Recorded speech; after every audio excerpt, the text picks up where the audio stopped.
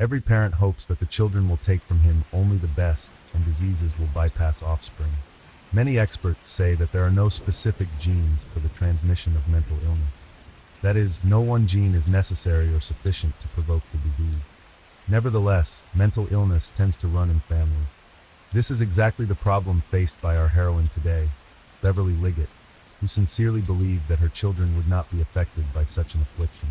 And indeed, Beverly's daughter grew up a perfectly healthy and balanced woman, but the son, apparently, took a double blow, in which he blamed solely on his mother. It should be noted that the presence of a mental disorder did not affect the intelligence of this guy. On the contrary, he was very clever and calculating, from which the atrocities committed by him looked even more sickeningly creepy. Who is Beverly Liggett? Beverly Liggett was born on the 1st of October, 1956 in the capital of Colorado, a picturesque metropolis called Denver.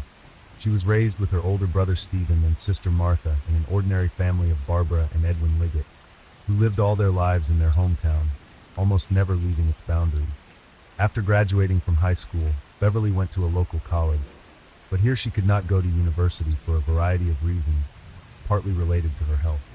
The girl worked as a salesman, but after she married at the age of 26 and gave birth to 2 children, she devoted herself to her family for many years and was exclusively engaged in raising heirs and creating a home.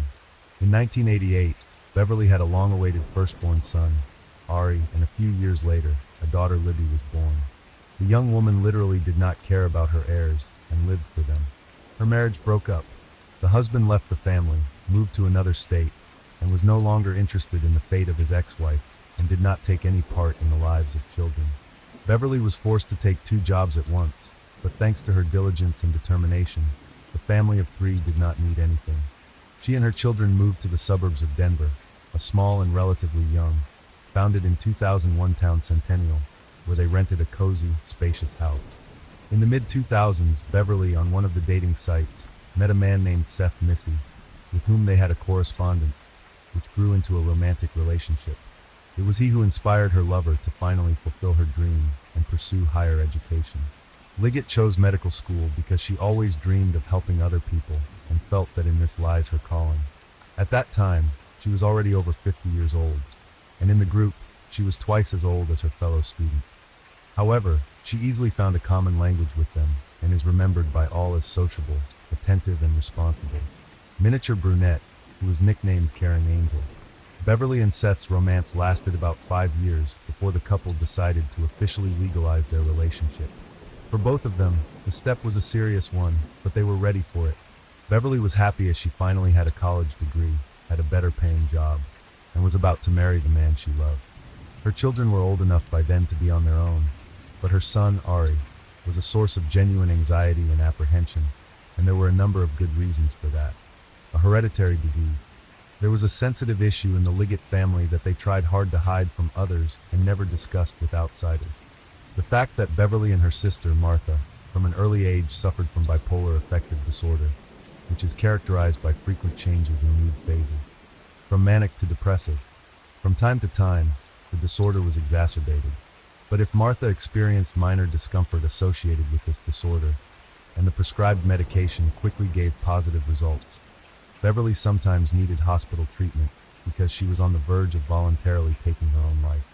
It was for this reason that she was unable to go to university in her time, and for the same reason the marriage with the father of her children broke up. It is also worth noting that her mother, Barbara, too, was subject to prolonged depression, but she faced this problem in the 40s, and then the woman no one in time did not provide qualified help, and so she was forced to fight her illness on her own for almost all her life. Beverly was sure that the mental disorder in their family was transmitted exclusively through the female line because the disease manifested itself in her mother, her, and her sister, while her brother Stephen remained completely normal. Beverly feared for the health of her daughter Libby, but just the daughter of the disease bypassed, hitting with redoubled force on Ari, the special child. From early childhood, Ari was a rather strange, withdrawn boy prone to tantrums. At the age of 5, he was diagnosed with autism, and later a whole host of other mental disorders and abnormalities were added. He could withdraw into himself and completely abstracted from what was going on around him. As a rule, alternated with attacks of aggression. Despite his mental problems, Ari went to a normal high school where he studied quite well. particularly easy to give him the exact sciences. In particular, he was fond of chemistry and physics. The boy easily solved complex problems, and most calculations were made in his mind. His intelligence was above average, but his social and communication skills were practically absent. Classmates avoided the strange and unsociable peer, or simply mocked him. Ari had no friends at all, was not eager to learn about the world around him, was aggressive and violent, which manifested itself in cruelty to animals and attacks on other children. The boy was repeatedly hospitalized and prescribed medication to correct his condition. But at home, he usually stopped taking the prescribed medication and soon returned to his previous state. His parents tried to control him to take the necessary pills. The older he got, the more difficult it was to do so. He did not know how to ask or talk calmly, and he always got what he wanted with tantrums. The boy could shut himself in and not talk to anyone for weeks, but could talk for hours to himself or to some imaginary interlocutor. In periods of aggravation, he became dangerous to others, and his relatives sometimes insisted on his compulsory hospitalization. A dangerous teenager. As a teenager, Ari learned that his aunt and grandmother also suffered from mental health problems, and his mother had to be hospitalized at times. During that period, Ari literally hated his mother and blamed her for all of his troubles. He believed that she had awarded him with a disease that was ruining his life. The young man became increasingly uncontrollable. He threatened his loved ones with violence and constantly wondered why his own sister, being with him under the same roof, was becoming unsafe, and the first could not stand the head of the family. He filed for divorce and literally escaped. Despite his diagnosis, Ari was easily able to enter the university, receiving a high passing score. However, the guy was expelled in his first year after he brought a homemade firearm to the institution and threatened a fellow student with death. At that time, he was arrested for the first time, but only got off with an educational talk, confiscation of the weapon, and expulsion from the university. About a year later, the police were contacted by Beverly and asked to come to their home immediately to subdue her son, who was threatening to kill her and her daughter and appeared to be very serious. But the police handed the violent young man into the hands of psychiatrists, and those after a short treatment in the hospital released him home, prescribing medication, which Ari of course did not take. Ari was 18 years old when Beverly met Seth and began dating him. Soon the couple decided to live together, but Ari, from the very beginning, took his mother's new chosen one in the bayonet. He tried in every possible way to get him out of the house, threatened, scandalized, and even started fights. The appearance of another man in the house young man perceived as a personal insult and betrayal by his mother. Seth, as best he could, tried to support his beloved. He looked for specialists who could help the young man, paid for his treatment in clinics, but the more he tried, the more Ari hated him. The very thought of this man becoming his stepfather and part of their family frightened and depressed Ari, making him aggressive and dangerous. Seth Missy repeatedly told his wife that her son was old enough to live on his own. He could study or work and be like everyone else if he took his medication properly, and could not leave him or kick him out, so she continued to endanger her own life, obsession with guns. As time went on, the young man's hobbies became more and more bizarre, sophisticated, and dangerous. He had a weakness for weapons, and to be more precise, was literally obsessed with them. In the basement of his own house, he collected homemade firearms literally from improvised materials, as they say, on his knees, which once again proved that the guy was very smart, clever, and enterprising. But Ari was not limited to one weapon, and got the idea to create an explosive device. He found all the information he was interested in on the internet, bought or ordered the components he needed, and the substances he couldn't get. He decided to synthesize at home himself using his deep knowledge of chemistry. The mother found her son in the backyard of the house. Beverly was suspicious, and since her son did not answer questions and behaved strangely, she immediately called the police. As it turned out, she did it in time, because during the search, the police found in the house almost ready bomb. In addition, they found and confiscated a modified rifle, several pistols assembled from parts of different models, a silencer, and a lot of spare parts for weapons. When Ari's computer search history for the past few months was reviewed and studied, the FBI became seriously interested in the young man, as they suspected that he was preparing a large-scale crime. In addition, in Ari's room on the shelves were numerous jars of poisonous substances, including arsenic and potassium cyanide. He himself could not clearly explain why he had purchased them. The young man was arrested the same day, but was only charged with a misdemeanor possession of weapons and careless handling of dangerous chemicals that could cause death or serious injury, and received only a 1-year suspended sentence, after which he returned to his home, where he again began to terrorize his mother, sister, and Seth, the threat of reprisals and the indifference of the medical profession. After his arrest and suspended sentence, Ari literally went mad with anger and hatred. Not a day went by that he didn't threaten to kill his family in their sleep or burn down their house after locking everyone in there. Then Ari was hospitalized again and spent about 3 months in the walls of a psychiatric hospital. Doctors, in addition to earlier diagnoses, revealed signs of schizophrenia and acute psychosis in the young man. After another course of treatment, the young man became quiet for a while and went into himself again. He did not talk to anyone, spent most of his time in his room at his computer, and seemed to take his prescribed medication faithfully.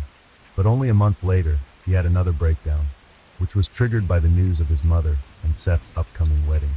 Ari also overheard Ari talking about his mother and stepfather, planning to buy their own house in another state, move there, and start their lives over. Libby's sister had already moved out with her boyfriend, which meant Ari would be on his own. The 25-year-old guy was not happy about it. The young man literally went crazy. He threw his mother a tantrum, screamed, waved a knife in front of her, and then he threatened to kill her and make sure that the body would never be found. Beverly immediately called the psychiatric hospital, told them everything, and asked for her son to be forcibly hospitalized again. But the attending physician was dismissive of her request, believing that there was no reason to do so, and that the last course of treatment had yielded positive results, so that Ari, in his opinion, did not pose a threat to others. That same evening, Beverly had one last conversation with Seth, who was in another city for work, and was unable to come to her immediately. Beverly's mysterious disappearance on the 14th of October, 2012, less than 2 weeks after the woman celebrated her 56th birthday, she mysteriously disappeared. She failed to turn up for hospital duty that day, something that had never happened before. After failing to call his lover and receiving no response to his numerous messages, Seth dialed Libby's number to find out when she had last spoken to her mother. As it turned out, Libby had also been trying to call her unsuccessfully since morning. Seth called the house phone, and what he heard horrified him.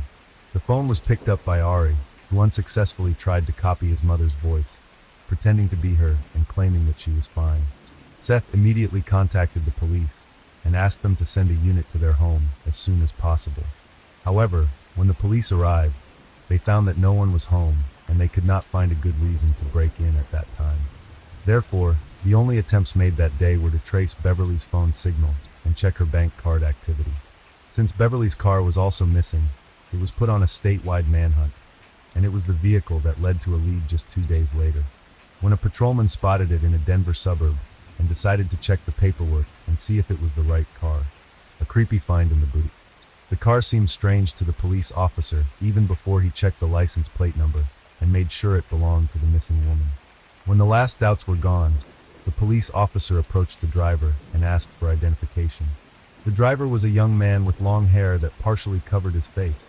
He was visibly nervous, and when he was asked to show his documents again, he simply pushed the throttle to the floor, sped off, and sped down the road at full speed. The police officer began to chase the fugitive and radioed for backup.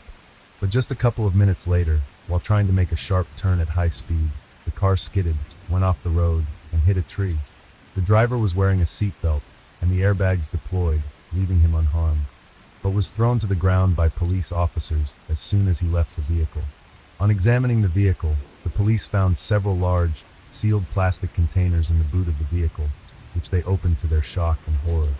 Inside were fragments of a dismembered female body covered with a strange-smelling murky liquid, the interrogation and the killer's attempts to evade responsibility. Once Ari was brought to the station for questioning, he stated that he had schizophrenia, autism, psychosis, and bipolar affective disorder, as his psychiatrist could confirm. He also added that he was unable to distinguish between right and wrong because of his diagnoses, so he did not know what he was doing. He then asked whether he would be tried if his diagnoses were confirmed and what punishment he would face. Ari categorically refused to plead guilty.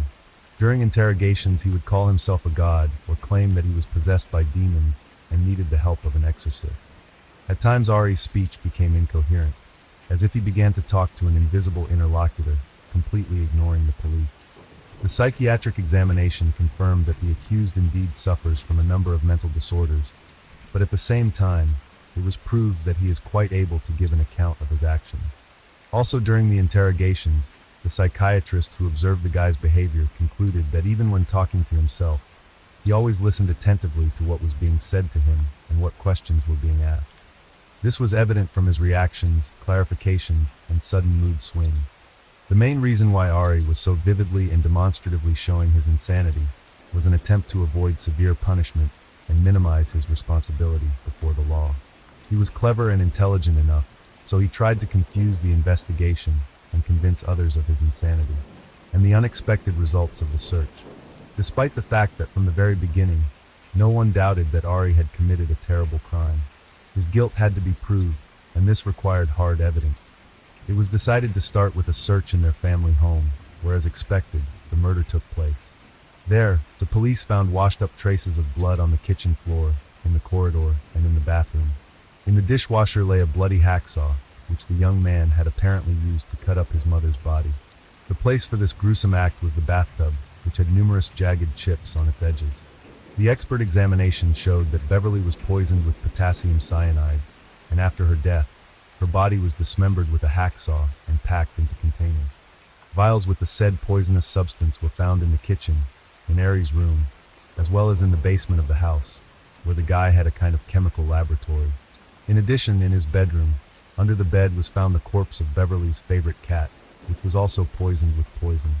This suggested that the perpetrator first practiced on the animal before killing the mother. By the way, remember the strange liquid in which the fragments of the dismembered body were placed?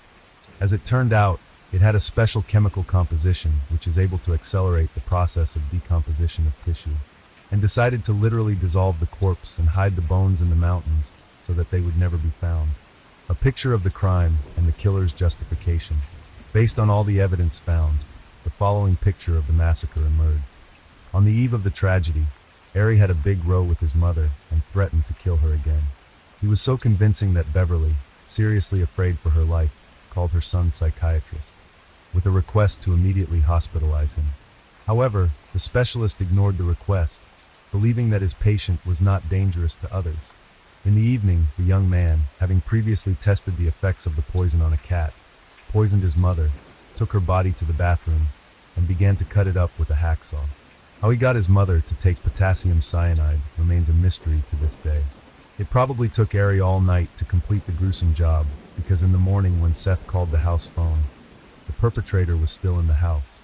Ari then carelessly cleaned up the blood, stuffed the saw into the dishwasher, and packed the body into several containers filled with chemicals. He took the containers to the boot of his mother's car, which he used to leave the house. The further events are already known to you.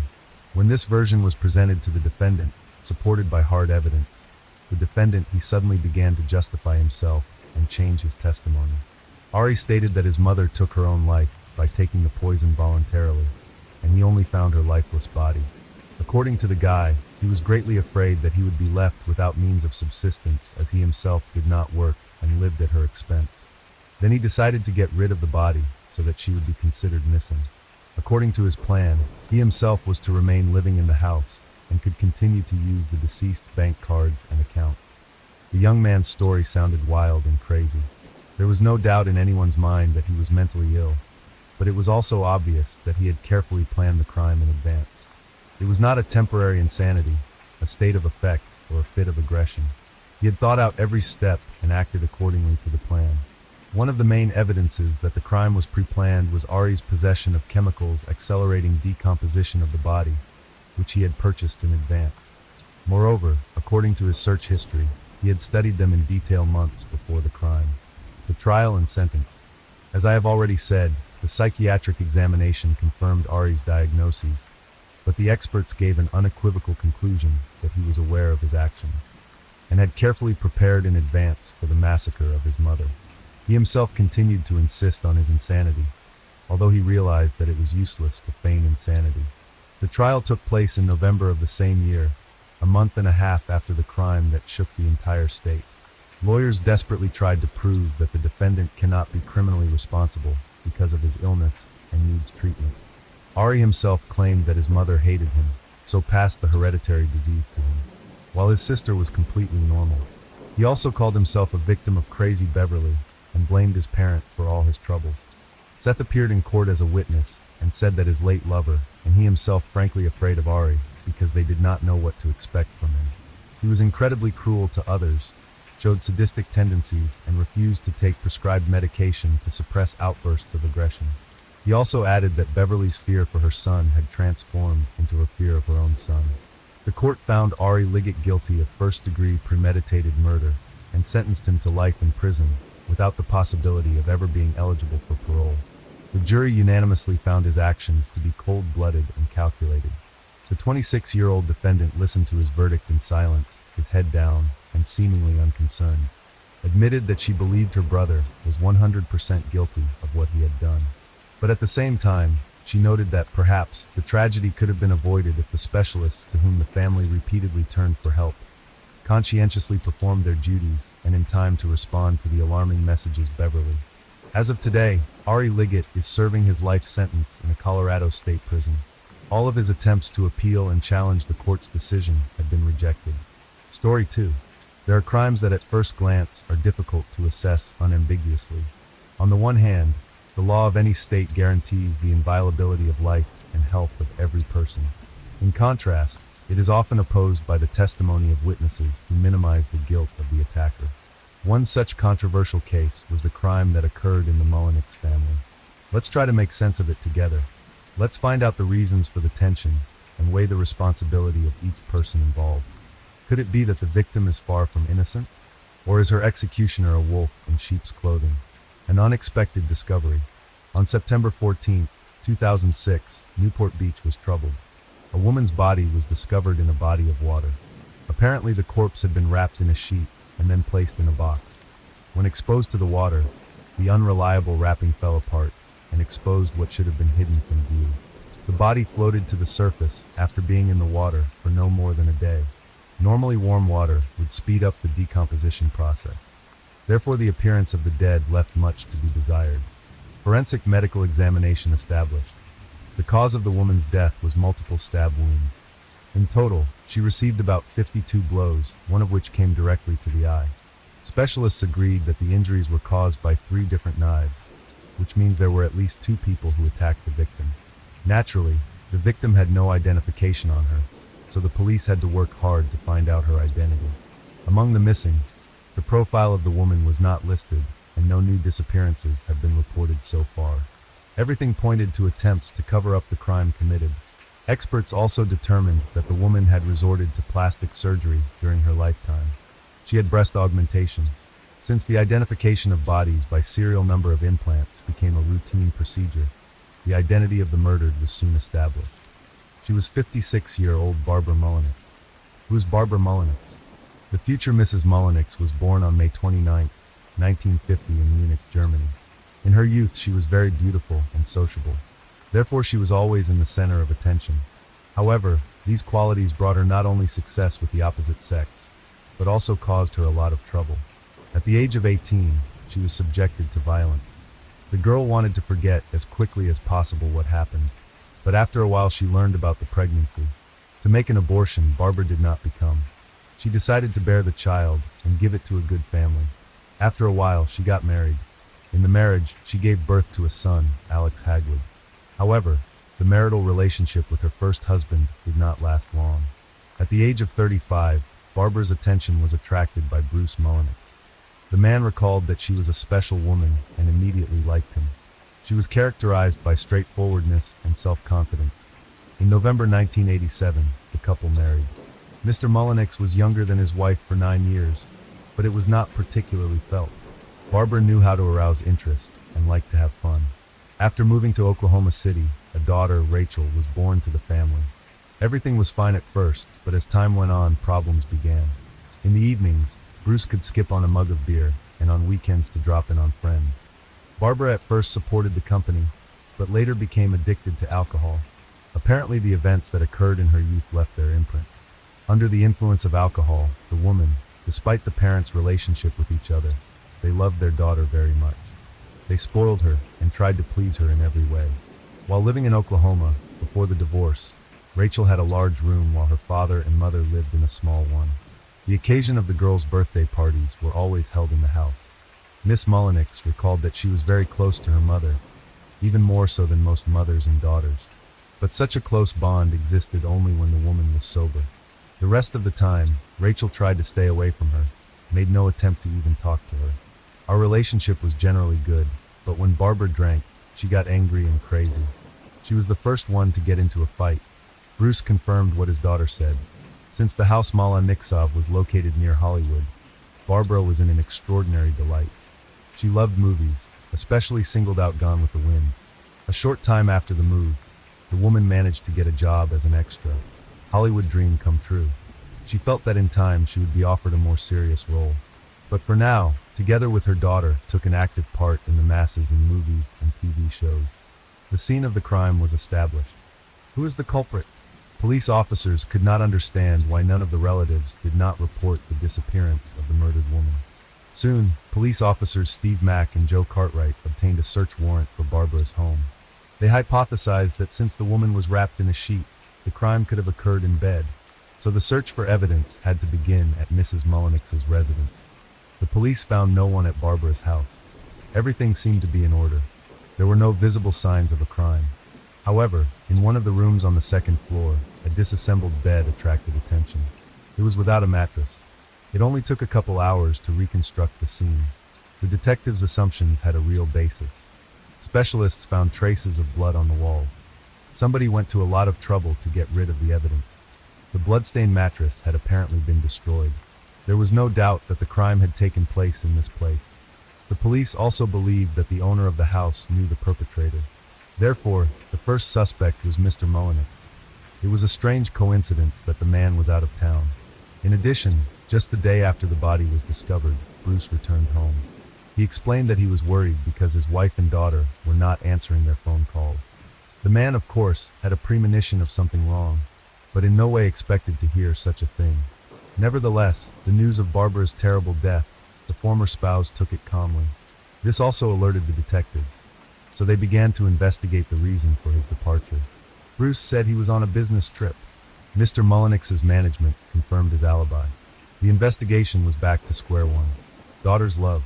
When Rachel turned 17 years old, she met with Ian Allen. The guy was older than the girl by 4 years. Young people fell madly in love with each other. Ian supported Rachel in everything, even helped with household chores. At first, Barbara liked him. They even spent time together. They went for walks together. They went out together. In order for the lovers to meet freely, Rachel's parents got a special permit. Apparently, so required by law and police officers. Law enforcers often drew attention to the non-standard couple. The girl was allowed to be absent until 1 o'clock in the morning, but she often violated the established schedule, for which she was repeatedly under house arrest. After a while, Mrs. Mullenix noticed that her daughter's feelings were growing into something more. To make matters worse, the two announced that they had decided to get engaged. The move seemed too quick to Barbara. Ian and Rachel had only known each other for 3 months, and the payments she received from her ex-husband. Barbara decided to increase her influence and discipline. Rachel was caught between two fires. She didn't want to offend her mother, whose control was only increasing. Ian, in turn, did not give way, so her mother and Ian began to compete for Rachel's attention. Rachel's fragile psyche suffered with every quarrel and altercation that arose between them. By the end of the summer of 2006, Ian and Barbara's relationship finally deteriorated. The younger Alan was afraid that Rachel's mother would convince her not to date him, or forbid her from doing so at all. One day, when Rachel once again violated her schedule for coming home, Barbara exploded. Despite the late hour, Mrs. Mullenix headed to the boyfriend's house and made a scandal. This situation really offended and angered Ian. It became clear to everyone that it couldn't go on like this. On the trail of the fugitives, Bruce was no longer suspected of killing his ex-wife. Detectives turned their attention to Rachel and Ian. Police found out that Barbara had been feeling lonely lately and was drinking a lot. It made her inadequate. Her daughter's attention was slipping away from her. She considered Ian an unworthy companion and Rachel a traitor. That's why Mrs. Mullenix often quarreled with them. Besides, no one knew where the lovers were. They never contacted each other. Given the complicated relationship between Barbara and Ian, The girl's father assumed that Ian was a criminal who was being sought. Rachel, in all likelihood, is not safe either. Otherwise, she would have made herself known, Mr. Malinx pondered. The police began searching for the missing persons. The Allens' house was also searched. When the detectives checked Ian's computer, they found curious queries on the internet. The guy was researching the route of transportation to the city of Tampa, which is located in Florida. Bruce remembered that before moving in with him, Barbara and Rachel lived there. The couple was reported missing. All police stations in the country received bulletins with a description of the appearance of young people. In addition, the alleged suspect did not disappear without a trace. He left a decent trail behind him. Ian Allen's credit card was used to make a purchase at a gas station in Louisiana. That's also where a surveillance camera captured the guy's truck. Mr. Mullenix's fears were confirmed. Rachel was indeed with him. The only thing left to do was to intercept them. So officers Steve Mack and Joe Cartwright called their colleagues from the next town on the couple's route. Local police shut down highways in search of the van. Ian Allen and Rachel Mullenix were soon caught. The kidnapping story. "You know I've been kidnapped?" Rachel shouted when apprehended. "What right did you have to arrest me, to throw me on the ground in handcuffs?" She continued. "I'm not a criminal for you to treat me like this." Detectives Joe and Steve waited for the moment when they could finally question the couple. 2 days later, they arrived at a Louisiana police station. Miss Mullenix insisted that she had not killed her mother. Once investigators pressed the girl, she blamed it on her boyfriend, forced her to run away with him. The police asked for more details about what happened on September 13, 2006. "I woke up to hear noises in the house. Then I realized that my mother was screaming a lot and calling for help. I rushed to her room. What I saw shocked me. Ian had attacked my mom with a knife. He was stabbing her over and over again. I jumped on him, tried to push him away. He was very strong, so he easily fought me back. I couldn't believe what was happening. I was in a kind of stupor," Rachel began her story. Afterwards, she added that the boyfriend forced her to help cover her tracks. He also insisted that she pack her mother's belongings into bags. Rachel claimed that by doing so, Ian wanted to stage Barbara's unexpected departure. At first, the detectives wanted to believe the girl. The shock she'd been through could send anyone into a state of frustration. But for some reason, the witness to the crime was overly justified, and afterwards she fiercely insisted that she was not involved in the crime. Furthermore, there were no signs of resistance on Rachel's body. When communicating with Ian Allen, police officers found out an interesting fact. His girlfriend from time to time told about how hard it is for her to live with her mother, how intemperate the woman behaves when she drinks. Instead of reconciling the rivals, Rachel only increased Ian's negative feelings. Certainly some of the facts were true, but some of them were clearly exaggerated. That was why Ian was finally convinced that Barbara would not let them rest. Sometime after the night's quarrel at the Allen house, holding a grudge against Barbara, the lad headed for the Mullenix house. Rachel was under house arrest. "I wanted to see her. I knew Barbara wouldn't let me in to see her, so I came secretly. I wanted to sneak into her room quietly, but Barbara spotted me. We got into an argument that escalated into threats. With the folding knife I always carry, I decided to scare her. As soon as the blade was at Mrs. Mullenix's throat, she started screaming.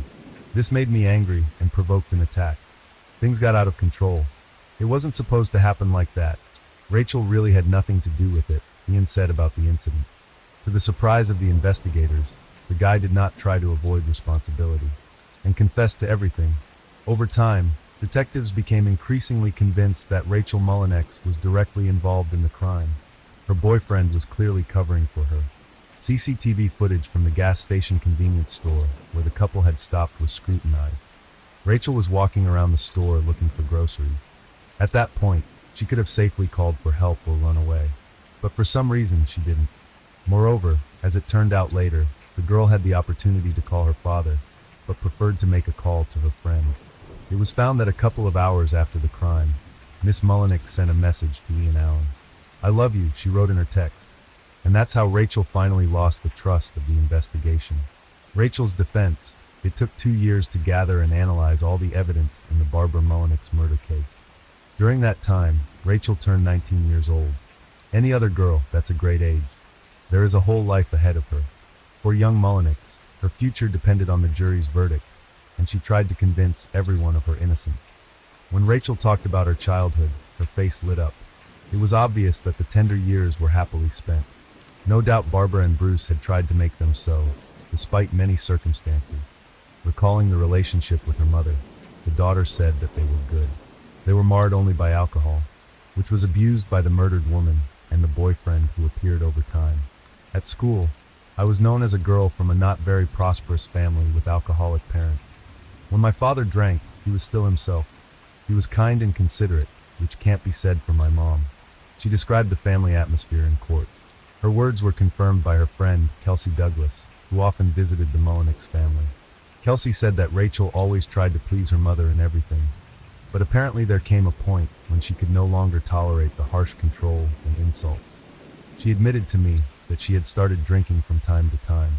Rachel didn't know what else to do. She had nowhere else to turn. The alcohol helped relieve tension to forget for a while about family difficulties, Ms. Douglas reported. He considered her a victim rather than a murderer. That's why he refused to believe in her guilt to the last. He told the court that his sister had been a good and obedient child. She did well at school, practiced sports and ballet. As for the relationship between Barbara, Rachel, and Ian, Alex noted that at first they were great. All three spent a lot of time together. Barbara's eldest son also reported that their mother abused alcohol and illegal substances before her death, took stimulants and tranquilizers, and often threw loud parties. When Barbara realized that Rachel and her boyfriend wanted to distance themselves, she couldn't accept it. In addition, she found it difficult to get by on her own without alimony and maintenance money. All of this became a source of irritation. According to Alex, Mrs. Mullenix was a very controlling woman. She wanted to be in control of everything. With Rachel, she certainly went overboard in this. My mother loved to be the center of attention. With Ian coming into Rachel's life, her position shifted to the side, Alex summarized. In the involvement of his daughter in the murder of Barbara, could not believe and the girl's father. He believed that she loved her mother very much and was incapable of hurting her. In all the time, Rachel did not accuse her mother of the weaknesses that were peculiar to her. She simply reported them as a fact. The girl repeatedly stated that she felt sorry for her. Barbara had a difficult life. About the relationship of her parents, Miss Mullenix recalled with bitterness. Rachel said that the slightest details in the behavior of his father drove his mother into a rage. Barbara often snapped at him, considered a spender. Rachel also told the court that she regretted her love for the young man. She made a big mistake when she started dating him. Their feelings brought discord to her relationship with her mother. He also wanted to control me like she did. My boyfriend wasn't ideal either, often hurt and treated me like I was his property. I was torn between the two. Every time there was an argument with my mom, I shared about it. It made it easier for me to get over what happened, Rachel recalled. She concluded by adding that Ian did everything he could to prevent harm to what he thought was his, prosecution's position. The prosecutor involved in the case did not believe Rachel's story. She claimed that the girl's angelic appearance was deceptive because she thought she was already smart enough for her age. Therefore, the position Miss Mullenix had chosen was thoroughly refuted. The officers who investigated supported the prosecutor in this. Steve Mack and Joe Cartwright believed that Rachel had some mental health issues. According to them, she was the meanest girl they had ever spoken to. During the interview, the prosecutor competently appealed the inconsistencies in Ms. Mullenix's testimony. She inquired of Rachel why she never once called for help when she could have done so, to which the girl replied that she was confused and did not know how to behave in such a situation. The defendant also added that she was frightened by Ian's behavior, which was difficult to predict. The prosecutor drew attention to the fact that Rachel had not a single chance to escape. The girl's actions were atypical for a kidnapped victim. The prosecution believed that Miss Mullenix had not only attacked her mother herself, but had planned the crime in advance. When they tried to ask Rachel about the details of Ian's stabbing, Rachel was unable to answer. Her testimony changed and contradicted each other more than once. During the trial, the defendant stated that she was not present during the argument between Barbara and Ian, hoping they would calm down. Only then did she hear screaming and the sounds of a struggle, after which she came running back and saw that the guy attacked her mom with a knife. However, Rachel's version did not coincide with the evidence that was found at the scene of the crime. The forensic report clearly established that Barbara's attacker was not alone. Specialists estimated that 5 minutes had been enough to kill the woman. Rachel continued to insist on her own innocence. Why she didn't call emergency services, why she wrote a love text to the killer boyfriend, were frozen in the air unanswered. The forensic psychiatrist who worked with Ms. Mullenix diagnosed her with borderline personality disorder. He believed she truly loved her mother, but she hated her equally as much. By the way, people with this kind of personality are prone to erratic behavior. It's often destructive to both the unsub and others. Bitter verdict. It took the jury 3 days to reach a final verdict. Ian Allen was found guilty of first-degree murder and sentenced to life in prison. For Rachel Mullenix, the court's verdict was no consolation either. She was found to be involved in the death of her mother and qualified the act as first-degree murder. The girl was sentenced to life in prison. Her first chance for parole will come when the inmate turns about 41 years old. After the verdict was announced, the prosecutor said she was relieved. There is no question that Ian Allen and Rachel Mullenix killed Barbara, Sonia Bayless concluded. For a mother, such a death was a true betrayal. The day Barbara brought her daughter into the world, she signed her own death warrant. The child she loved immensely became her light and darkness at the same time. Undoubtedly, Mrs. Mullenix made many mistakes in her life. She was not an ideal mother. She never abandoned her children to perdition. Barbara's jealousy and fear of being alone hardened a woman's already strong character. But people in love always had a choice. They could simply leave to preserve their right to their feelings. In time, things would have calmed down, relationships would have mended. Perhaps Barbara would have switched to something else, and the grandchildren Rachel and Ian would give her would be her outlet. Story 3. We will visit Ireland, the country known as the Emerald Isle. Ireland is located in the northern part of the Atlantic Ocean. It is known for its stunning scenery, rich history, and friendly people. The country has a rich cultural heritage, and traditional music, dance, literature, and art form a large part of its identity. Overall, it is a vibrant and welcoming country with a unique culture and history, making it a popular destination for tourists and a great place to live. But in our story, the protagonist was not lucky enough to meet with friendliness, and the hospitality of her native country played a fatal role in her fate. On January 12, 2022, Ashley Murphy finished her schoolwork. She drove her red car off the grounds and into the parking lot near the shore of the Grand Canal in Tullamore County, Offaly. She left the parking lot on foot, wearing a dark blue sports jacket, dark blue leggings, a white t-shirt, a gray scarf, blue sneakers, and a pink wool cap with a brown pom-pom. She was wearing an engagement ring and a gold necklace with the name Ashley on it, and a smart watch with an activity tracker connected to her smartphone. On the path to the bridge, Ashley met a girl who was walking with a dog. The dog ran up to Ashley. She petted him, and they exchanged a few words with the dog's owner. Ashley was watching her health and liked to walk briskly in the fresh air. She had walked about 2 miles and was on her way back to the parking lot when from behind a strong hand grabbed her neck in a strangling motion and dragged her into a ditch.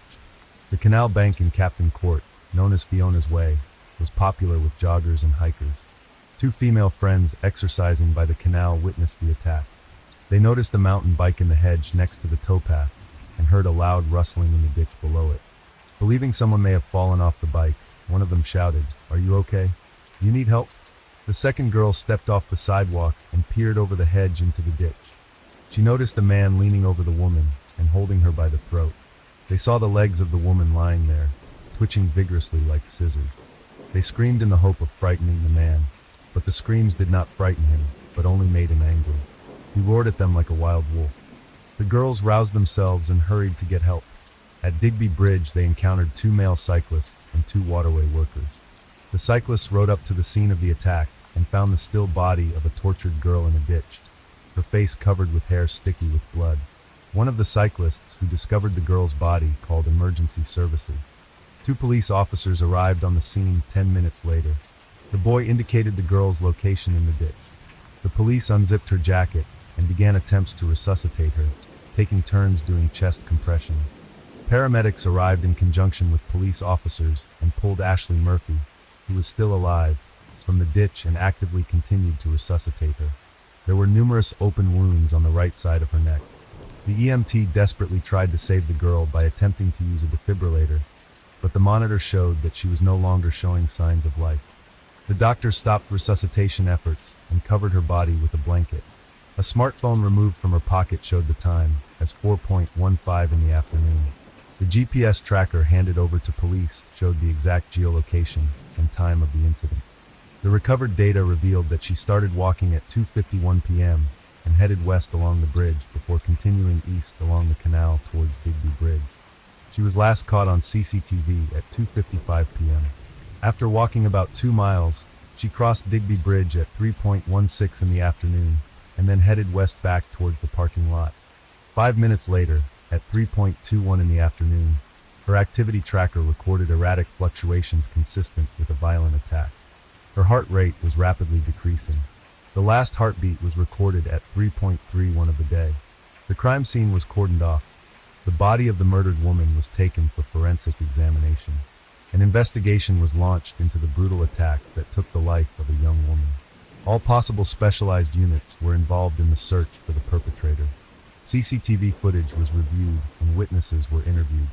The victim was a young 23-year-old elementary school teacher who did not return home after school. Ashley Murphy was born July 6, 1998, in Blue Ball near Tullamore. Ashley Murphy was the youngest child of Raymond and Kathleen Murphy. She had a brother, Cathal, and a sister, Amy. She attended Tullamore Catholic High School for Girls from 2011 to 2017. She then attended Mary Immaculate College in Limerick, graduating in October 2021 with a Bachelor of Education in Elementary Education. In March 2021, she started work at Darrow National School as a deputy teacher.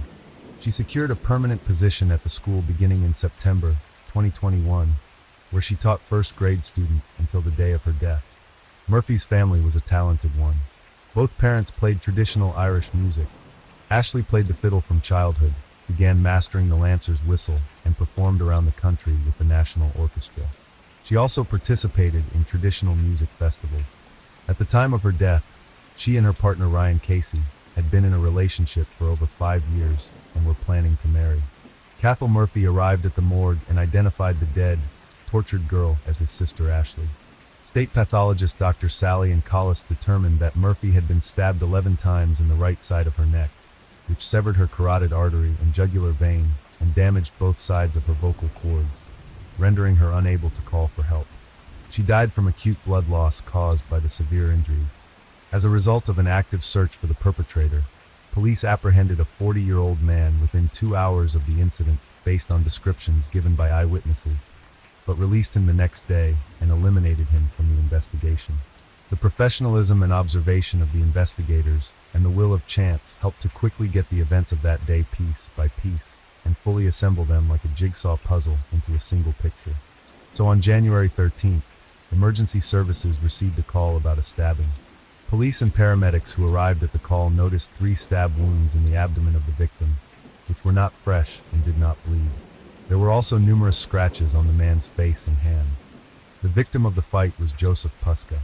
Investigator Gardi, during his interrogation at the hospital, considered him as a potential victim of the incident. According to Joseph Puska, he was attacked by 2 men, stating that one of them threw him to the ground and held him down while the other stabbed him. He also claimed that the scratches on his face, head and hands were caused by being dragged on the ground during the attack. However, Gardi suggested that the scratches that were recorded on Joseph's body as a result of the dragging were more consistent with scratches from the dense briar thickets. By obtaining CCTV footage, it was possible to refute Joseph Pushka's account of his displacement on the day of the attack on the teacher. Suspecting a connection to the Murphy murder investigation, detectives contacted colleagues in Tullamore. A team of investigators led by Gardi devised a plan to obtain a confession about the January 12th incident in Grand Canal. 2 detectives staged an interrogation of Joseph Pushka, pretending to believe his story about being attacked by 2 men. Joseph Puska changed his testimony several times and was confused about time periods. So when questioned, he lost his alibi. With the help of a Slovakian interpreter, investigators said he had been identified by a witness and CCTV cameras recorded him at the scene during the attack on teacher Ashley Murphy.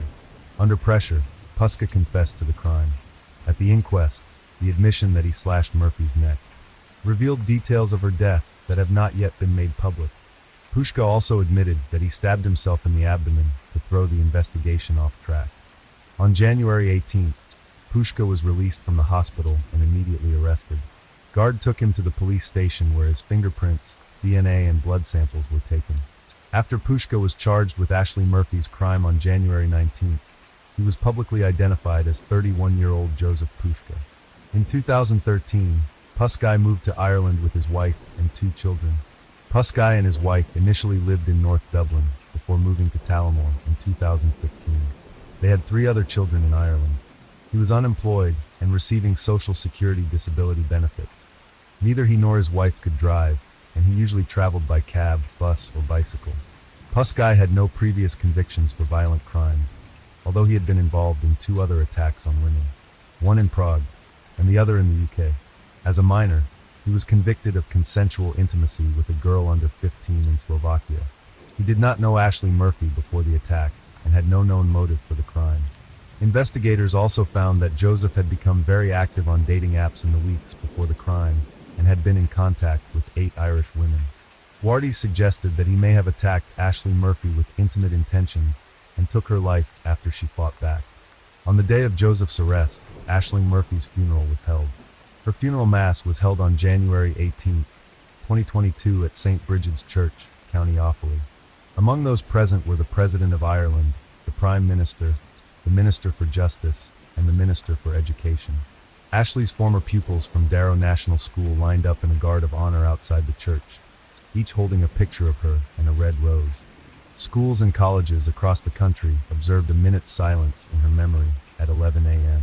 Her sister Amy described Ashley as the light of our lives and the heart of the family. Her lover Ryan Casey said, "She was my soulmate. She is my soulmate. She will always be my soulmate. She is the greatest love of my life." Ashley Murphy was buried in the Lower Town Cemetery. Joseph Cannon's trial was scheduled for June 6th. The trial was postponed because the prosecution needed additional time to respond to the defense's expert report. The trial began on October 17, 2023, before a jury of 9 men and 3 women presided over by Mr. Justice Tony Hunt. At trial, Pushka pleaded not guilty to the murder of Eileen Murphy. During the trial, the jury heard evidence seized from CCTV and geolocation of Ashley and Pushka's movements on the fateful day.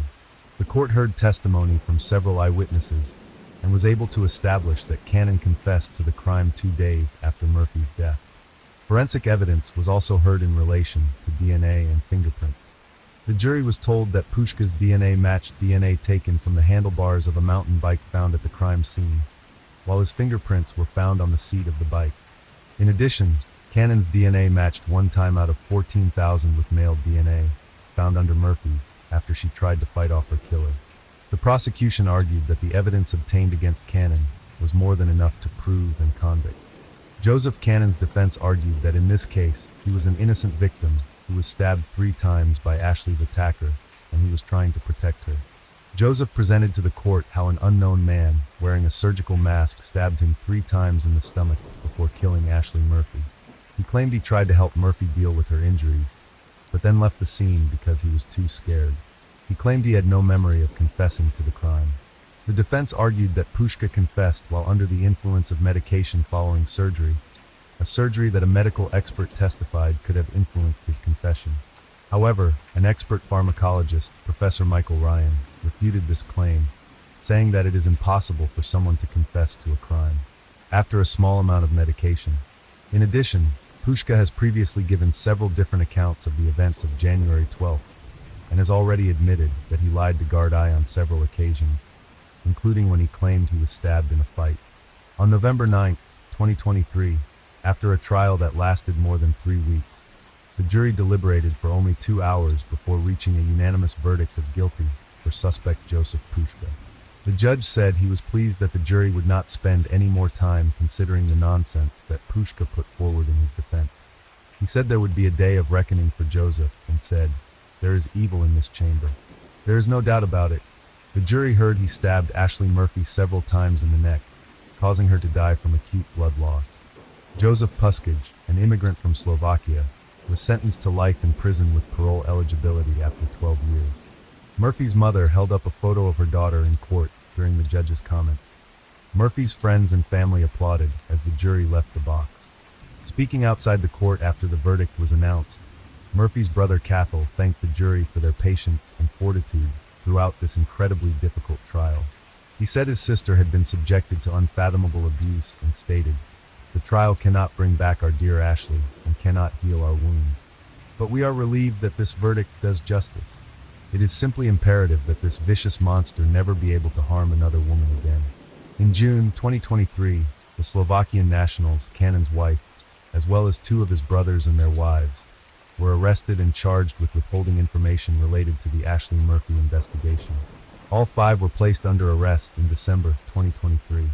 Their trials are scheduled to begin in April 2025. In January 2023, the Murphy family established the Ashley Murphy Memorial Fund to support traditional Irish arts, culture, and heritage for young people. Mary Immaculate College and the Irish National Teachers Organization have jointly established the Ashley Murphy Memorial Entrance Scholarship, awarded annually to a first-year undergraduate student who demonstrates exceptional achievement and talent in the field of traditional Irish music. Cumhalta's Choltwariarian established 3 scholarships in her memory: one to support artists working in the traditional arts, one to support music education for young people, and one to support research into Irish traditional arts. People across Ireland have expressed shock and sadness at the death of teacher Ashley Murphy. The President of Ireland expressed his deep sympathy, grief, and sense of loss, and paid tribute to her short but brilliant and generous life. The crime has intensified the debate about the safety of Irish women, many of whom have shared their experiences of gender-based violence, not only on social media, but also at ongoing meetings. At one of Ashley's memorial rallies, a female officer involved in the search for the perpetrator read a victim impact statement from Ashley Murphy's mother, Kathleen Murphy, which read as a parent, "You want your child to enter this world and live a full and meaningful life while being acutely aware of how fragile their safety is, wanting to protect them. I failed to protect my darling Ashley, and now she is gone forever." The statement called Cannon an evil monster and said he should never see the light of day again. Ashley Murphy's fiancé, Ryan Casey, has recalled how they met at a local disco at the age of 15. He described how they planned to get married, build a house together, and start a family. Turning to Cannon, he said, "Because of you, I lost my Ashley. I lost everything I ever wanted in life. I will never marry my soulmate again and see her smile." He also told Pushka, "You smirked, you smiled, and you showed no remorse throughout this whole trial. That makes you the epitome of pure evil. You will never hurt a woman again." Amazingly, in this story, the bestial cruelty displayed rallied an entire nation and drew a line in the treatment of women based on gender. What can we learn from the Irish after this story? Most likely their solidarity response to the national catastrophe that is any femicide. The participation in the movement against femicide of the highest level politicians and the most prominent cultural figures, and the concern of the common man, because anyone can become a victim, and it is in everyone's interest not to let it happen. Story 4. The high-profile case of Denise Dragon is a vivid example of how youthful maximalism, morbid jealousy, and passion for illegal substances can lead to tragedy and destroy 3 young lives at once. The oldest participant, and I am not afraid of this word, the main culprit of this story at the time of the tragedy was barely 22 years old, and the 2 girls whom he desperately tried to keep, playing with their feelings, were only 17 and 19 years old. Their love triangle didn't last long, leading to 2 pregnancies, manic stalking, and, eventually, cold-blooded murder. Mario Topanera was born in Spain in the suburbs of Madrid, a small town of Alcorcón, in 1996. The young man has never burdened himself with studying and finding a good job. In his 22 years, he lived in the house of his parents and interrupted by casual earnings. The main passion of the guy was graffiti. He drew perfectly, but he could not apply his talent as an artist anywhere, being satisfied with small part-time jobs, painting walls outside and inside buildings. Mario's main source of income was the sale of illegal substances. He did not do it himself, but found interested customers and brought them to a remote quarter who could get everything at the request of buyers. Topanera received a good percentage of each such transaction, so he was interested in finding such people. It is not known whether the parents knew what their son was doing, but if they did, they obviously turned a blind eye. It should be noted that Mario had a bright appearance and bold character.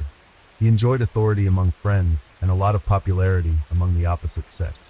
The young man skillfully used his charm, easily made acquaintances, and often twirled romance with several girls at the same time, not intending to burden himself with serious relationships. Denise Maria Dragon was a native of Romania, where she was born in 2001 in the family of Emil and Daniela Dragon. The parents of the girl, at the time of her birth, were still very young and and were in a difficult financial situation. Due to the circumstances, they were forced to go to work in Spain, leaving their little girl in the care of grandparents. A few years later, when the couple were able to legalize in a foreign country, get a good job and more or less establish their everyday life, they took their little daughter to their home in sunny Spain. The girl quickly settled in and made friends in her new place. She found it easy to learn the language, and at school she got high marks in almost all subjects. In addition, the little girl took an interest in dancing, willingly spent several hours a day in the studio, and regularly participated in all kinds of competitions. When the girl was in middle school, the marriage of her parents gave a crack and they decided to separate. After the divorce, the child was left to live with her mother, but her father, despite the fact that he had a new family, continued to take care of her, in all ways supported communication, helped financially, and in every way tried to take part in the life of his daughter. Soon her mother also remarried, and a year later the girl had a younger brother whom she adored and spent a lot of time with him. At the age of 16, Denise decided that she wanted to master the art of hairdressing and become a stylist. She left her studies and dance classes, focusing entirely on her new hobby. Her parents did not discourage her or somehow prevent her, allowing her daughter to make her own choice. To gain experience, Denise got a job in a beauty salon which belonged to her relatives. The third heroine of this dramatic story, and the final link in the love triangle, was a 19-year-old girl named Rocio Martinez. She was born and raised in the suburbs of Madrid.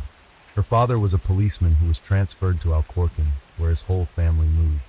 Rocio from childhood was impulsive, scandalous, and sometimes even aggressive. She was used to always get what she wants and did not tolerate rejection. Even at an early age, the girl was diagnosed with diabetes and serious heart problems, because of which she had to take medication on a regular basis to monitor her regimen and diet. But her health problems didn't keep her from bad company and experimenting with illegal substances. She consumed alcohol, tried drugs, and repeatedly took part in petty thefts and robberies together with her friends. However, thanks to her police officer father and his connections, Martinez was never prosecuted for her actions. Rocio believed in her impunity, and that no matter what she did, her father would get her out of trouble. In addition, Rocio was quite beautiful. She always had a lot of admirers and admirers. When Denise left school and started working as a stylist, she had more free time, which she devoted to socializing with friends. Since high school, she had a best friend named Sylvia to whom Denise confided all her secrets and worries.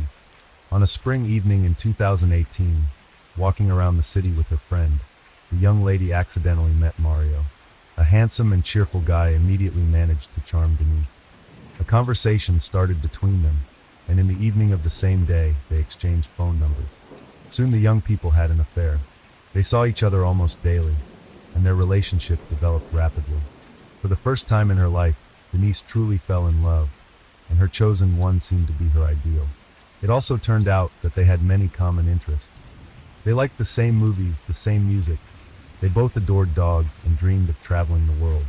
Just a few days after meeting, Denise invited her chosen one to a family dinner to introduce him to her mother. But Daniela did not approve of her daughter's choice. The woman immediately did not like Denise's lover. Something in him alerted her and even frightened her. Mother hastily made inquiries about him and was horrified. She learned that Mario is associated with the trade in illegal drugs. Daniela had a serious talk with her daughter, hoping that she would end her relationship with a guy with such a dubious reputation. Denise calmed her mother and promised her that she would break up with her lover, but in fact she continued to meet with him. Quite quickly Denise realized that Mario is not so nice and kind as he wants to seem. The young man tried to control every step of his passport, wanted to know where she goes, with whom she communicates, without permission, took her phone and checked accounts in social networks. For several months the girl in love hoped that her chosen one would change, and they could build a strong and lasting relationship. But it only got worse. Mario began to consider her his property, which he can dispose of, and who must do everything only as he says.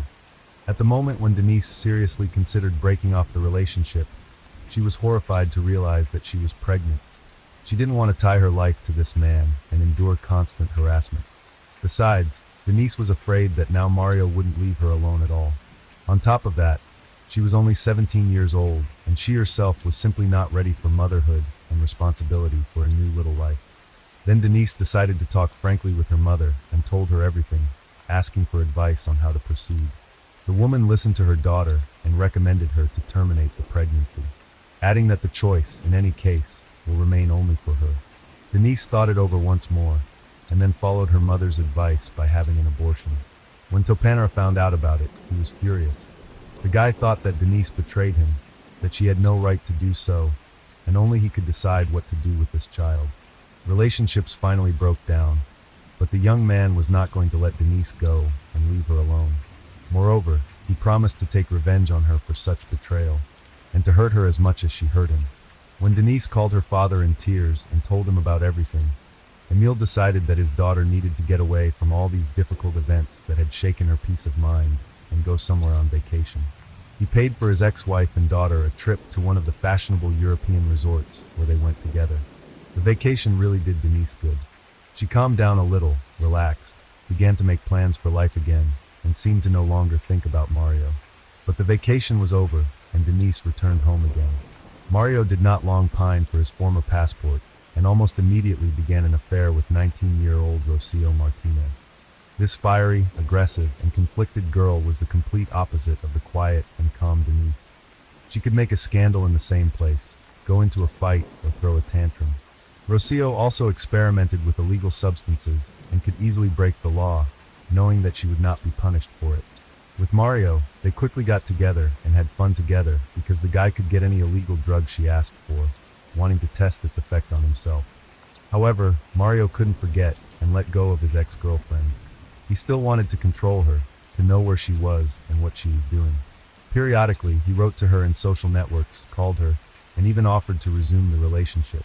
Denise, who had a very hard time with this breakup, met him from time to time and communicated with him, but was not going to reunite because of fear. When Martinez found out that her boyfriend was communicating with his ex, she made a terrible scandal and in a fit of rage screamed that she would kill them both.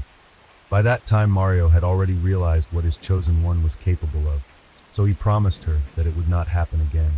However, Rocio's such an answer did not calm down, and she decided to destroy her rival, if not physically then morally, showering her with insults and wishing her a speedy death. But this was not enough, and she began to send messages to her rival with threats of violent reprisals. However, Dragon considered these threats to be empty words and did not consider it necessary to contact the police because of them. During that period, Rocio became pregnant, about which the first thing she wrote to her rival, saying that this child is desired and she will keep it. For Denise, this news was a painful blow. But soon Martinez, due to poor health and addiction to illegal substances, lost the child, and all her anger she again poured out in a new threatening message to Denise. Denise, eager to start a new life and soon forget about Mario, started an affair with a young man named Evan. The couple legalized their relationship just a month after meeting, and the young lady went to live in her husband's house. Apparently Mario was hurt that his ex-girlfriend had married someone else so quickly. He started looking for meetings with her again, calling and texting her. In November 2018, when Mario and Rocio were having dinner at a small diner on the outskirts of the city, the guy went out for a while, leaving his phone on the table. Rocio, taking advantage of the moment, decided to check it out. There she came across the calls and messages Mario had been sending to Denise.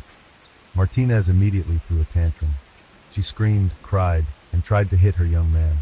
In response, Mario offered his girlfriend to personally clarify relations with Denise, to which she immediately agreed. He drove the furious Rocio to the new home of his former lover and pointed to the right door. Rocio got out of the car with a knife and went to the doorstep of her rival. At the time, Evan had not yet returned from work, and his young wife was home alone, talking on the phone with her friend Sylvia, when she heard a knock on the door and simply opened the door without looking through the peephole. Denise was still talking to her friend, so she could hear everything that happened next. When Denise saw her ex-lover's friend on the doorstep, she only had time to say her name in surprise and loudly before she was stabbed in the stomach.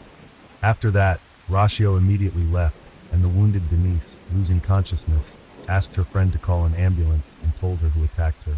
The doctors fought desperately for her life for several hours, but the wound was too deep. She lost a lot of blood, and it was alas impossible to save her. After Rocio dealt the fatal blow to her rival, she ran back to the car, jumped into the cabin, and told Mario to get out of here. On the way, she confessed everything to him, and together they disposed of the crime weapon and washed the traces of blood off her hands and clothes.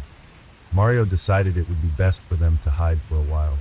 He called his relatives, who lived in another city, and asked them to visit. When they arrived, the relatives noticed that Ratio looked strange and was very nervous, but she wrote it off as malaise. The couple stayed overnight at Mario's relative's house, thinking about what to do and how to proceed. When they learned the next morning that Denise had died from the wound, Ratio immediately called her father and told him everything. She was sure that her dad would use all his connections to save her from jail. This time, however, the policeman father did not help his daughter, who had taken another man's life. He followed her to another city and then handed her over to the police himself. One of the main witnesses in the case was Sylvia, who at the time of the crime spoke to the deceased on the phone. The case file also included numerous threatening messages that Ratio had sent to her rival over the course of several months. The defendant initially tried to deny her guilt, but all the facts and evidence were against her. Then Ratio apparently began to lose her nerve, and she confessed to everything, giving a detailed account of the attack. She noted that it was Mario who pushed her to do it, who drove her to the victim's house and allowed her to take the knife that was in the car. Ratio suggested that he wanted to take revenge on Denise with her hands. Surprisingly, Topanera himself was only a witness in the case, not an accomplice. He completely denied his guilt, and said that he only brought Ratio to his ex-girlfriend's house so that they could finally work things out and stop feuding. He also said he didn't realize Ratio had a knife and didn't see any blood on her hands or clothes when she returned to his car. At the next court hearing, the couple again denied their guilt, saying this time that they were not at the scene at all. Allegedly, they had spent the entire evening at Mario's relative's house, and Denise had been fatally stabbed by someone else. Martinez claimed that she had no hatred for her rival and had no motive to kill her. Nevertheless, Ratio's guilt was proven, and she went to prison for 18.5 years, but Mario remained completely unpunished. He almost immediately spun a new novel, and forgetting about any caution, began to brag that the girls were him ready to kill each other. He told in detail about the events of that tragic evening, and this information quickly reached the parents of the dead Denise.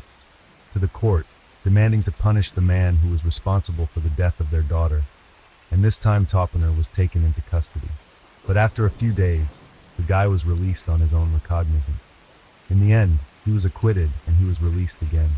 Denise's parents tried several times to appeal the court decision, demanding to increase the term for Ratio and to put Mario in jail as an accomplice. However, to this day, Mario has not been brought to justice. Story 5. We'll be exploring one of the most southern states in America, Mississippi. This state is rich in amazing places, such as the Vicksburg National Military Park, a Civil War battle site, Biloxi Beach, a perfect spot for coastal relaxation. Animal lovers will definitely appreciate the Marine Mammal Studies Institute. We'll be captivated by the town of Melrose, which boasts many stunningly beautiful homes. And undoubtedly, the Biloxi Lighthouse is an excellent place for photography. But the brightest star of the state is, of course, the renowned University of Mississippi, commonly known as Ole Miss, where our story unfolds. During the summer, when academic activities on the university campus come to an end, it becomes especially quiet. The few students who remain over the summer attend extra lectures during the day or prepare on their own for the next academic year, and in the evening they invariably visit local bars and nightclubs. Among these students was Ellie Costill. She was an upperclassman and stayed on campus over the summer to improve her knowledge in certain subjects. Recently, she passed an important exam for her class Introduction to Retail at summer school and was planning to celebrate this with her friends. A small bar with pizza and daiquiris on Oxford Square is particularly popular among the youth, so it's always filled with people and resembles an eternal party. The dim light, loud music, and a rainbow selection of various drinks make it a place where bartenders know many of the customers by name. On the evening of July 19th, Ellie Costill met up with friends at this bar. They talked and had fun, but Ellie seemed tense and spent the whole evening messaging. Then she had a couple of cocktails and discreetly left. This was one of the last places where Ole Miss student Ellie Costill was seen in public. On July 20th, 2019, around 10:30 a.m. during their routine patrol, police officers discovered the body of a young woman. It was found near an abandoned fishing camp by Sardis Lake, approximately 30 miles from the university. At the scene, the victim was found with 9 gunshot wounds to her back. Investigators collected 11 shell casings at the scene. A purse containing a driver's license and a student ID belonging to 21-year-old Alexandria Kostrel, a University of Mississippi student, was found nearby on the roadside. Alexandria Kostrel, affectionately known by friends and family as Ellie, was born on September 11, 1997, in St. Louis, Missouri. A blonde-haired little girl, she grew up surrounded by the care and love of her mother, Cindy, and father, Keith. Her parents supported all her endeavors in learning new things. Ellie excelled academically and in sports, participating in track and field and golf. She loved adventures and traveling, but her dream was to attend the University of Mississippi. This special place, with its traditions and new student life, was her dream destination. Her dream came true, and she became a student at the legendary Ole Mississippi. Ellie lived in a dormitory in Oxford, Mississippi, and was popular among her peers. Friends and relatives praised Ellie, describing her as a lively and energetic person who greeted everyone with a smile. The tragic loss was a shock to the close-knit community of the lovely girl and her fellow students at the University of Mississippi, as investigators worked tirelessly to uncover the facts. Ellie's father confirmed the tragic news of her death in a Facebook post on Sunday. Yesterday, on Saturday afternoon, to Sunset Hills, Missouri, police visited us and informed us that our beautiful dear Alexandria, our sweet Ellie, was the victim of a crime, wrote Keith Kostrel. She was attending summer school and taught fitness at the University of Mississippi in Oxford, Mississippi.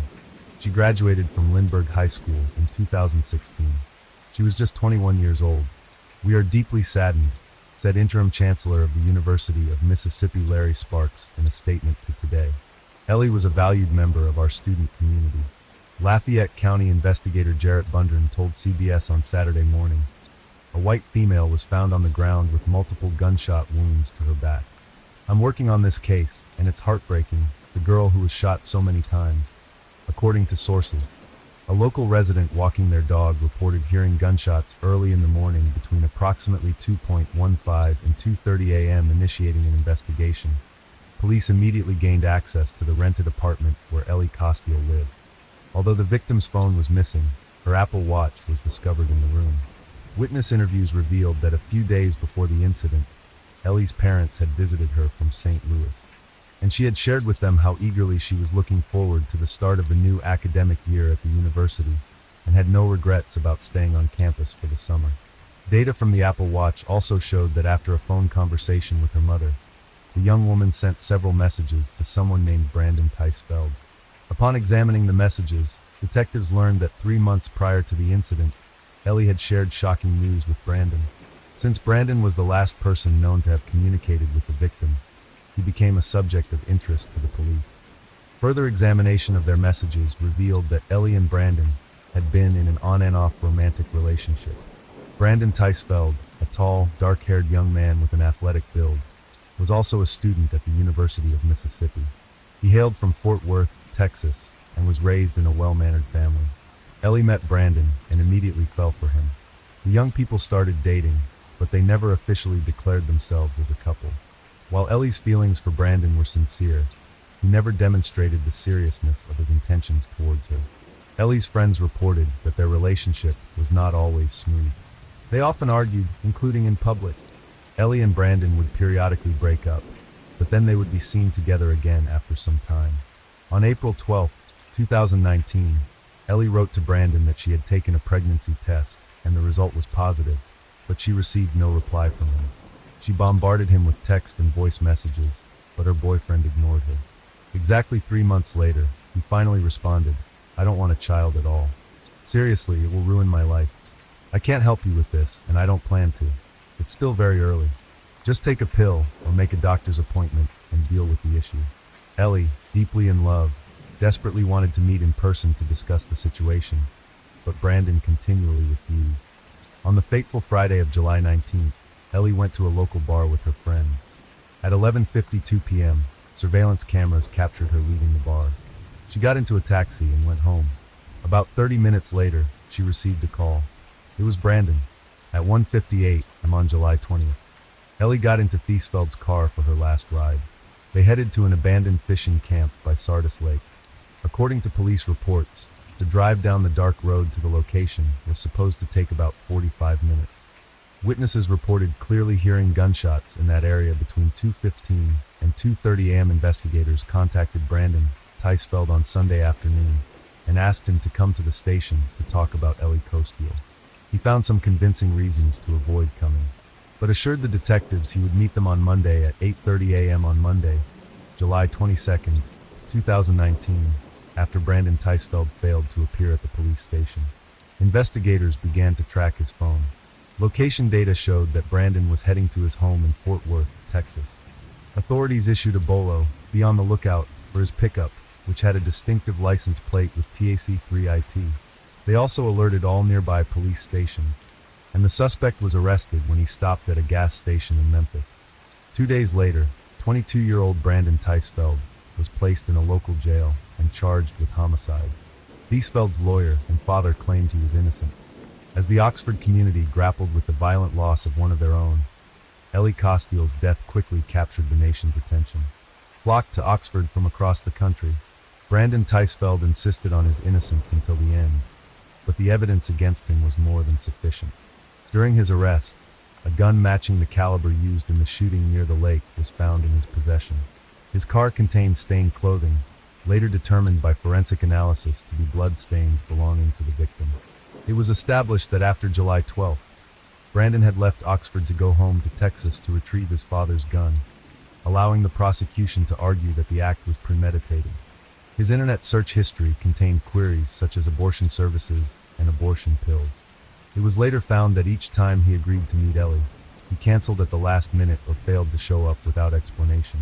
His search history also included queries on how to avoid punishment for a crime, how to use a weapon. A letter addressed to his parents was discovered in Teisfeld's apartment stating, "I am not a good person. This is not your fault. Something in me just doesn't work. I've always had terrible thoughts. I've always had these feelings. I just felt out of place. I think this is the end for me. I'll either go to jail or die. I know I'll get caught."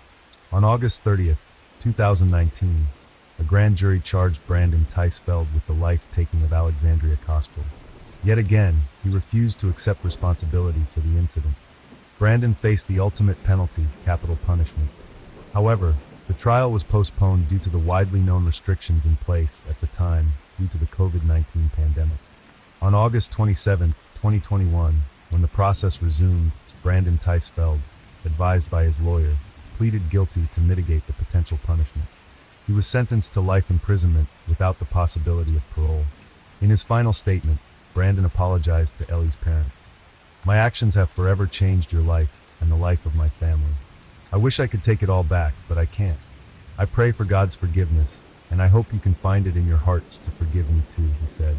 Cindy Costiel, Ellie's mother, did not accept Brandon's apology, stating that he should spend the rest of his life in prison, and that every time his cell door slammed shut, he should remember the heinous act he committed.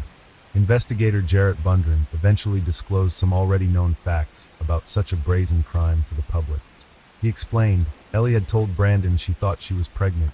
Brandon didn't want her to keep the baby, and the couple had many arguments about it.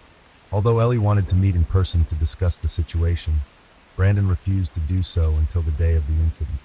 Intent on questioning Brandon, the police asked him to come to the station for some inquiries. However, the suspect seemed to resist and continued to make excuses for not being able to come in. Alarmed, the police began tracking his cell phone and realized that Brandon was heading to his home in Fort Worth, Texas. Authorities alerted all police departments in the vicinity, and the suspect was arrested when he stopped to refuel at a gas station in Memphis.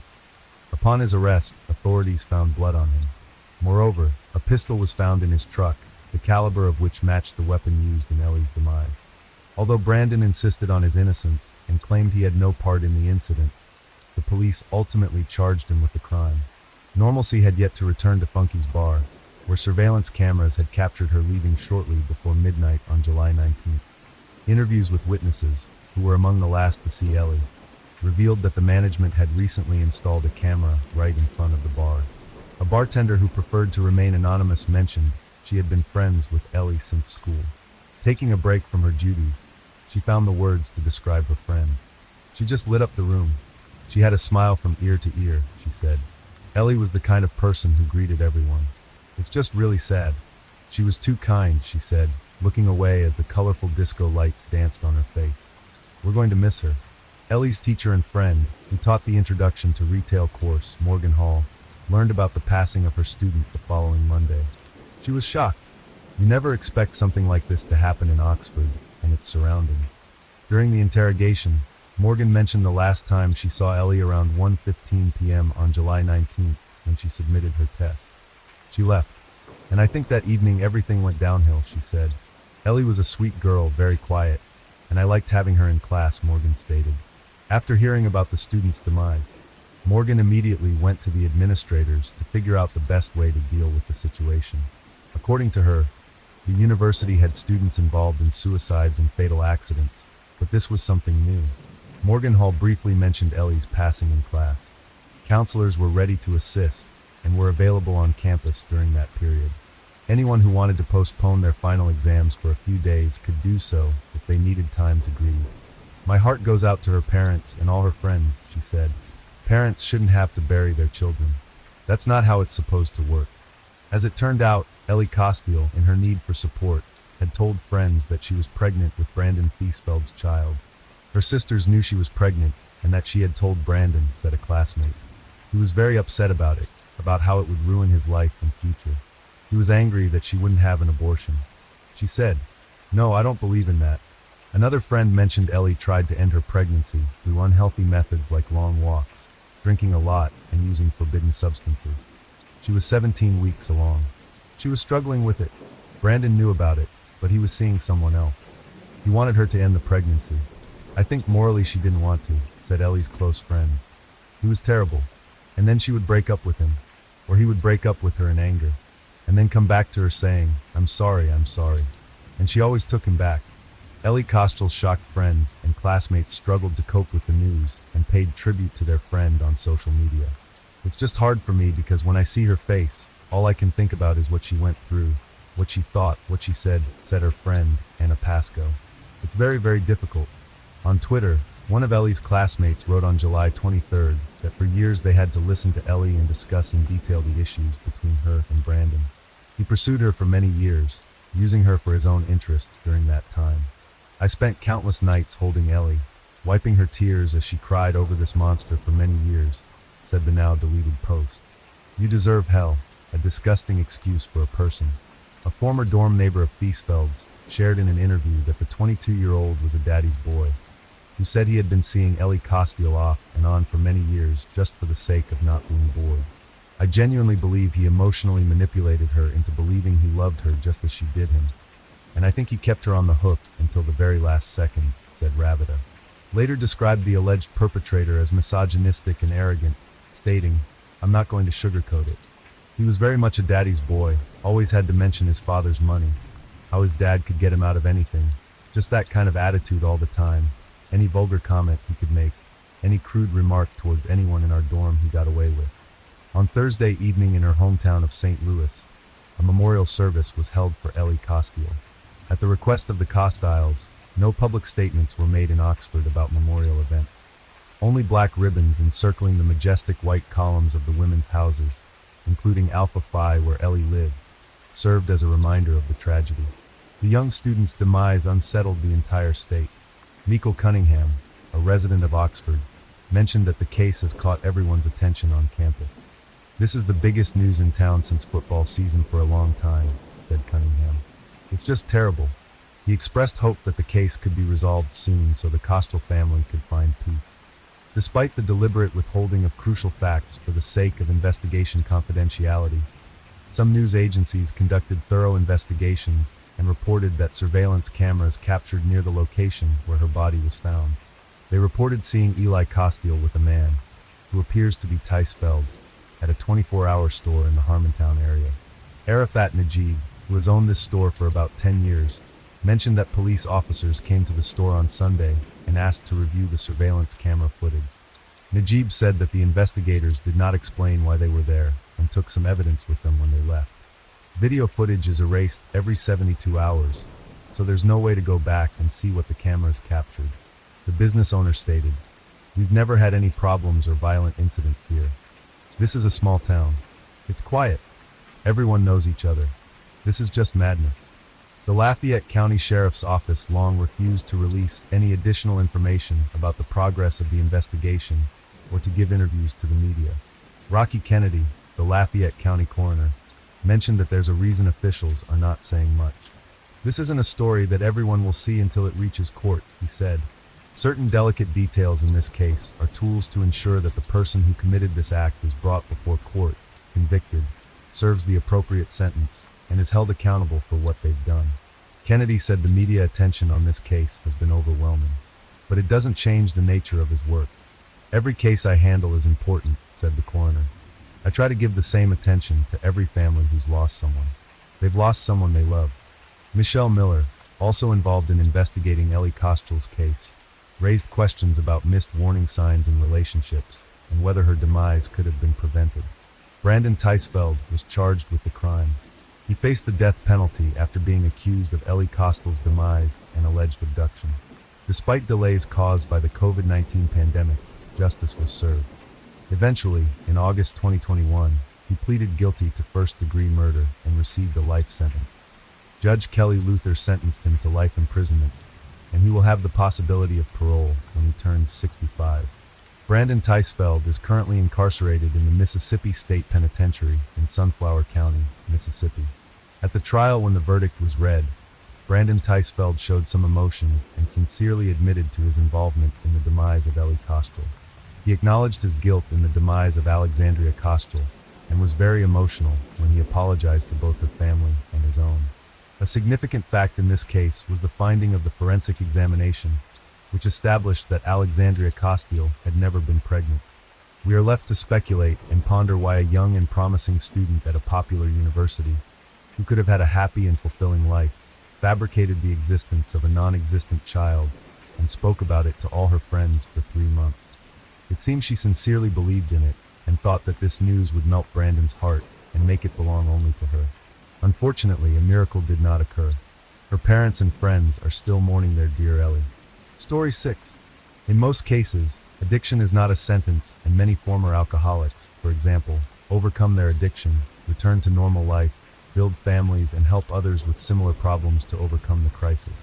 This is how the story of a young woman named Nicole Pitts began, who seemed to have a whole bright life ahead of her.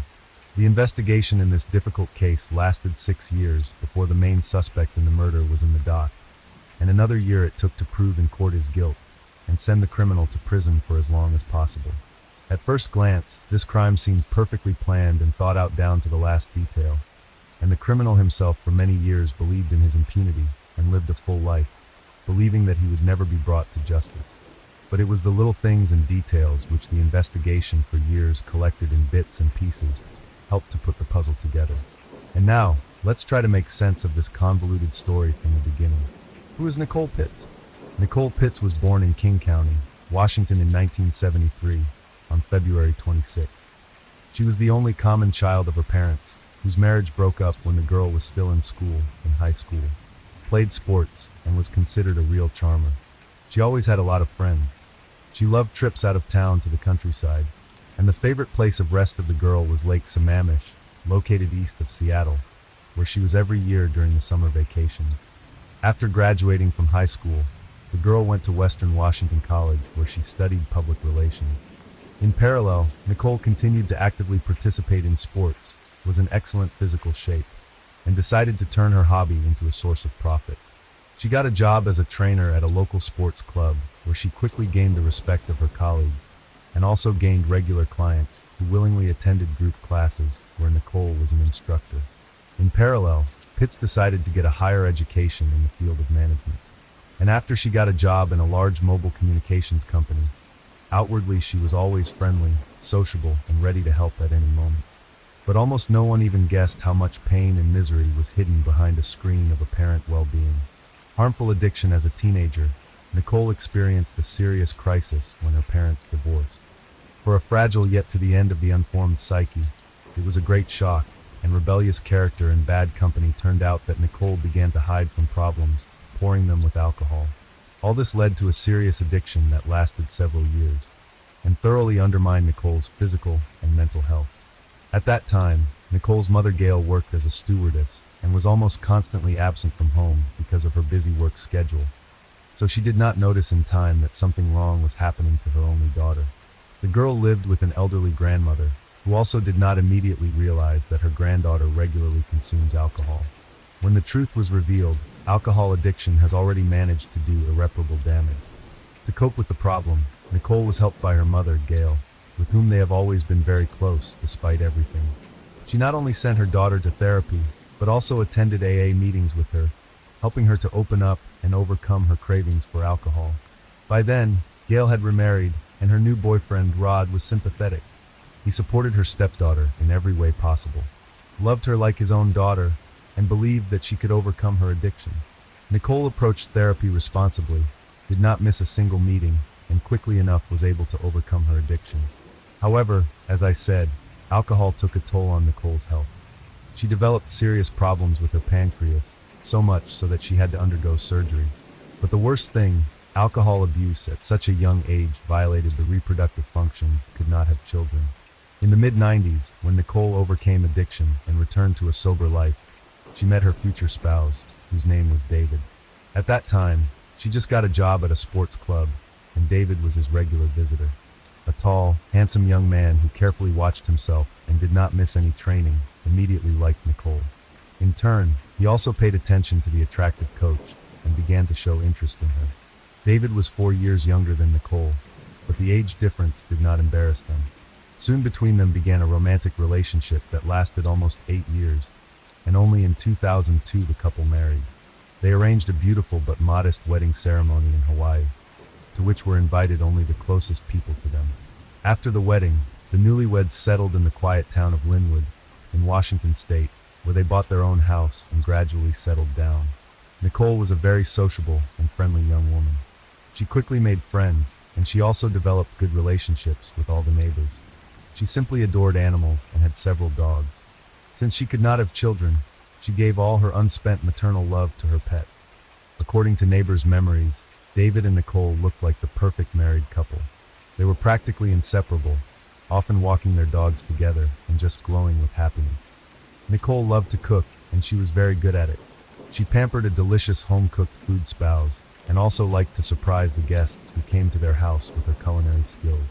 In 2006, just a few days before her 33rd birthday, Nicole mysteriously disappeared. On that day, for the first time, she did not come to the meeting of the AA Society, where she was the leader and inspirer of the group. Since this had never happened before, the other members of the group thought she had snapped after almost 9 years of sobriety. Pitts also didn't show up for work that day, which worried her co-workers, and in the evening the alarm was sounded by Gail, who couldn't contact her daughter all day, which had never happened before. She called David to find out what had happened, but her son-in-law replied that he couldn't reach his spouse either. According to her husband, he and Nicole had a bit of a fight the day before. So when he tried to call her the next day, and she didn't answer the phone, he assumed that Nicole was still mad at him. It was for this reason that David didn't start looking for her right away, but waited until the evening to ask his wife for forgiveness. When in the evening, Nicole did not come home, and her phone was still unanswered. The family decided to go to the police, but their application was not immediately accepted.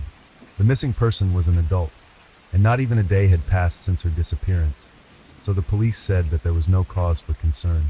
For this reason, the search was not started until the evening of the second day, because Nicole never showed up and her phone was unavailable. The police decided to start the search from the place where Nicole was last seen, namely from her and David's house. However, no clues or anything unusual could be found there that would indicate that Pitts had been kidnapped or something had been done to her in that very room. Pitts was missing along with her personal automobile, which suggested that she had simply left and decided not to return. From here arose the first version, according to which the young woman, after a family quarrel with her husband, simply decided to leave him or teach him a lesson, making him worry. The second version was voiced by Nicole's friends from a support group for people with alcohol addiction. In their opinion, Nicole could have snapped after years of abstinence and sobriety. In favor of this hypothesis was the fact that recently she had been taking strong painkillers, which she was prescribed because of a back injury and her pain. Nicole often exceeded her prescribed dosage, and at some point may have switched from medication to alcohol. The third version was the worst of all possible options. Nicole did not return and did not give any news about herself because she was no longer alive. However, the family members of the missing person, to the end, refused to believe it and hoped for the best. Her mother and stepfather did not wait for the police to wait for the necessary time and began the search themselves. They appealed to all concerned people through social networks with a request to help in the search and share any relevant information about the location of their daughter. They also took the first flight to Linwood, where they began searching for their daughter on their own, putting up flyers with her photos and asking people who knew her personally. The police searched not only for Nicole, but also for her car, while trying to establish which route it had traveled on that fateful day.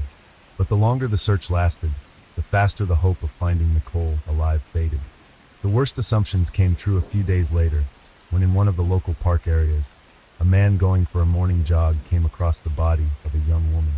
That day, he decided to take a shortcut through an unpopular and neglected area rather than his usual route. There he noticed something strange in the shrubbery, and coming closer he realized that it was a badly mutilated naked female body. Information about the terrible find was immediately transferred to the police, and the criminalists who arrived on the scene suggested that the crime may have involved violence because the body of a young woman had no clothes. There was no doubt that it was a murder, and judging by the number of bruises, abrasions, and bruises, the victim had been severely beaten beforehand. The cause of death was asphyxiation. Nicole was strangled with her bare hands. It was a truly gruesome picture. As the car of the victim was still not found, investigators assumed that the main motive of the crime was theft. But the attacker decided to eliminate a witness, and since it was a young woman, she may also have been abused. The police immediately assumed that the body found belonged to Nicole Pitts, who had disappeared a few days ago and was being searched for all over the city, but she had yet to be identified by her family. When Gail saw her daughter's body in the morgue, she lost her senses. The mother needed medical help.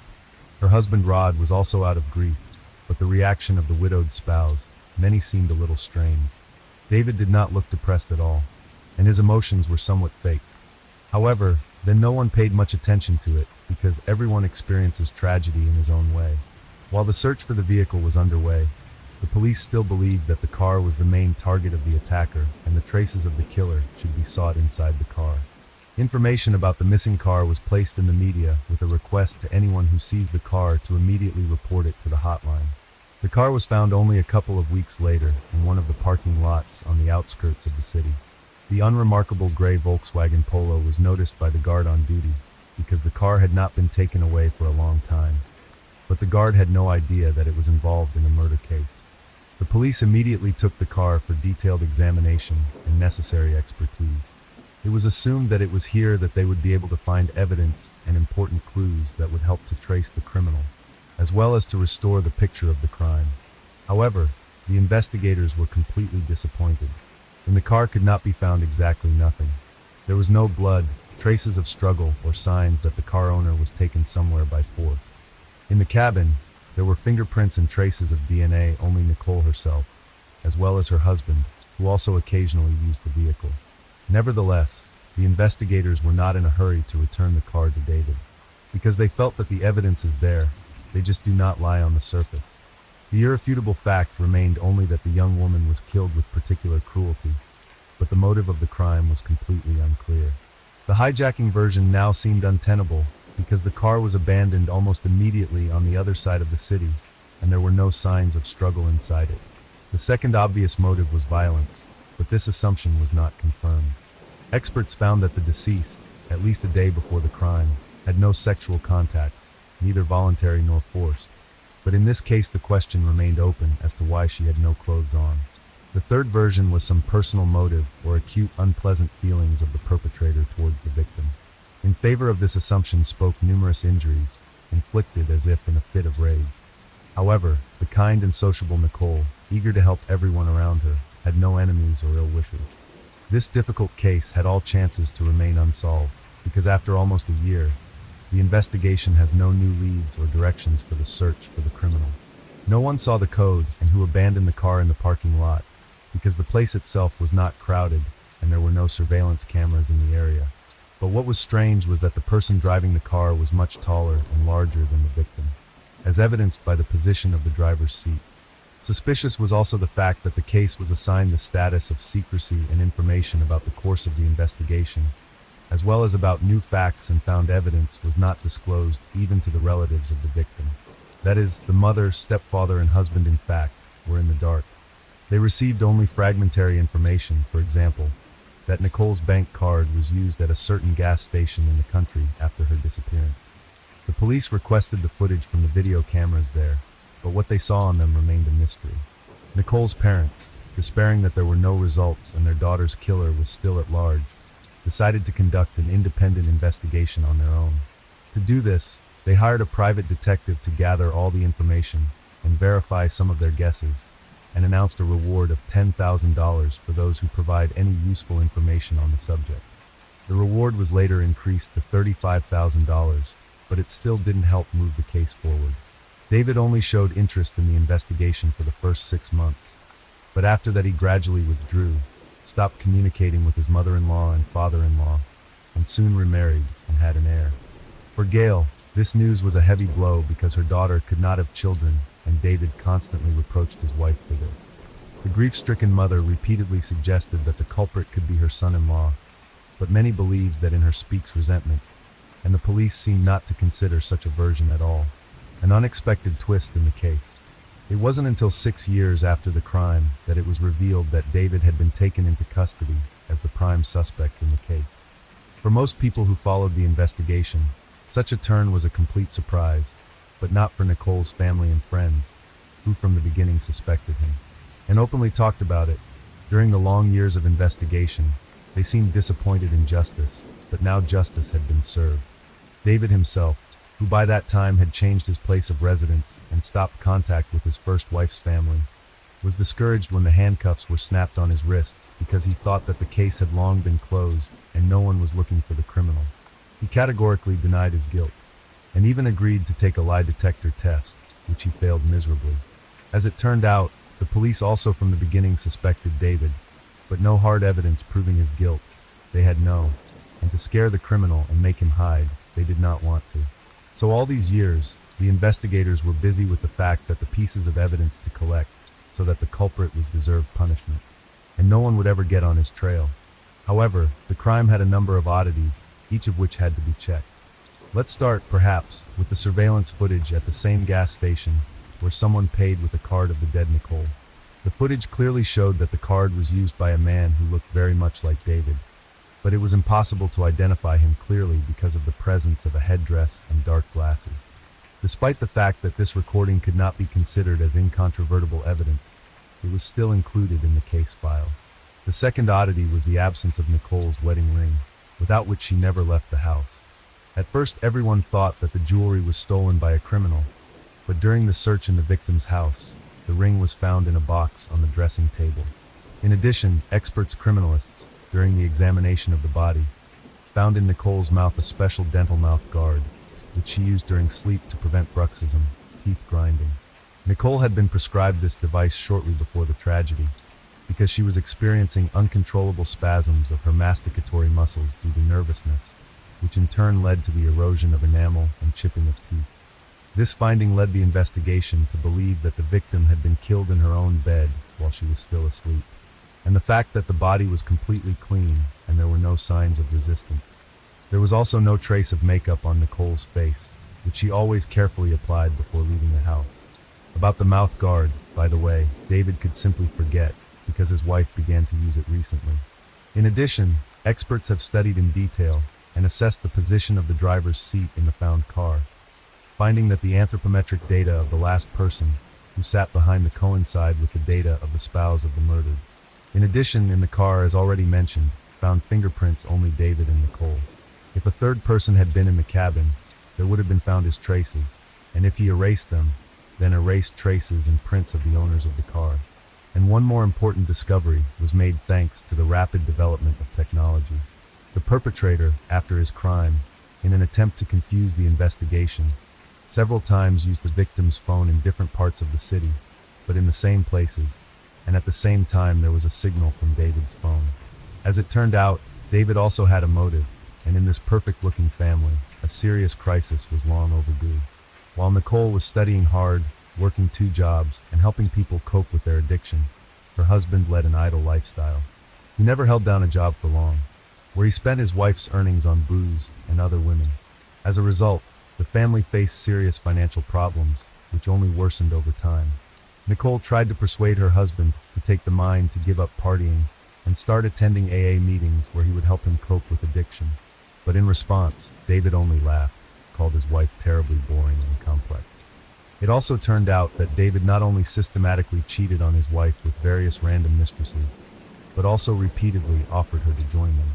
Nicole always responded with an emphatic refusal, and once her husband tried to get her drunk to force her to do it. Gail knew about all the horrors that were going on in her daughter's family and tried to convince her to leave her husband, but she did not want to do it because she loved him and hoped that David would change. And after Nicole's mysterious death, her husband rushed to get a large insurance payment and immediately started a new affair. As it turned out a few months before the tragedy, David, who had not been faithful before, had an affair with a girl named Jane. He spent time with her in bars and clubs while his wife was busy working or studying. Shortly before Nicole's birthday, he brought his mistress straight home, where they were caught by the suddenly returned Nicole. It was this circumstance that became the cause of that very family quarrel. Nicole told her mother about the incident, with whom she was very close, and a couple of days later she mysteriously disappeared. Since Gail was aware of everything that was going on, she suspected her son-in-law from the beginning. However, the police insisted that the evidence gathered was too little to send the suspect to jail. Then the case was classified, and the family stopped receiving any information about the investigation, and over the years the parents lost all hope that the culprit will be punished. By the way, when David received an impressive insurance payout after his wife's death, he spent that money with Jane. Gail suggested that David's mistress could be an accomplice or inspirer of the crime, but she was only brought in as a witness because no evidence proving her involvement was found during the investigation.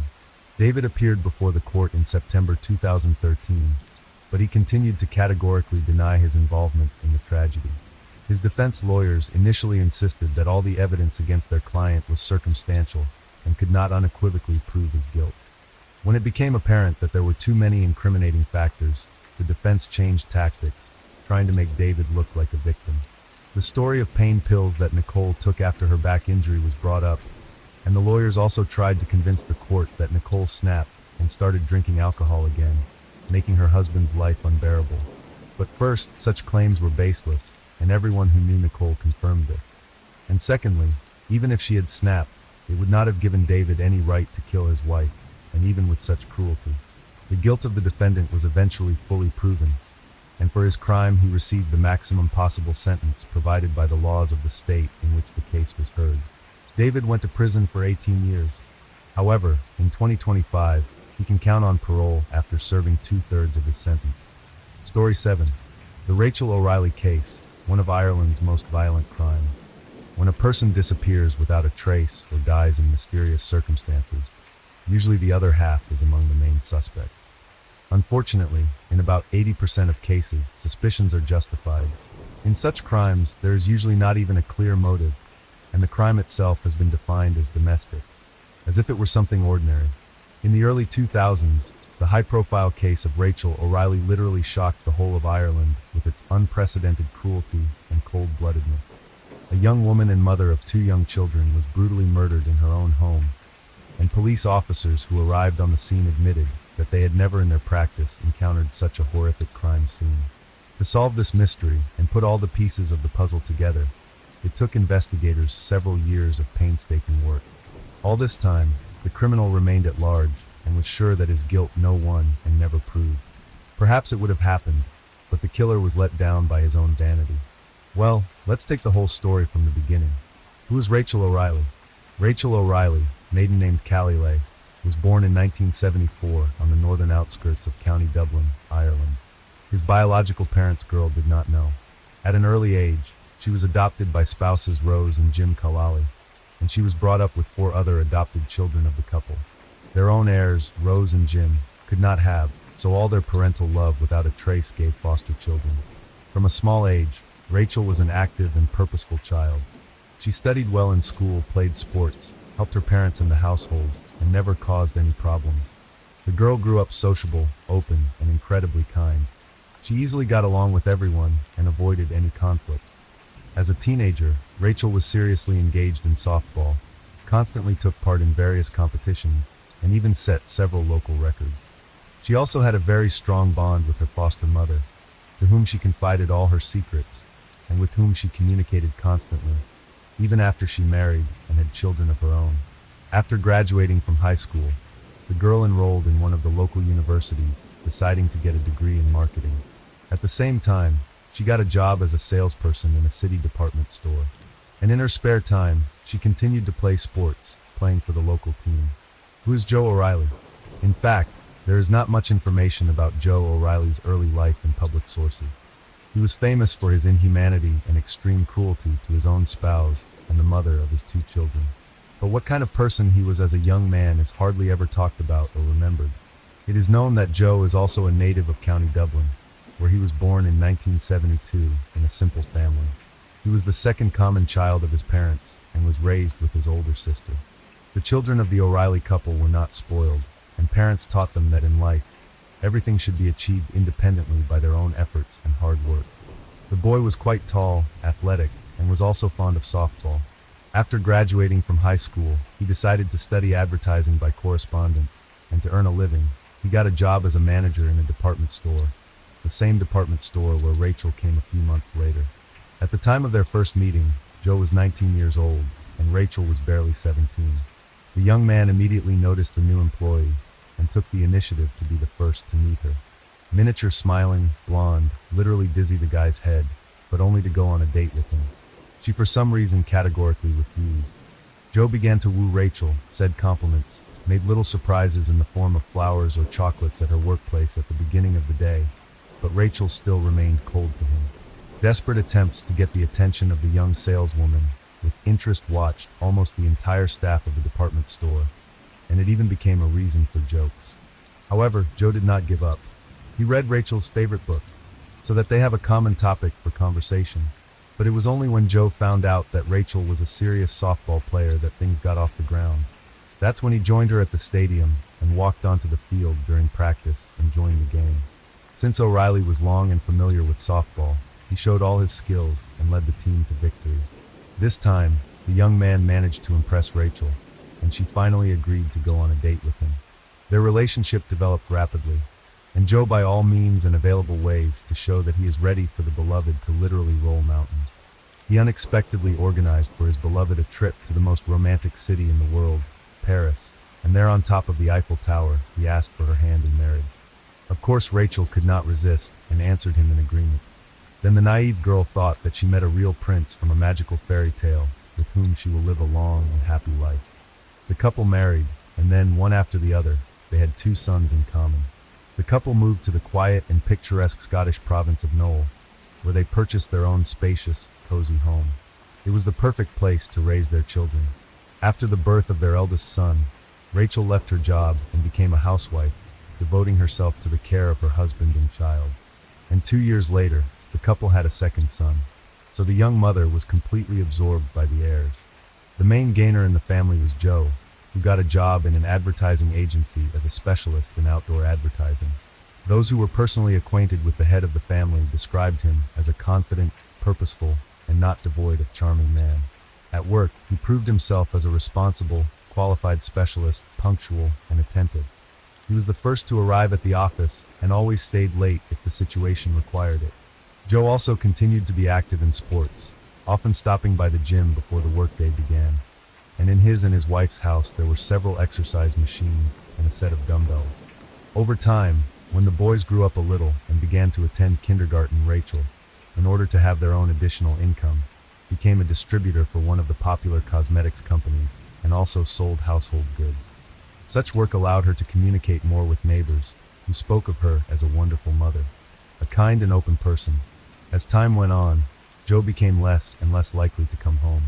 In fact, he came only to sleep, shower, and change his clothes. This behavior he wrote off the total employment at work and the upcoming promotion, which he was so looking forward to. His wife supported him as best she could, but gradually they began to drift apart, and family relations deteriorated markedly.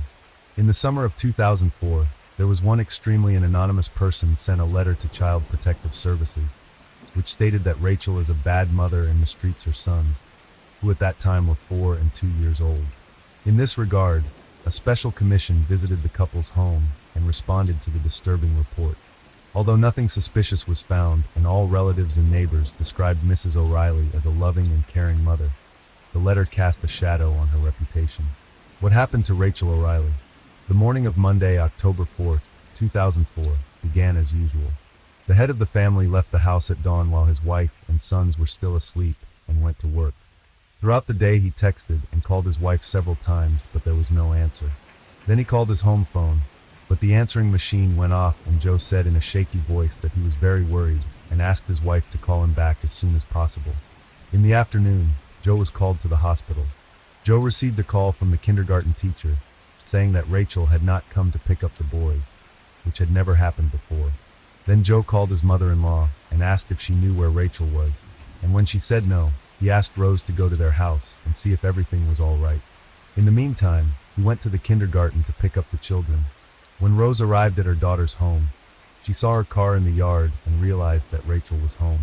However, the room itself was dark and quiet, and no one answered her call. The first thing that caught Rose's eye was the clutter, as if the house had been searched for something. Cabinets and drawers were open, their contents strewn on the floor. The whole thing looked like a robbery. The landlady was nowhere to be found, but when her mother entered the bedroom, a horrifying picture appeared before her eyes. Rachel was lying on the floor in a huge pool of her own blood. There was blood everywhere, on the walls, furniture, and even the ceiling, and through Rachel's bloody, tangled hair. In some places the bare bones of her skull could be seen. Rose rushed to her daughter, hoping she was still alive and could be helped, but when she touched her arm, she felt the limb was cold and stiff. Rachel had been dead for hours, and there was no way to help her.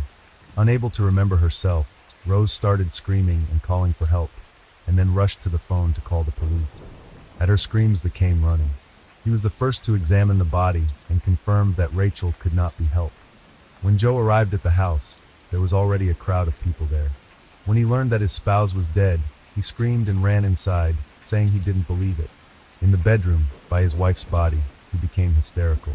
O'Reilly cried, screamed, and promised to kill whoever had done this to his beloved wife. According to police officers who arrived on the scene, have never seen a more brutal picture of the massacre of a defenseless woman in their practice. Obviously, the weapon of the crime was some heavy blunt object, which Rachel was beaten with incredible ferocity. There's literally nothing left on her body. Apparently, the owner of the house was attacked from behind, because she did not even try to resist or fight back. The overall picture really resembled a robbery, but professional instinct told the investigators or acute dislike. But who would have a hand on a petite young woman and mother of 2 children?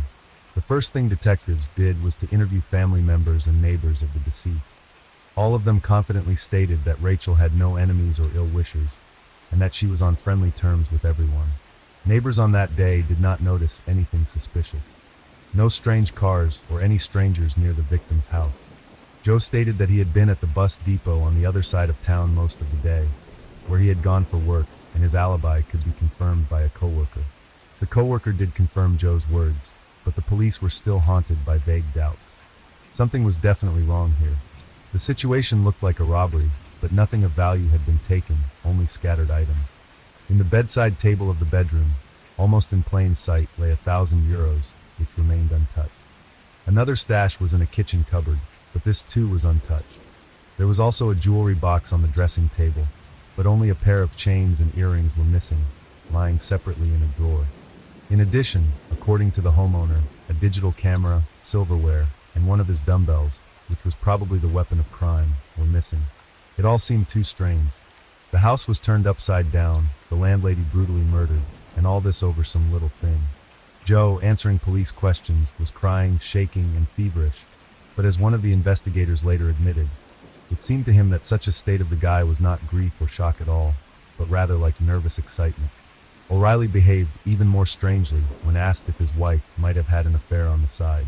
Joe changed his face and confidently stated that there was no such thing, and then added that he had not cheated on his wife. But this phrase sounded very unconvincing. 2 miles from the scene of the crime, in the bushes, was found a bag with things missing from the house.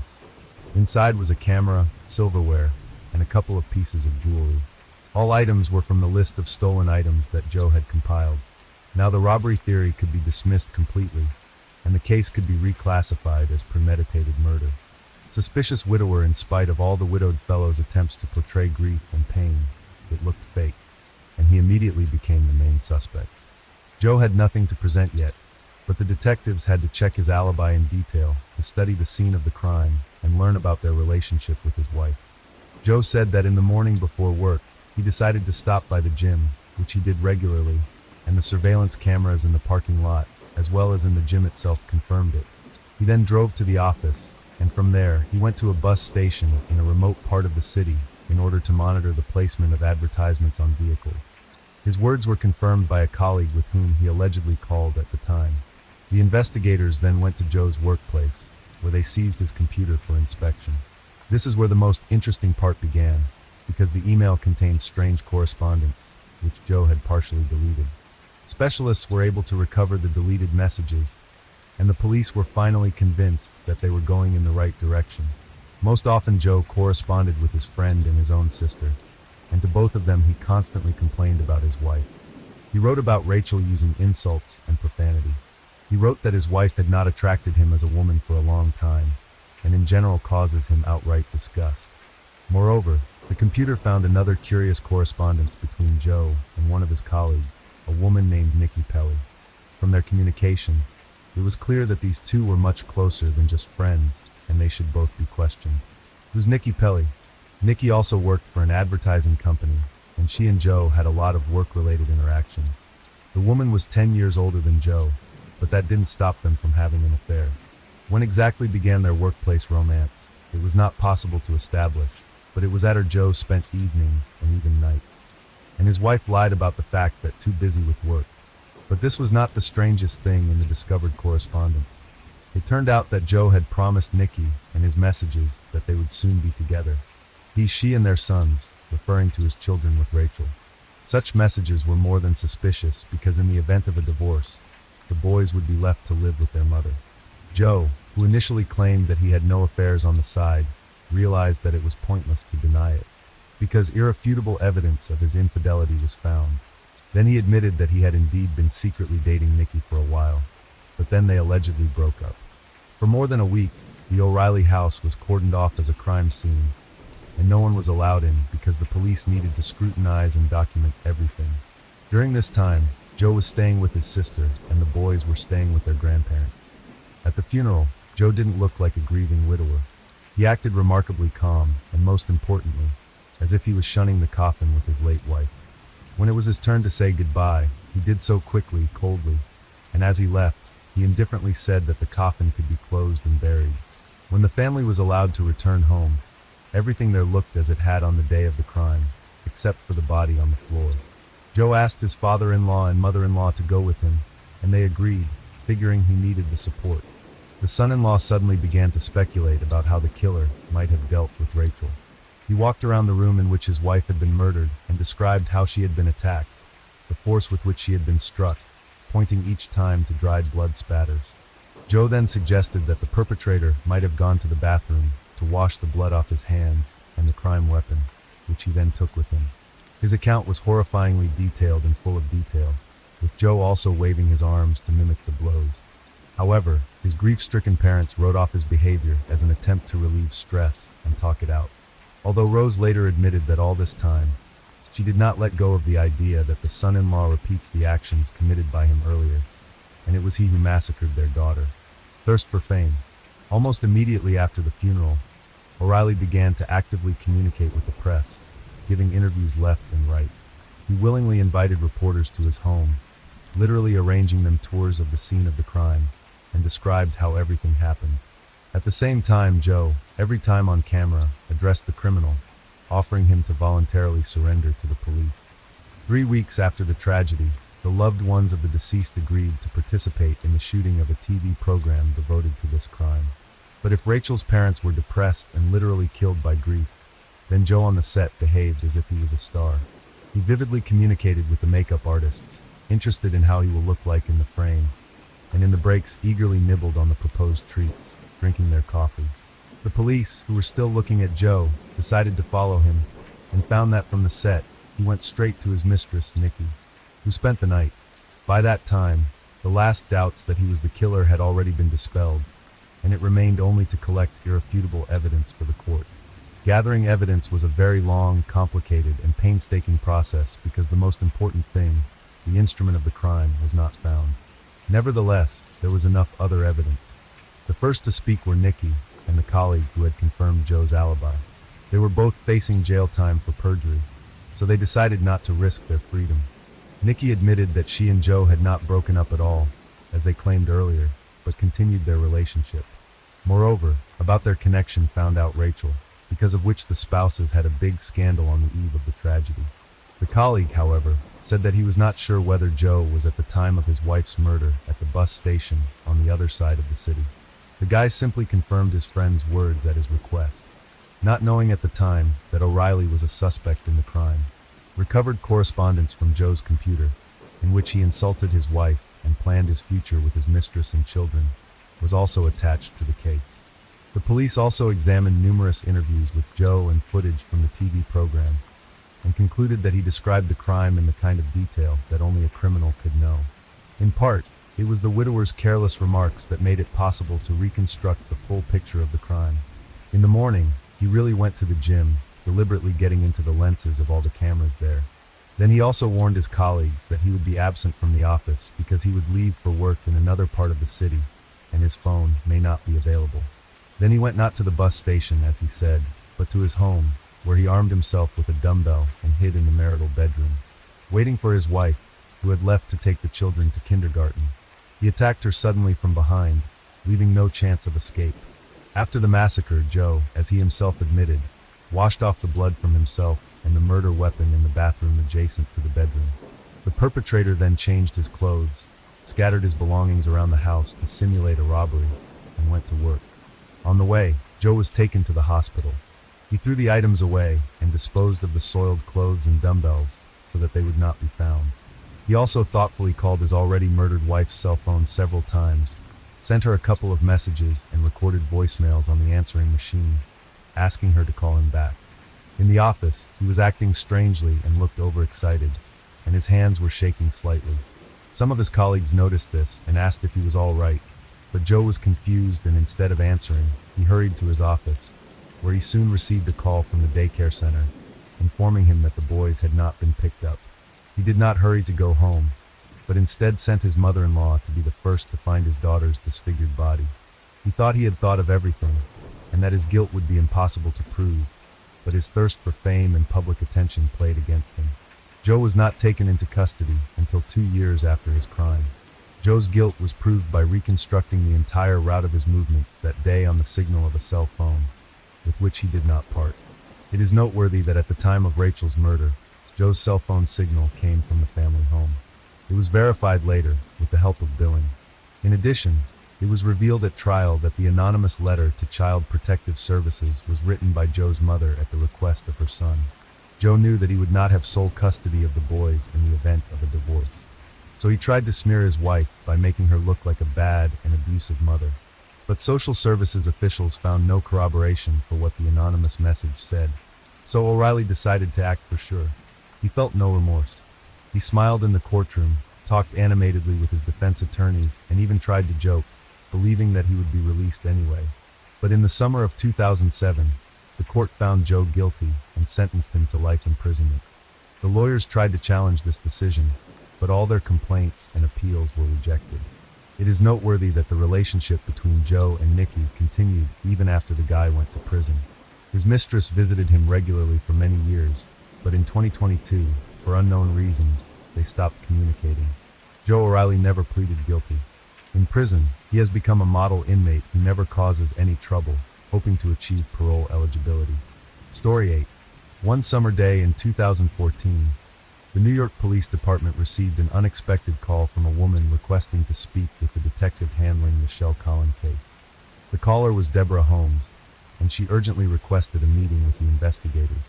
Receiving such surprising news, they hoped this unexpected call might help thaw the long, stagnant investigation into a tragic loss that had been at a standstill for 5 years. It was about the case of Shelley Danaszewski's tragic demise, which had caused a stir in Manhattan on the eve of New Year's 2010. Shella Kovlin grew up on the West Side, immersed in an Orthodox Jewish community. Her family's deep-seated roots in this tight-knit neighborhood shaped her upbringing. It was marked by her love for learning and academic excellence. This passion for knowledge eventually led her to a prestigious degree in asset management, opening doors to a thriving career in the Swiss banking sector. Her rapid ascent in the financial world saw her skillfully managing multi-million-dollar portfolios for her clients. In 1998, despite a successful career in one of the world's wealthiest cities, Shelley felt a void in her life. She had financial security and a loving family, yet her dream of having her own family and becoming a mother remained unfulfilled. In February 1998, determined to change her destiny, Shelley attended a Jewish singles event aimed at helping those seeking their significant other. It was there that she met 26-year-old Rod Coughlin, a fellow professional in the banking sector. The young couple shared many common interests, both driven by ambitions for success and stability in life. Their connection was instant and profound. The relationship blossomed rapidly as they complemented each other perfectly, disregarding the notable age difference. Shelley and Rod were inseparable, spending every moment together. Their love was so intense that shortly after meeting, they decided to get married. Despite some acquaintances considering it a hasty decision, for Rod and Shelley, everything felt just right. A boy and a girl completing their family. On New Year's Eve 2009, the idyllic life of the Coughlin family was shattered by a tragic accident that led to Shell's death. Initially, the police deemed it a freak mishap. At the early stage of the investigation, they were convinced it was just that. Early in the morning of December 31st, at the Manhattan police station, two officers, however, the calm atmosphere was abruptly disrupted at 7:30 a.m. by an urgent phone call. Rod Covelin from the Upper West Side, in a frantic state, informed the officers about bizarre occurrences at his ex-wife Shelley Danaszewski's house. He had found her in her bathtub, submerged in blood-stained water, lifeless. Emergency services hoped Rod could provide the necessary assistance to save the victim. Following the operator's instructions over the phone, Rod pulled her out of the water and attempted resuscitation, but it soon became clear that saving her life was impossible. Shelley's body was cold and motionless. A distraught Rod covered her with a blanket he found in the bedroom and waited for the police to arrive.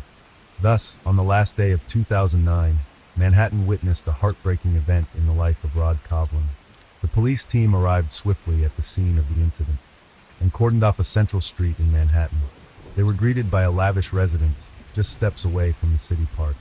The Upper West Side was known for its safety, and the officers initially surmised that Shel Danaszewski's death was another tragic case of self-harm. Entering the apartment, they found children's toys scattered around, not unusual given the upcoming holiday. They then proceeded to the bathroom, where the woman's body, wrapped in a blanket by her husband, lay. The bloody water in the tub and the wet floor indicated that Rod had recently pulled the body from the water. A wound on the back of Shel's head, still bleeding, was noticeable. Surveying the bathroom, the officers noted an open cabinet door with a torn hinge, suggesting the woman might have slipped and torn it off while trying to hold onto the door. Forensic experts, who arrived shortly after, conducted a thorough examination to rule out other possible causes of the tragic incident. After a careful inspection, they determined there was no break-in and no signs of a struggle were found. Investigators increasingly leaned towards the belief that Shel's death was an accident. The detective handling the case decided to speak with family members. During their questioning, it was revealed that Shelley and Rod's 9-year-old daughter was the first to discover her mother's body. Traumatized and shocked by what she had seen, the girl managed to tell the police officer how everything happened. It turned out that the previous night she and her younger brother had been sleeping in their mother's bed, a fairly common occurrence. Waking up in the middle of the night and noticing her mother's absence, she went to look for her and stumbled upon the horrifying scene in the bathroom. The frightened child hurriedly contacted her father for help. Rod and Shelley had just separated, and he had moved into a new apartment in the same building on the same floor. Crossing the corridor was all it took to reach his apartment. The girl called her father, who was nearby, and arrived immediately. Entering the bathroom, he pulled Shelley's body from the water and called for emergency services. The girl's account matched exactly what Rod had described, confirming the theory of an accidental death. The police informed Shel's relatives about the tragedy, which deeply shocked everyone. The autopsy and forensic examination were scheduled for the day after the body was found. However, surprisingly, it never took place. When the medical examiner called the investigators to start the examination, he unexpectedly learned that despite its necessity, the procedure would not be conducted. This baffled the examiner, wondering how this could happen. It turned out that a rabbi from the synagogue Shell frequented had intervened. He contacted an organization responsible for the burial of Orthodox Jews, which then requested the police for permission to access the tragedy site for religious rites required by the victim's family's faith. Permission was granted, and a team, accompanied by the rabbi, arrived at the scene. They cleaned the bathtub of blood traces and prepared Shell's body before the burial. All collected evidence and clues were destroyed before reaching the police's forensic department. The organization acted swiftly because autopsies are considered taboo in Orthodox Jewish tradition, seen as desecrating the deceased's body. In this case, the synagogue's rabbi exerted pressure on Shell's family, grieving relatives and husband, appreciative of the rabbi's assistance, and with no doubts about the accidental nature of the incident, didn't object to his help. The family also agreed to forego the autopsy, leaving the funeral arrangements to the burial preparation organization. Thus, within 24 hours, Shella was buried. Hundreds of people attended to pay their last respects and offer condolences to the family. Later, upon learning from the police that potential clues were destroyed during the cleaning of the bathroom, doubts about the official version of Shell's death began to haunt her parents. A fall in the bathtub certainly posed a risk, but the likelihood of death from such an accident seemed increasingly improbable to them. Although nothing substantiated their doubts, the thought that their daughter's demise was not accidental troubled them deeply. The New York Police Department lost the opportunity for further investigation, prompting the family to hire a private detective to clarify the circumstances and verify if Shell's death was indeed due to a tragic fall. The private investigator, hired by the woman's relatives, began unraveling this peculiar case, first visiting the deceased's family home to speak with the relatives.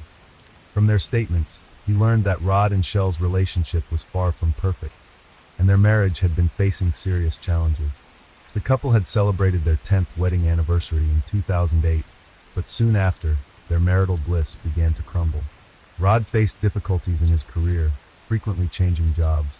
It was revealed that he had developed a gambling addiction, investing huge sums in it. These behavioral changes worried Shelley.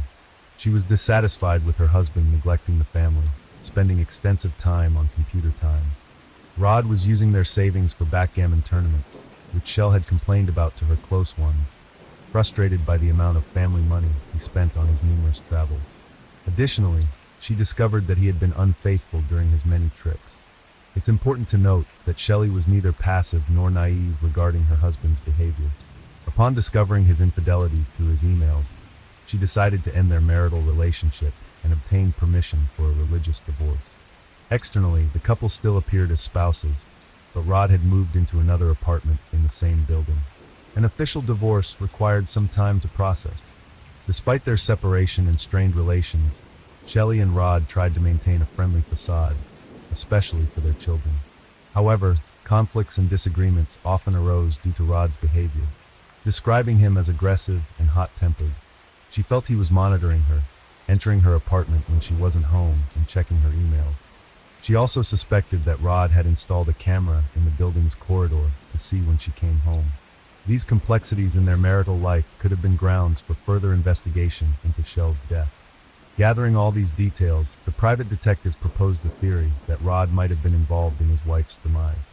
He needed to conduct further investigations to uncover the whole truth.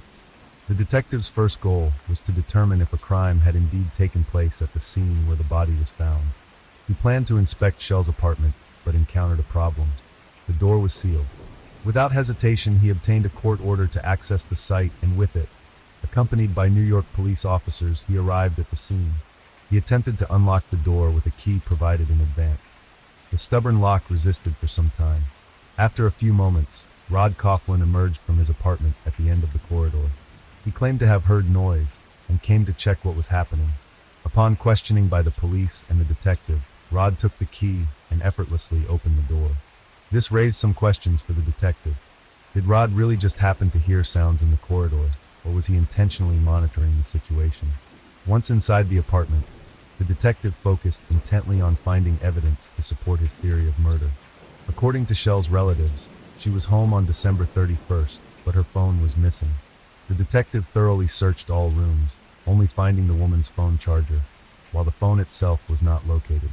The detective also faced the task of examining the bathroom, the site of Shell's demise.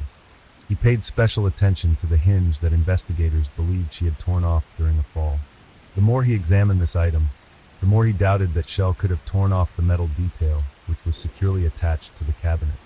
It would have required immense strength, and even considering the woman's weight, there were significant doubts about such a possibility.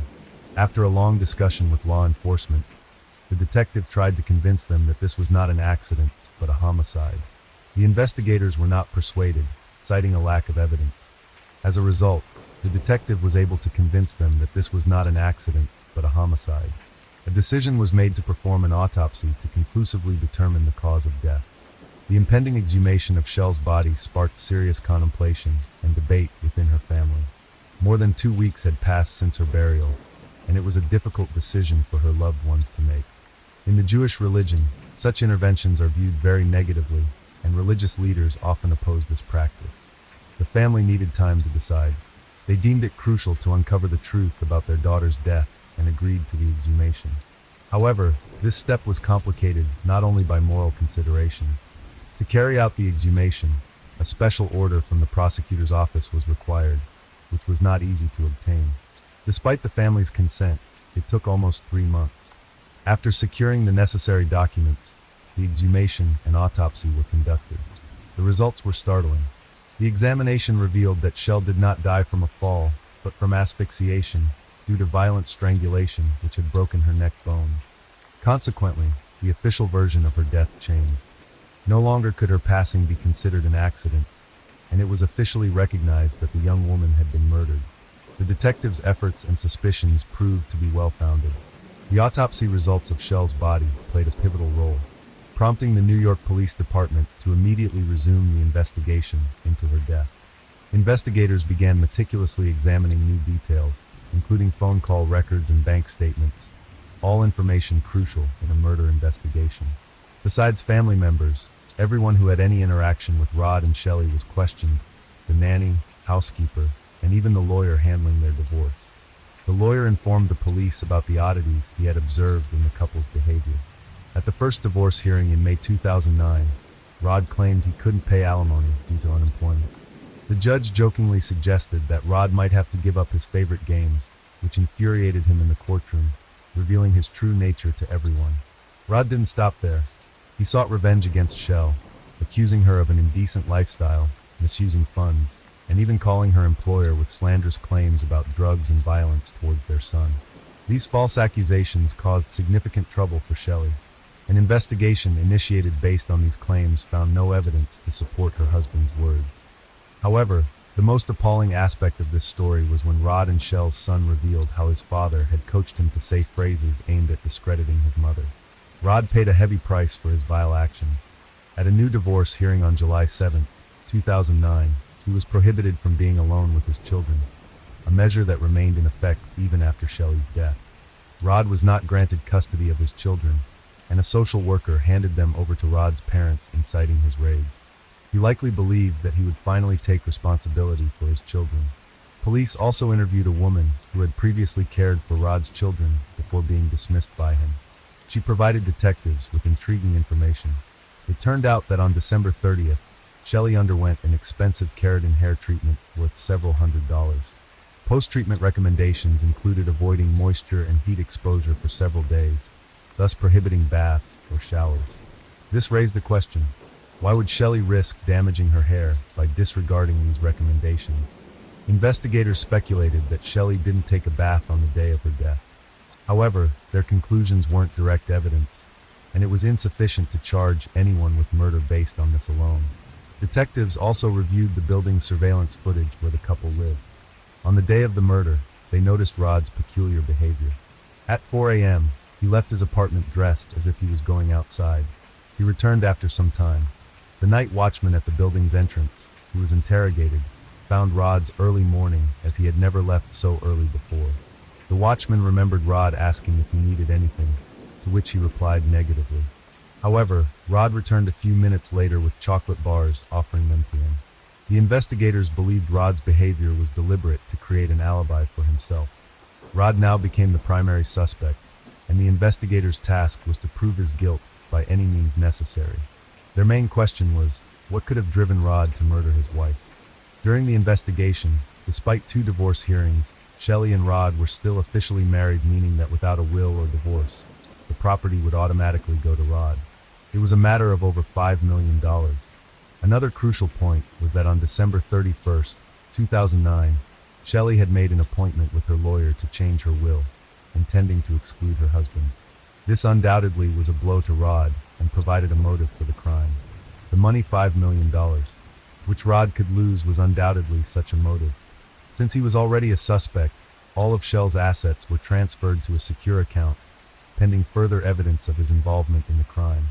It was clear that if Rod had been monitoring his wife, he could have known about her meeting with the lawyer to remove him from the will. Investigators suspected that Rod had installed spyware to track his wife. Surveillance footage also showed Shelley returning home at 8 p.m. the night before, talking on the phone, which was never found after the crime. Now they knew for sure the phone was in the apartment. They decided to conduct another search of the crime scene. Upon returning to the apartment, the investigators didn't have to look long.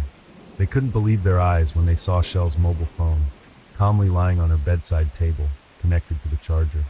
Neither during the New York police's initial search, nor during the private detective's examination, had anyone noticed the device in this location. Furthermore, investigators had photographed the room during previous searches, and the phone wasn't on the bedside table in the photos. There was only one explanation. Rod had brought the mobile phone back into Shell's sealed apartment. Whether this act was a foolish mistake or a deliberate taunt of the investigation was anyone's guess. Rod was called in for questioning, but he had already hired a lawyer who advised him to remain silent. The investigators had to continue looking for new evidence of his involvement. After examining Rod's phone records, police found frequent calls to a number registered in Jacksonville, North Carolina. The number belonged to Deborah Holmes, a married woman with 3 children. She was 14 years older than Rod. They had met at a backgammon competition 5 months before Shell's murder and had a passionate affair. The lovers met during backgammon tournaments or played online together. The investigators saw a chance to find a lead and decided to call the woman to ask her a few questions. To their surprise, Deborah responded that her lawyer had advised her not to speak to them. Confronted with another refusal, law enforcement officials decided to inquire about the name of the attorney. It turned out to be the same lawyer representing Rod Coughlin. The police's last hope rested on finding compromising messages or electronic correspondence between Rod and Deborah. They hoped to discover these on Sheely's recently found phone. Unfortunately, all messages had been professionally deleted. Even expert programmers couldn't retrieve the data. Rod had meticulously planned everything, seemingly mocking the authorities. Days turned into months and years, and it became apparent that Rod Coughlin was evading justice. Perhaps the crime he committed was perfect, but the rabbi's cleanup of the bathroom, erasing all traces of blood and other evidence, played a crucial role. This action destroyed all potential DNA, fingerprints, or fibers, complicating the investigation, which increasingly dragged on. Rod never admitted to his crime, and the lack of evidence prevented the case from going to trial. 5 years had passed since the investigation into Sheely's demise began, yet no arrests had been made. After years of fruitless searches for clues and evidence of Rod Coughlin's involvement in his wife's demise, the suspect's mistress suddenly came forward. Following her phone call, the police invited her to the station. Deborah Holmes immediately came in. It turned out that she and Rod had broken up a few months earlier, prompting her to contact the police. What she shared with the investigators over the next 3 days shocked them. Deborah had much to reveal. She told them about Rod's plans concerning custody of his children. Since Rod was still a suspect in his wife's demise and had no custody rights over the children, he couldn't access his deceased wife's money. Rod was prepared to do anything to seize Sheely's millions and had hatched a vile plan. Coughlin planned to convince his 15-year-old daughter to fake an assault, later accusing his father, Rod's dad, of the crime. This would land the grandfather in jail, losing custody rights over the grandchildren. Rod hoped his daughter would agree to his plan in exchange for money. Meanwhile, the criminal had been regularly withdrawing money from the only account he had access to, the one where Sheely had deposited funds for their children's education. Rod's parents noticed he was squandering the savings, which should have been for his daughter and son's future. They were very unhappy with his lack of interest in his children's lives, leading to a dispute. Rod was so angry with his parents that he seriously contemplated ending their lives. In 2012, Rod Covaland confided his plan to Deborah. He intended to have his daughter put rat poison in her grandparents' tea. Since the girl was a minor, Rod calculated she would spend much less time in prison than he would. Deborah persuaded her lover to abandon this evil intent. Following this, Rod conceived several other ideas. At one point, he contemplated burning down his parents' house, jamming the doors to trap them inside. He also considered arranging a sham marriage for his daughter to a Mexican man, after which she would have to relinquish part of her inheritance to her father. The police couldn't believe the reality of such details. All this time, she had been gathering evidence, amassing a trove of data on hard drives. Realizing she was dealing with a psychopath, she cautiously waited for Rod to lose interest in her before handing these valuable insights over to the investigators. The recordings contained hundreds, perhaps thousands, of Rod's conversations with various people. Now the law enforcement officers had to meticulously listen to these gigabytes of data. In search of convincing evidence, Deborah's contribution to this complex investigation was significant. As investigators began analyzing the recordings, they discovered something astonishing. In a conversation with a backgammon acquaintance, Rod inadvertently mentioned having keys to Shelley's apartment and the ability to enter it at any time. These hard drives became a real treasure for the police, extracting hundreds of materials related to the case. Investigators found that Rod was plotting against his own daughter, planning to pin the responsibility for the mother's demise on her. In an email address that the father used to forge an email, it was claimed that the daughter admitted to lying and that her mother didn't just fall. According to the fabricated story, they had an argument in the evening, and in anger, she pushed her mother in the bathroom. Thanks to all the information gathered, police finally had compelling evidence to charge Rod Covaland with the demise of his wife. On November 1st, 2015, Rod Covaland was arrested. Shelley's family awaited the trial of their daughter's perpetrator, but victory was not assured. The charges were circumstantial, and a skilled lawyer could instill doubt in the jurors' minds. Detectives continued their investigation, gathering new data and meticulously verifying all evidence. Irrefutable proof emerged from an unexpected source. While in prison, Rod Covaland revealed details of his wife's demise to a fellow inmate. He described his actions in detail, even mimicking the gesture he used to strangle her. The police requested surveillance footage and found it perfectly matched the autopsy results. This was direct evidence of Rod's guilt, almost amounting to a confession. The trial lasted 7 long weeks. During this time, the jury heard all the heinous plans Covaland intended to execute, including taking his wife's life, targeting his parents, and framing his own children. The jury was appalled by his cold-blooded and deceitful nature. It took them 2 days to reach a final verdict. In March 2019, the court found Rod Covaland guilty of the demise of Shelley Danaszewski, his wife and the mother of his children, with the possibility of parole only after 25 years. Sheila Coughlin was a successful and determined woman who sought simple family happiness. However, a ruthless, greedy monster crossed her path, destroying not only her life, but also those of her children and loved ones. This tragic story found justice, thanks to Deborah Holmes' determination. The criminal was punished for his horrific actions. Deborah's courage likely helped not only in achieving justice, but also in preventing possible future crimes. Rod Covaland will never again harm his family or the citizens of New York. Story 9. Jeremy Ogden, a detective with the Hobart, Indiana Police Department, leaned over his desk staring at a manuscript that had kept him busy for years. The diary bore witness to a tragic story involving 53-year-old Christopher Reagan. Christopher Reagan was born in Detroit, Michigan. In this city he lived his early years, and there he received his education. When he reached the age of 20, he decided to join the ranks of those who were willing to defend their country. Christopher found his true calling and devoted himself to the service of his country. With honor and devotion, he stood guard over the peace of the citizens. This choice forever determined his fate. Christopher was sent to a military base located near the cozy town of Marquette. Here, on the military base, not far from Marquette, fate brought Christopher together with Terry, a young teacher from the cozy town of Iron River. Recalling their acquaintance, Terry told the detective how, being young, they saw each other and sympathy arose at first sight.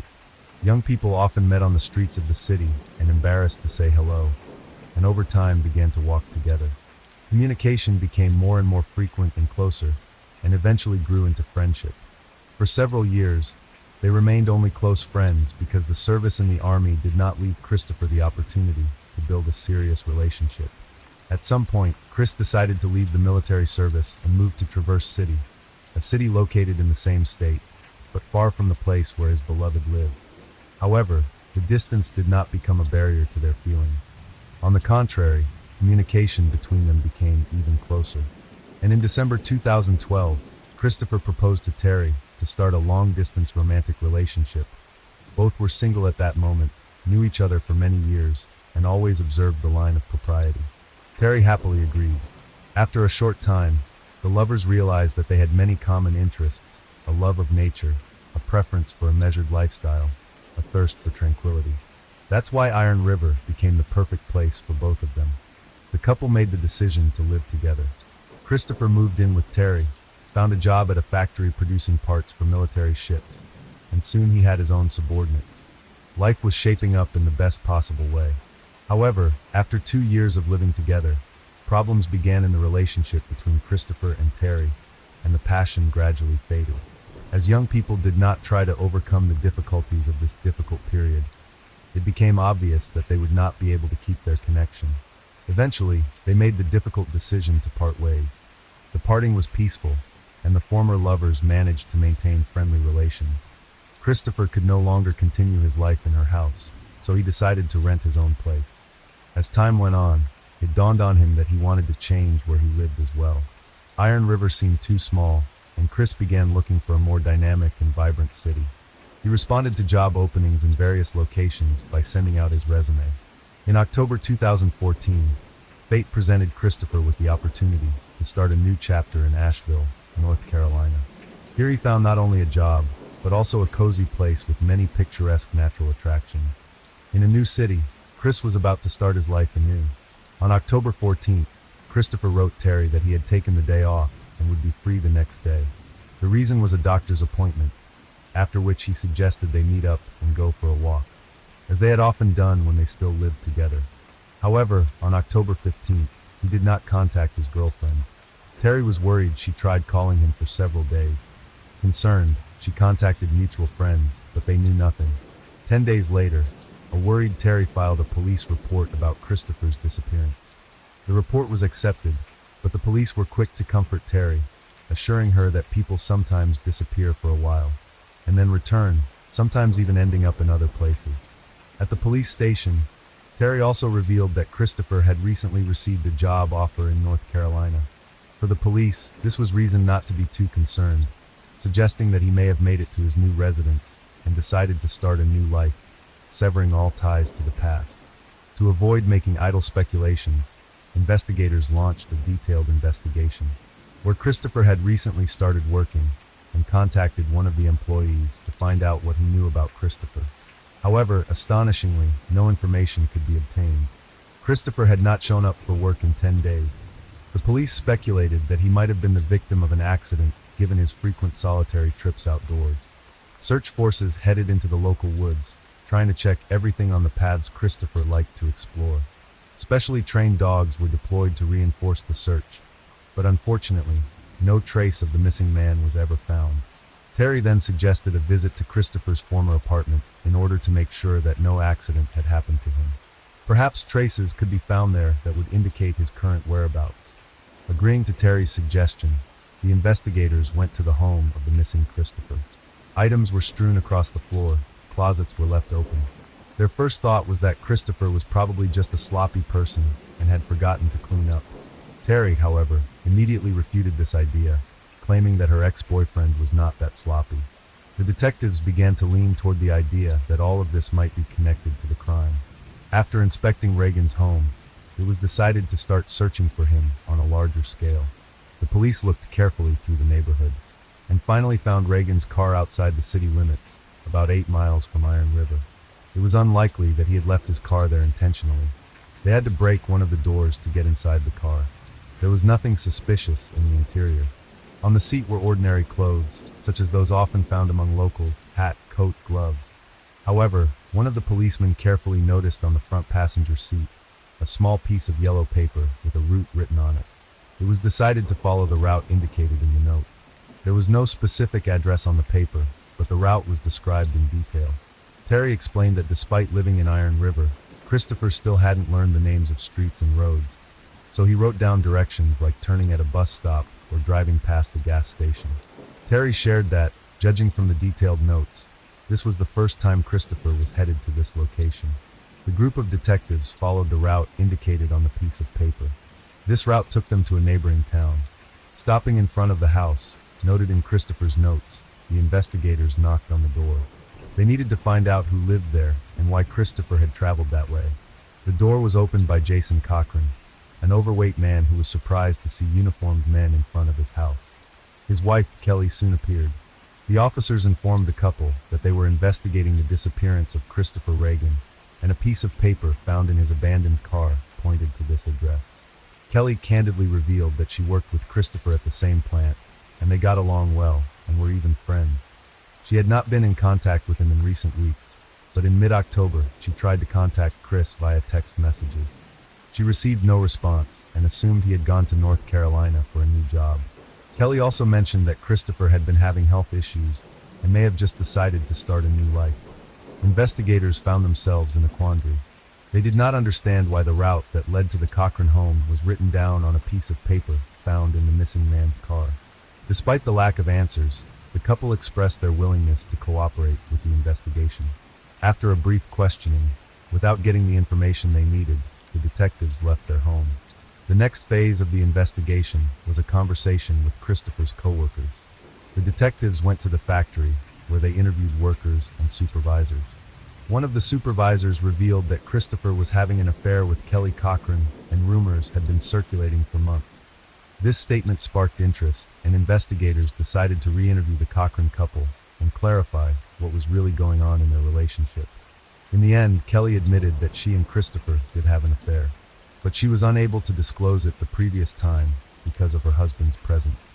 She and Jason, she said, have an open relationship, and Jason is generally okay with his wife's affairs on the side. However, the topic was sensitive and may have hurt his feelings. Christopher's coworkers, for their part, refuted Kelly's words. They stated that Jason was far from approving of the affair, and there was no loose relationship in the Cochran family, as Kelly claimed. Following Kelly into the police office was Jason himself.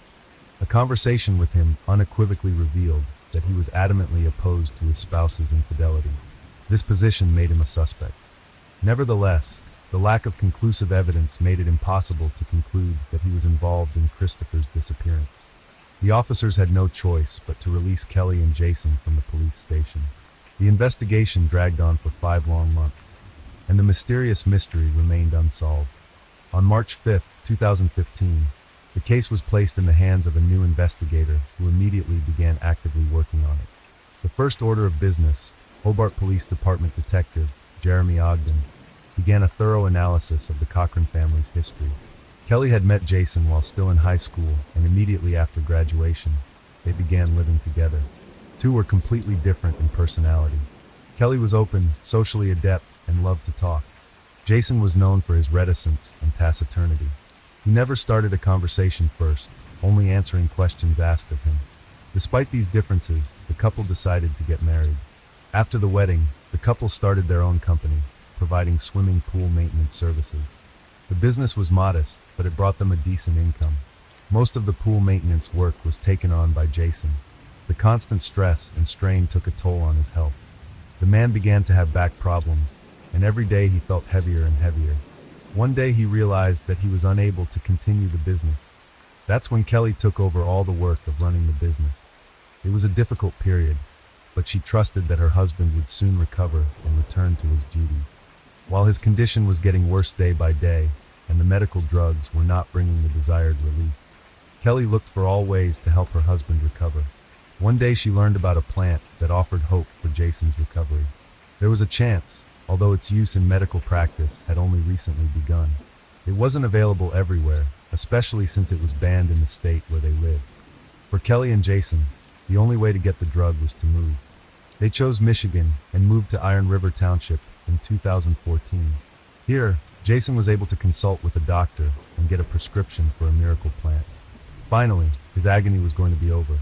So in early 2014, the plant, which specializes in manufacturing parts for U.S. warships, brought a new employee, 34-year-old Kelly Cochran, who had moved with her husband Jason to the area. Kelly made every effort to ensure her family's financial well-being, and the couple took a job at the same plant where Christopher Reagan worked. Christopher and Kelly found common topics of conversation, and over time became close friends. This companionship was of particular importance to Christopher, who had recently been having difficulties in his relationship with Terry. After reviewing all the evidence, the prosecutor made a strong case to a judge in Michigan to obtain a search warrant for the Cochrans' home. After successfully obtaining a ruling, the very next day, March 6th, the prosecutor sent a team of investigators to the couple's residence. The search of the Cochran house was conducted with special care, trying to find any traces indicating the possible involvement of Kelly and Jason in the disappearance of Christopher. However, all efforts were in vain. The only important find was a book authored by Jason. He used a pseudonym from the world of video games. The title of the work caused a smile, but its content was horrifying. In this dark and violent book, Jason described murder scenes of everyone who had ever wronged him. The detectives read the book from cover to cover and noticed one of the characters that matched Christopher's characteristics exactly. Suspicions about Jason grew stronger. Perhaps he wasn't making up the crimes, but was inspired by real events he had committed. Given the heightened suspicions, it was decided 3 weeks later to conduct another search of the Cochran house. The investigation hoped to uncover evidence that might have been missed in the previous search. When police officers drove up to the Cochrans' home, they found that no cars were in sight and the yard and driveway were empty. Attempts to knock on the door were fruitless. No one opened the door. It turned out that immediately after the initial search, Kelly and Jason had left town and moved to another state, Indiana. Their quick getaway had investigators worried because they feared they might not be able to find the crucial evidence they had been hunting for months. It was especially important to collect DNA samples from the suspects. That's when Michigan police officers contacted their Indiana counterparts, asking them to take DNA samples instead. Ready to help, the Indiana police officers headed to the Cochrans' new home. The couple, for their part, did not object at all to the procedure, as there was no legitimate reason to charge them with murder, nor was there any evidence of the victim's body itself. The investigation was gradually losing steam, leaving less and less chance of solving the disappearance of Christopher Reagan. Time passed, and suddenly on February 22, 2016, a call rang out at the police station in Hobart, Indiana. On the other end of the line was a worried Kelly Cochran. She tried to explain that her husband Jason was not breathing, but in her state of panic and emotional shock, it was difficult to provide specific details. Rescuers arrived on the scene where Kelly, in a state of utter panic, obstructed doctors. However, it soon became clear that Jason would no longer require assistance. He was sitting in a chair, his face burning with fire, as if from extreme overheating. The doctors were forced to confirm his death. The body was sent for forensic examination. Kelly was handed over to a police patrol who took her to relatives who lived nearby, down the same street. Determined to find out the circumstances of what happened, investigators searched the Cochrans' new home. During the search, one of the officers discovered a syringe needle at the foot of the marital bed. After evaluating the condition of Jason's body, the investigator concluded that his death was caused by abuse of illegal substances. However, the forensic report came as a surprise to the detectives. Although Jason was found to have an excessive amount of illegal substances in his system, the forensic results pointed to something more shocking. Jason's death was caused by strangulation, as confirmed by bruises on his neck and face. Thus, Jason, the prime suspect in the kidnapping of Christopher Reagan, was himself a victim of the crime. This discovery led to new questions and a re-examination of the evidence. Forensic experts immediately turned their attention to Kelly Cochran, who seemed to be the link between the two crimes. Now she was to become the prime suspect, not only in Christopher's disappearance, but also in her husband's murder. This investigation became an even more complex puzzle. On February 23, 2016, Kelly Cochran was invited to the police station to testify in Jason's murder case. During the interrogation, the investigators asked her directly about her involvement in her husband's death and whether she had administered excessive doses of illegal drugs to him. Despite the lack of concrete evidence and pressure from the investigators, the young woman did not confess to either the murder of her husband or the kidnapping of Christopher.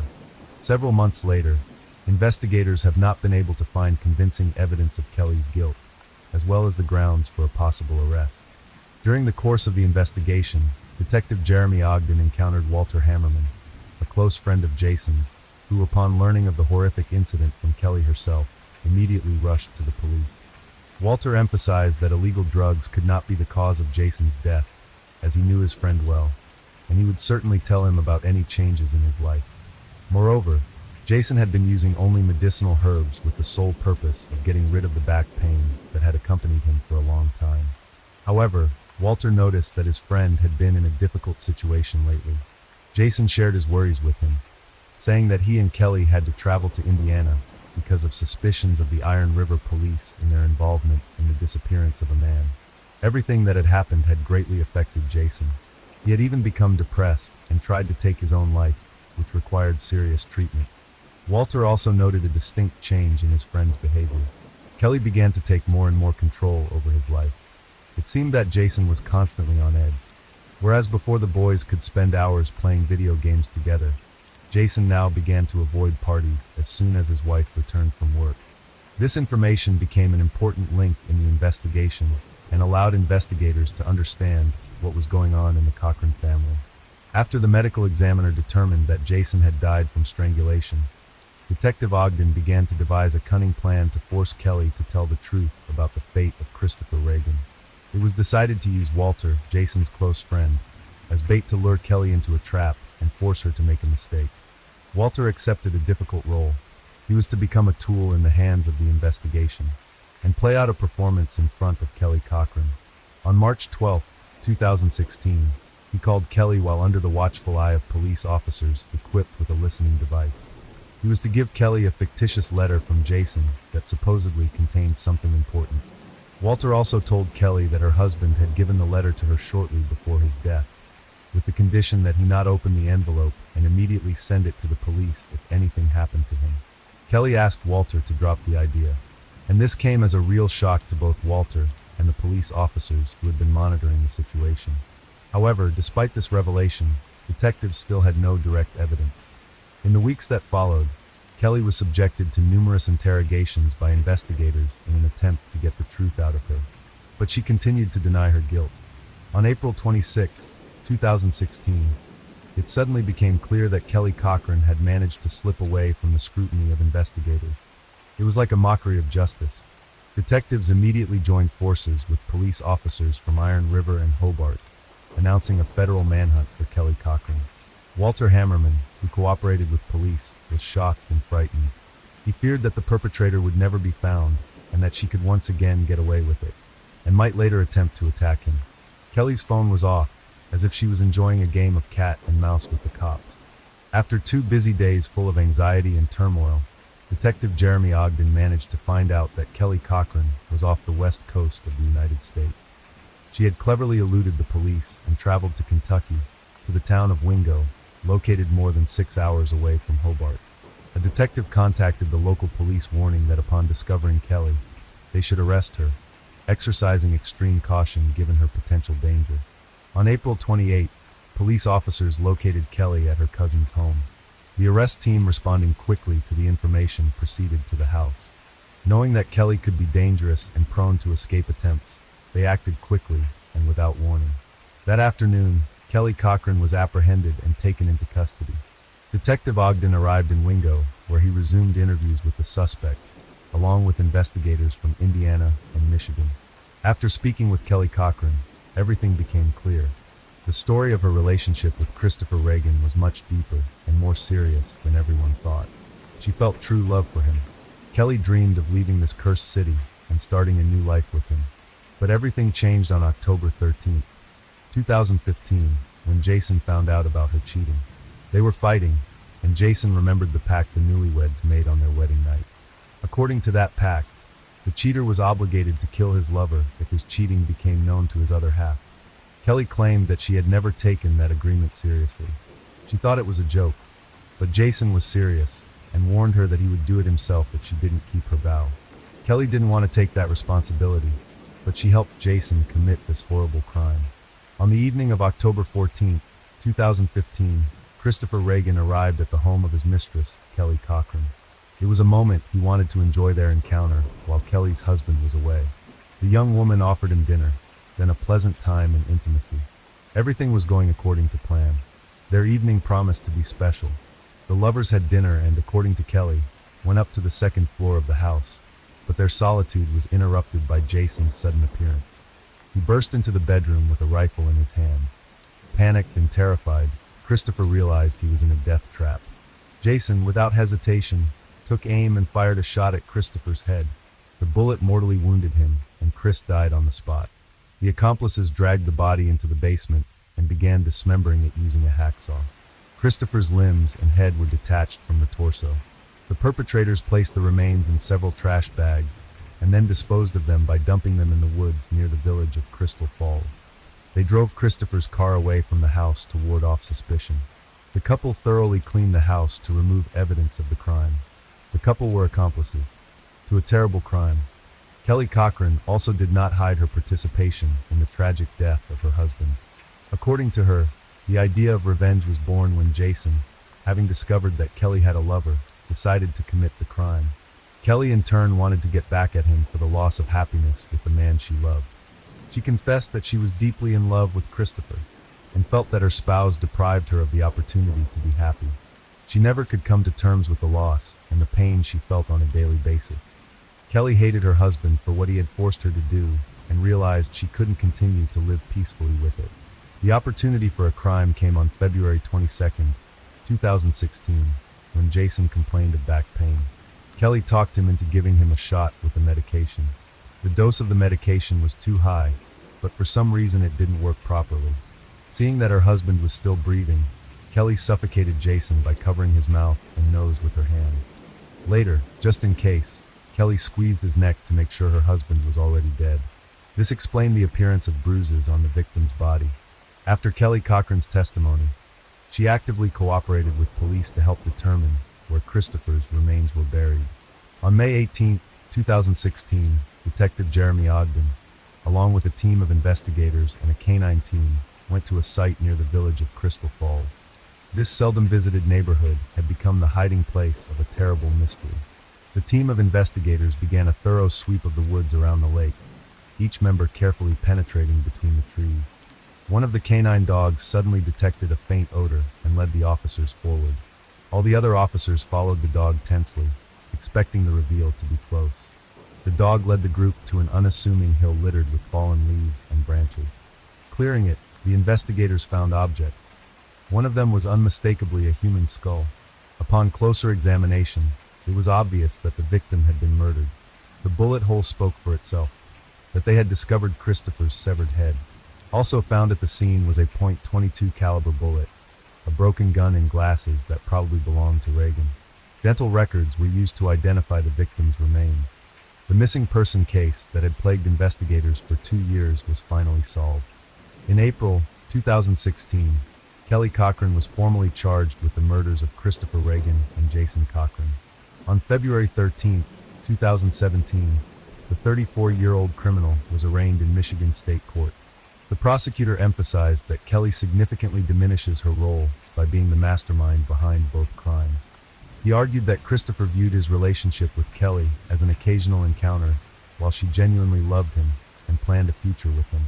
Christopher's refusal to have a serious relationship with her led to rage, and Kelly decided to kill him by making up a story about a pact with her husband. The prosecution had strong evidence, including Kelly's confession. In court, however, she presented a different version. According to her, she was being abused by her jealous husband, who arranged the crime. He hid in the basement that day and caught the lovers off guard. Then he grabbed a gun in a rage and shot Christopher. It was Jason's suggestion, and he coerced Kelly into helping by threatening to kill him. The new version made the jury wonder about Kelly's guilt. They deliberated for 3 hours and still reached their verdict. Kelly was found guilty of the premeditated murder of Christopher Reagan. She was given a life sentence without parole. Jason Cochran's case did not go to trial as a plea agreement was reached, and Kelly was sentenced to 65 years in prison. From the courtroom, Kelly Cochran was sent straight to Crown Point Correctional Facility in Ypsilanti, Michigan. There she is, serving her sentence, and only regrets that her personal life did not work out. In one phone interview, Kelly stated, "I tried to do what I thought was right. You go to school, you go to college, then you get married, Kelly Cochran shares in an interview. It was good in the beginning, but in the end, all my efforts were in vain. All I did was work all the time while my husband entertained himself with computer games. Within the prison walls, Kelly continues to reveal details of her creamies. She claims that she and Jason committed more creamies and Christopher is just one of their many victims. The details, names, and additional crimes Kelly does not disclose make it difficult to corroborate her words. Kelly's brother has also heard from her that there were more victims, but there is no concrete evidence to back that up at this time. Detective Jeremy Ogden of the Hobart, Indiana Police Department is scrutinizing the details, hoping to uncover some clues and find evidence of other possible crimes committed by Kelly and Jason Cochran, in hopes that this additional evidence will help close a chapter in this dark story. Interested in more real-life murder mysteries? Be sure to like and subscribe to our channel. Leave me a comment and I'll read you. Enjoy life because there is only one life. The summer of 1985 in London turned out to be sunny and warm, breathing nature and tranquility.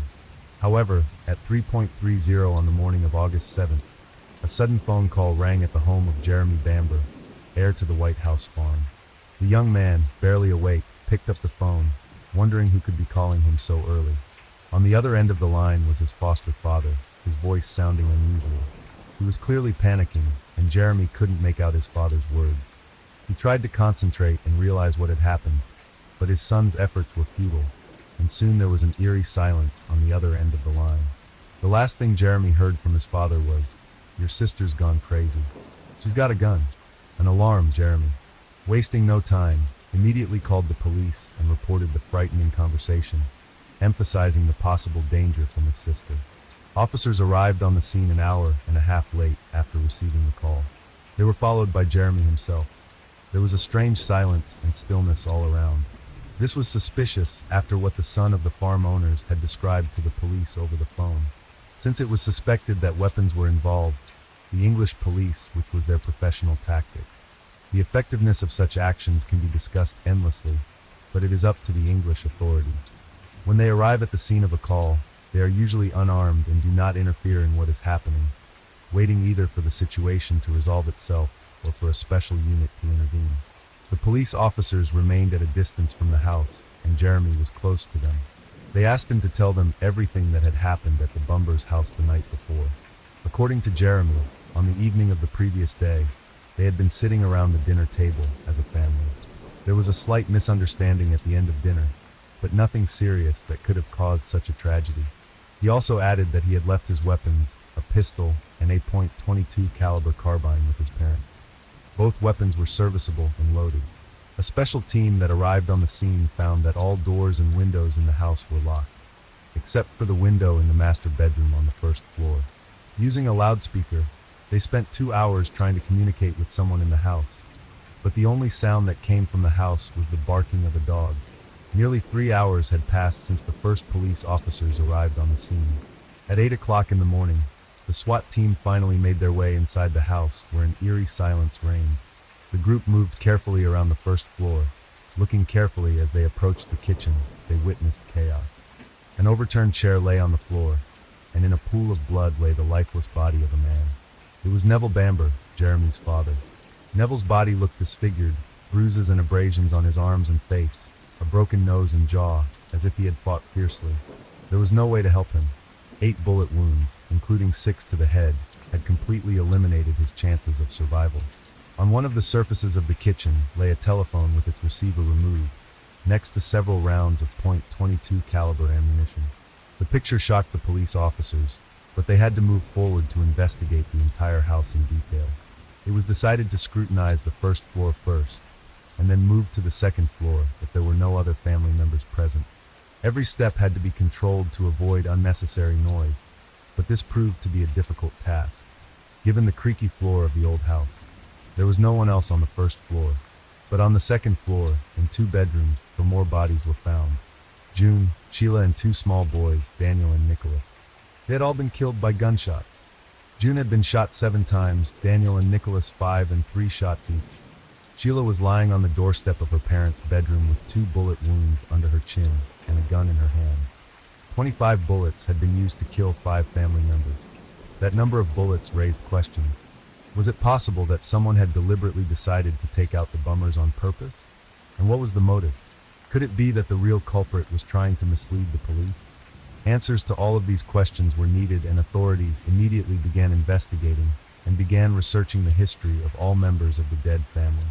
The history of the Bamber family. The county of Essex, with its nature, is in close proximity to the noisy and crowded London, where there is always an endless stream of tourists flowing.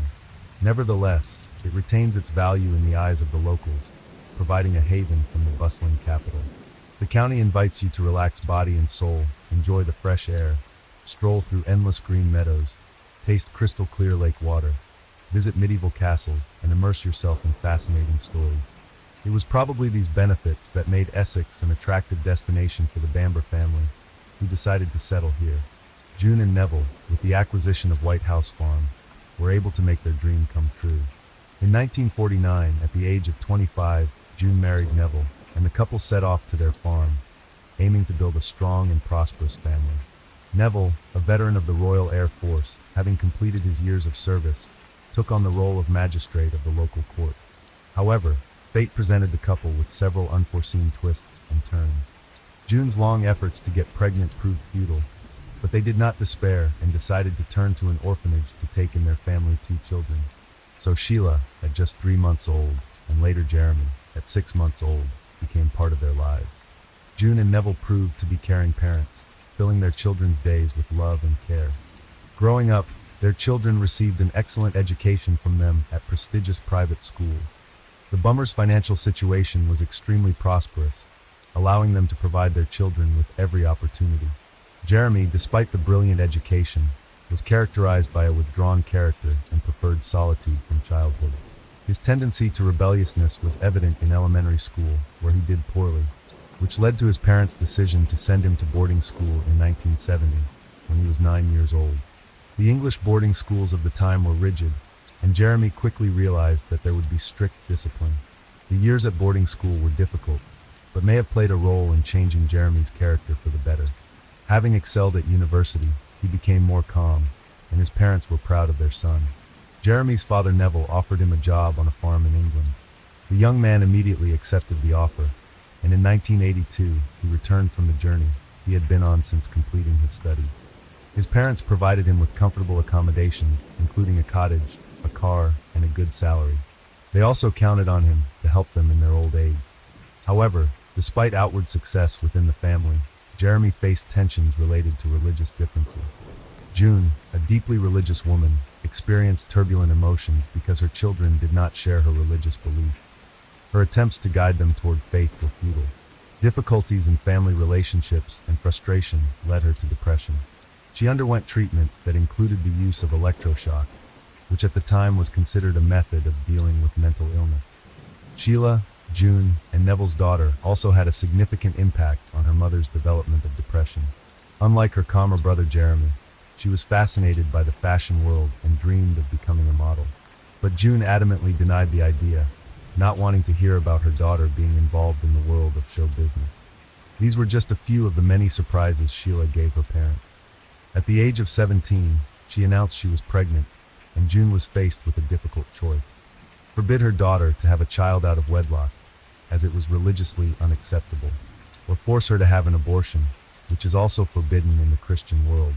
In the end, June relieved herself of all responsibility and asked Sheila to make the decision herself, but in such a way that no one in their family would ever know that she had gotten rid of the pregnancy.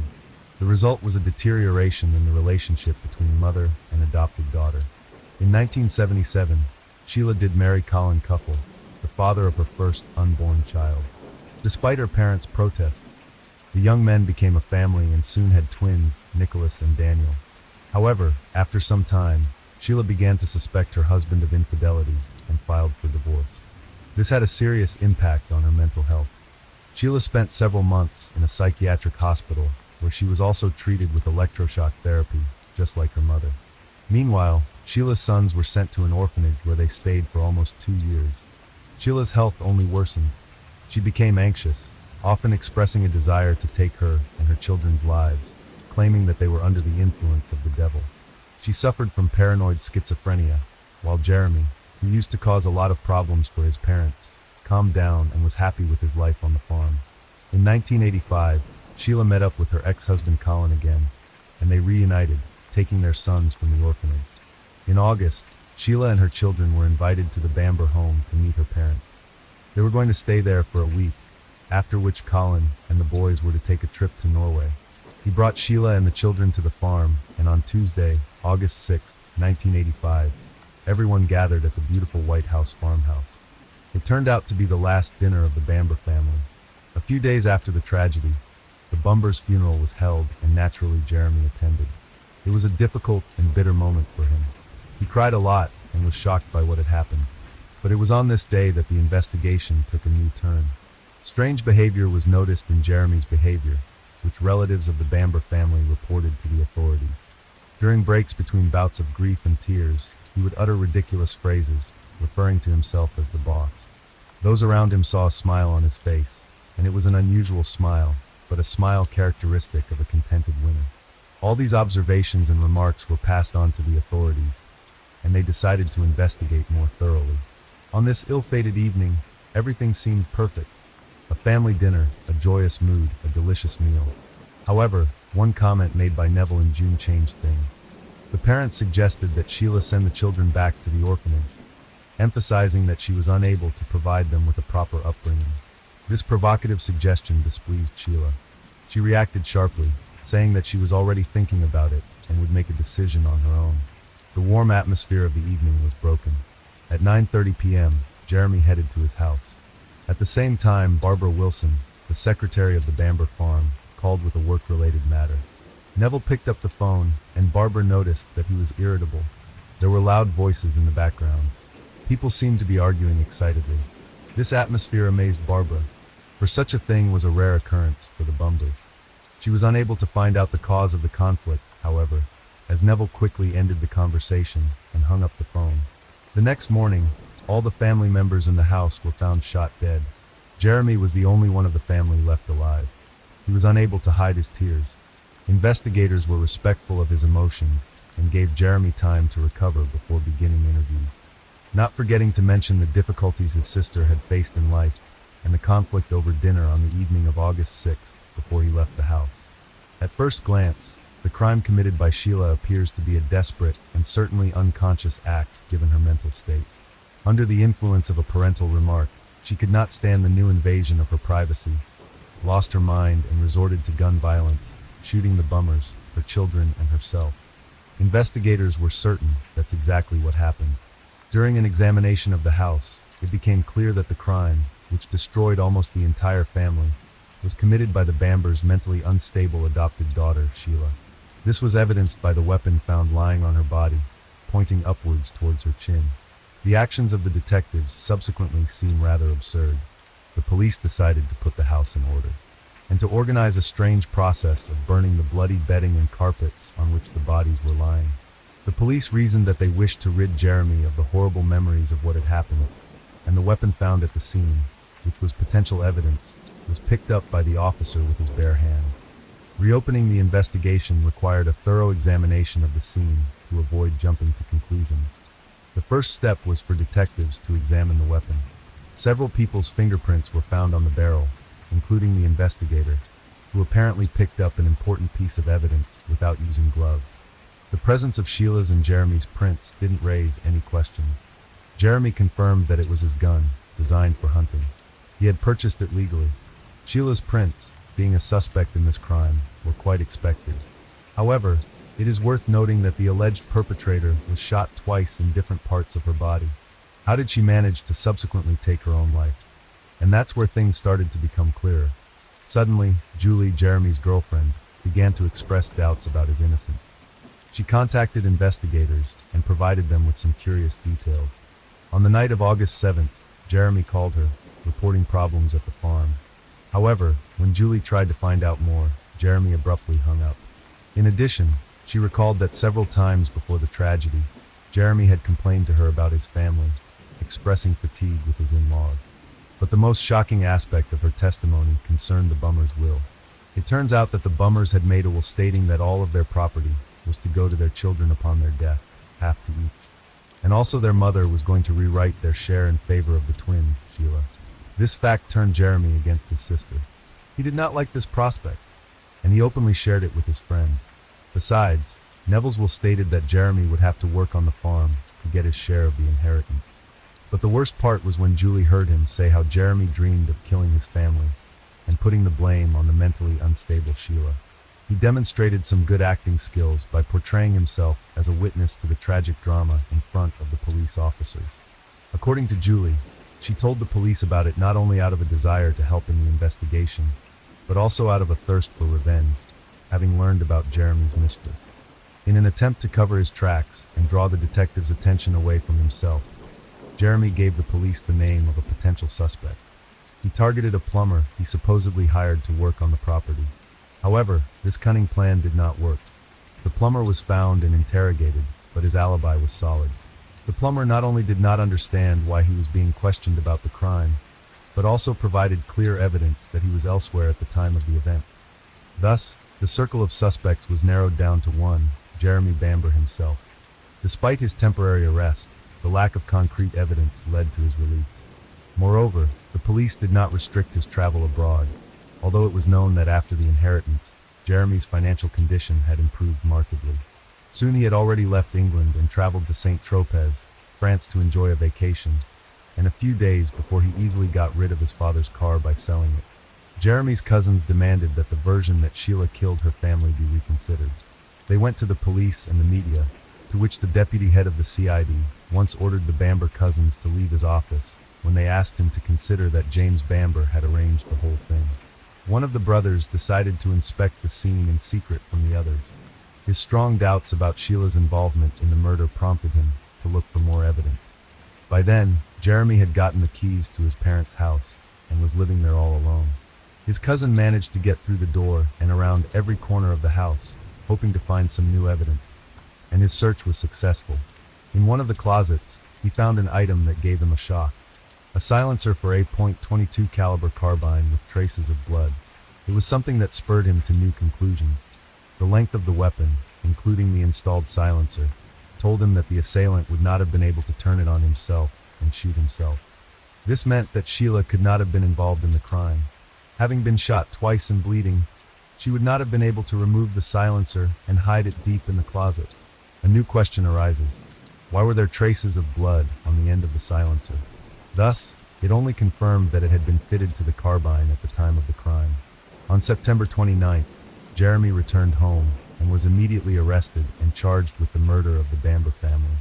The trial, which lasted 18 days, began on October 3, 1986 at Chelmsford Crown Court. Jeremy Bamber looked arrogant as he took his seat in the dock. Prosecutors accused him of lying. The station's telephone technicians checked and confirmed that the phone line at Bamber's home was busy that night. The medical examiner's testimony at trial was key. Injuries on Neville's body found by the experts included several bruises indicating that the elderly man had resisted blows. The medical examiner suggested that Neville had been beaten with the very same .22 caliber carbine.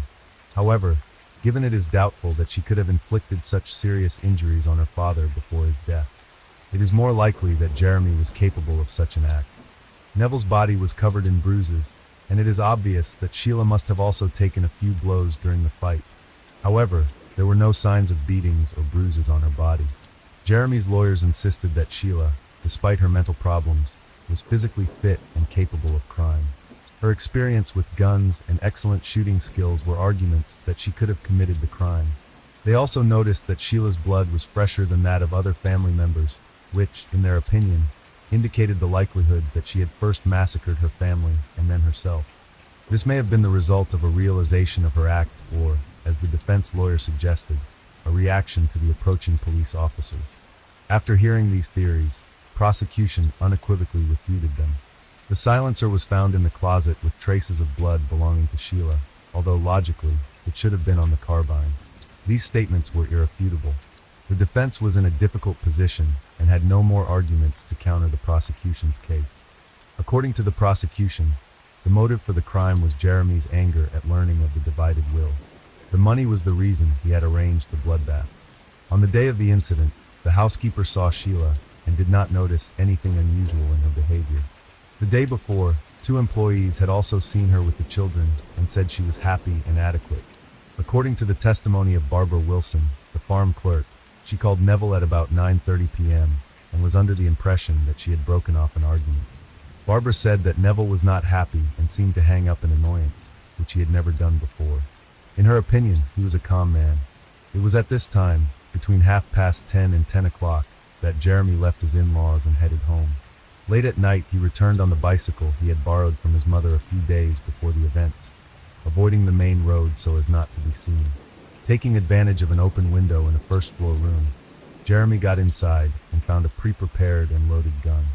When he entered his parents' bedroom, he fired 2 shots, killing Jane. Then he pointed the gun at Neville. His father woke up and tried to defend himself. A struggle ensued, during which father and son went downstairs, and there Jeremy was able to kill his father in the kitchen. He then returned to the bedroom where he finished off Sheila and her children.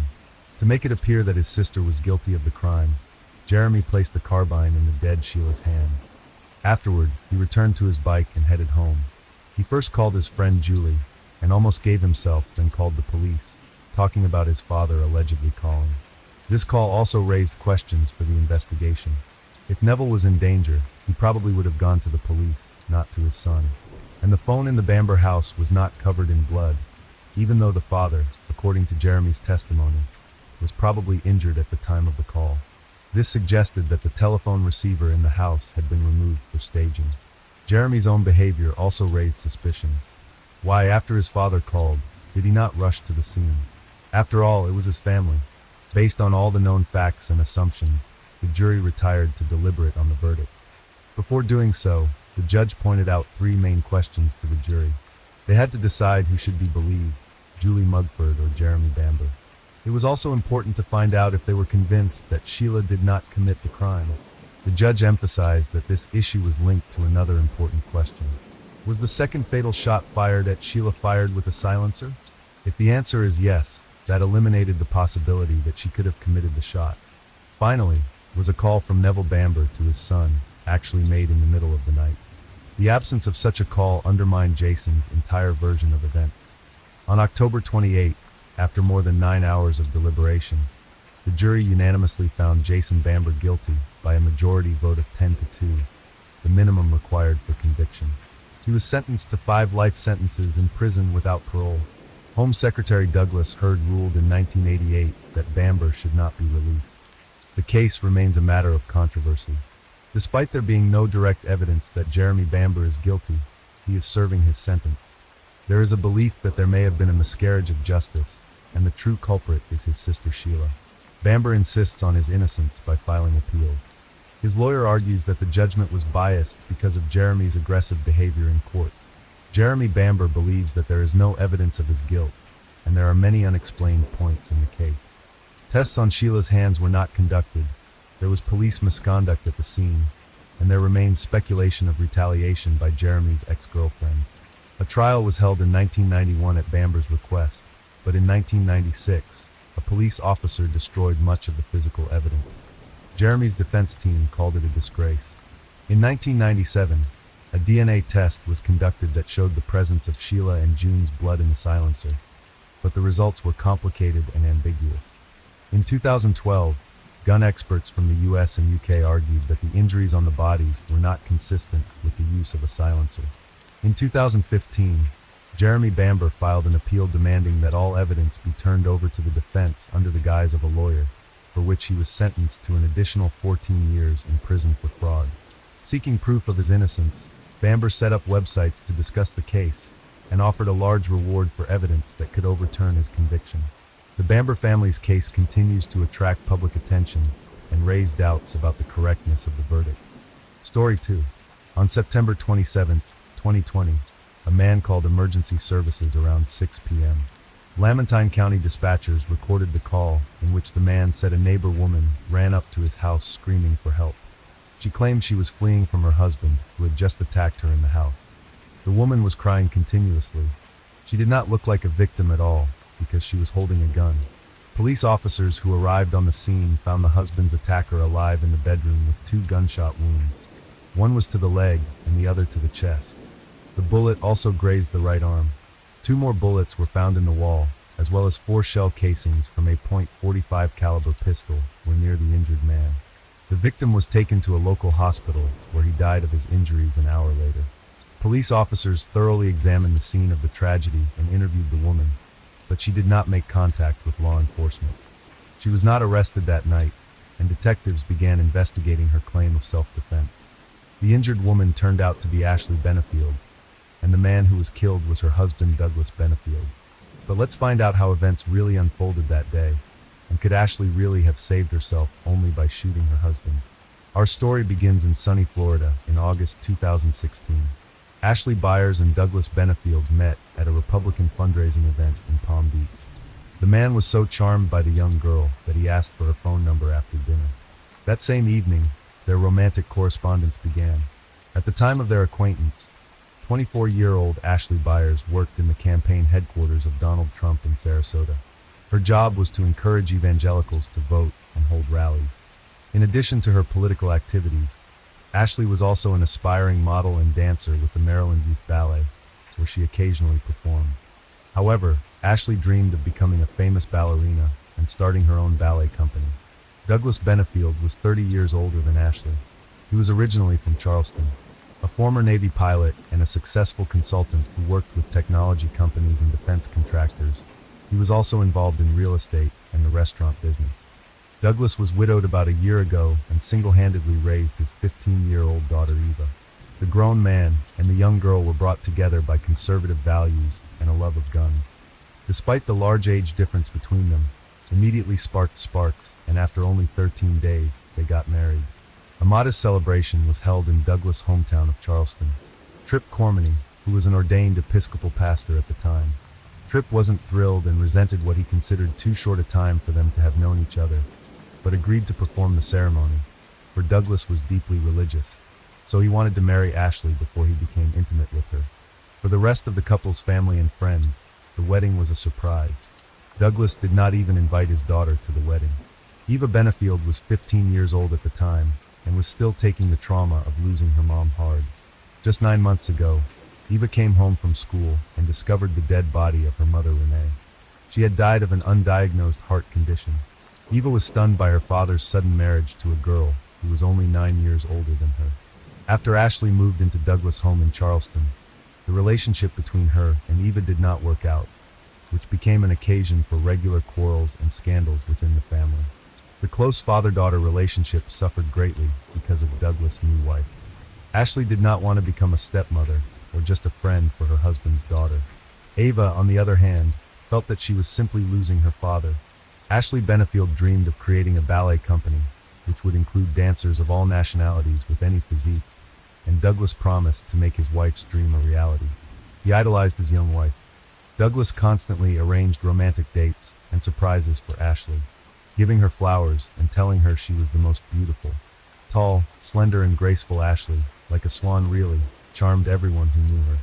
Her blue eyes radiated kindness, her long brown hair, like plumage for a bird, added beauty and glamour.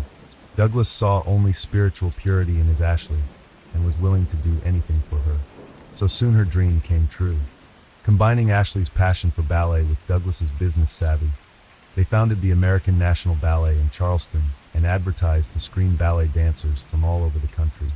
The goal was to run a non-profit ballet company and for-profit school. In the summer of 2017, Ashley and Douglas began holding the first auditions, but in addition to starting a ballet company, Ashley also dreamed of becoming a mother, and this is exactly what happened in the midst of creating the ballet company. In the late summer of 2017, about 40 dancers from around the world began arriving in Charleston to work with Ashley, but she never showed up for another audition. All the work fell on Douglas's shoulders. Douglas hired ballet master Michael Wise to train the dancers, but it was Ashley who many dancers were waiting for. But she wasn't planning on doing ballet anytime soon, citing a serious condition due to her pregnancy. Despite the growing tension between Ashley and Eva, Douglas continued to help his wife follow her dream, to start a ballet company in Charleston with a unique mission. The man, who was quite distant from ballet, with the help of hired choreographers and managers, tried to run the business on his own. But the company soon ran into legal trouble after being sued by dancers and choreographers who accused the couple of breach of contract. claiming they were fired just weeks after being hired. After leaving, Ashley Douglas brought in new managers in hopes of getting the ballet up and running.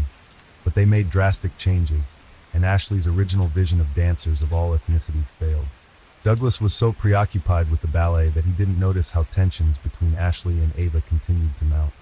One day after Douglas and Ashley argued over Ava, he lost his temper and fired a gun into the ceiling of their home.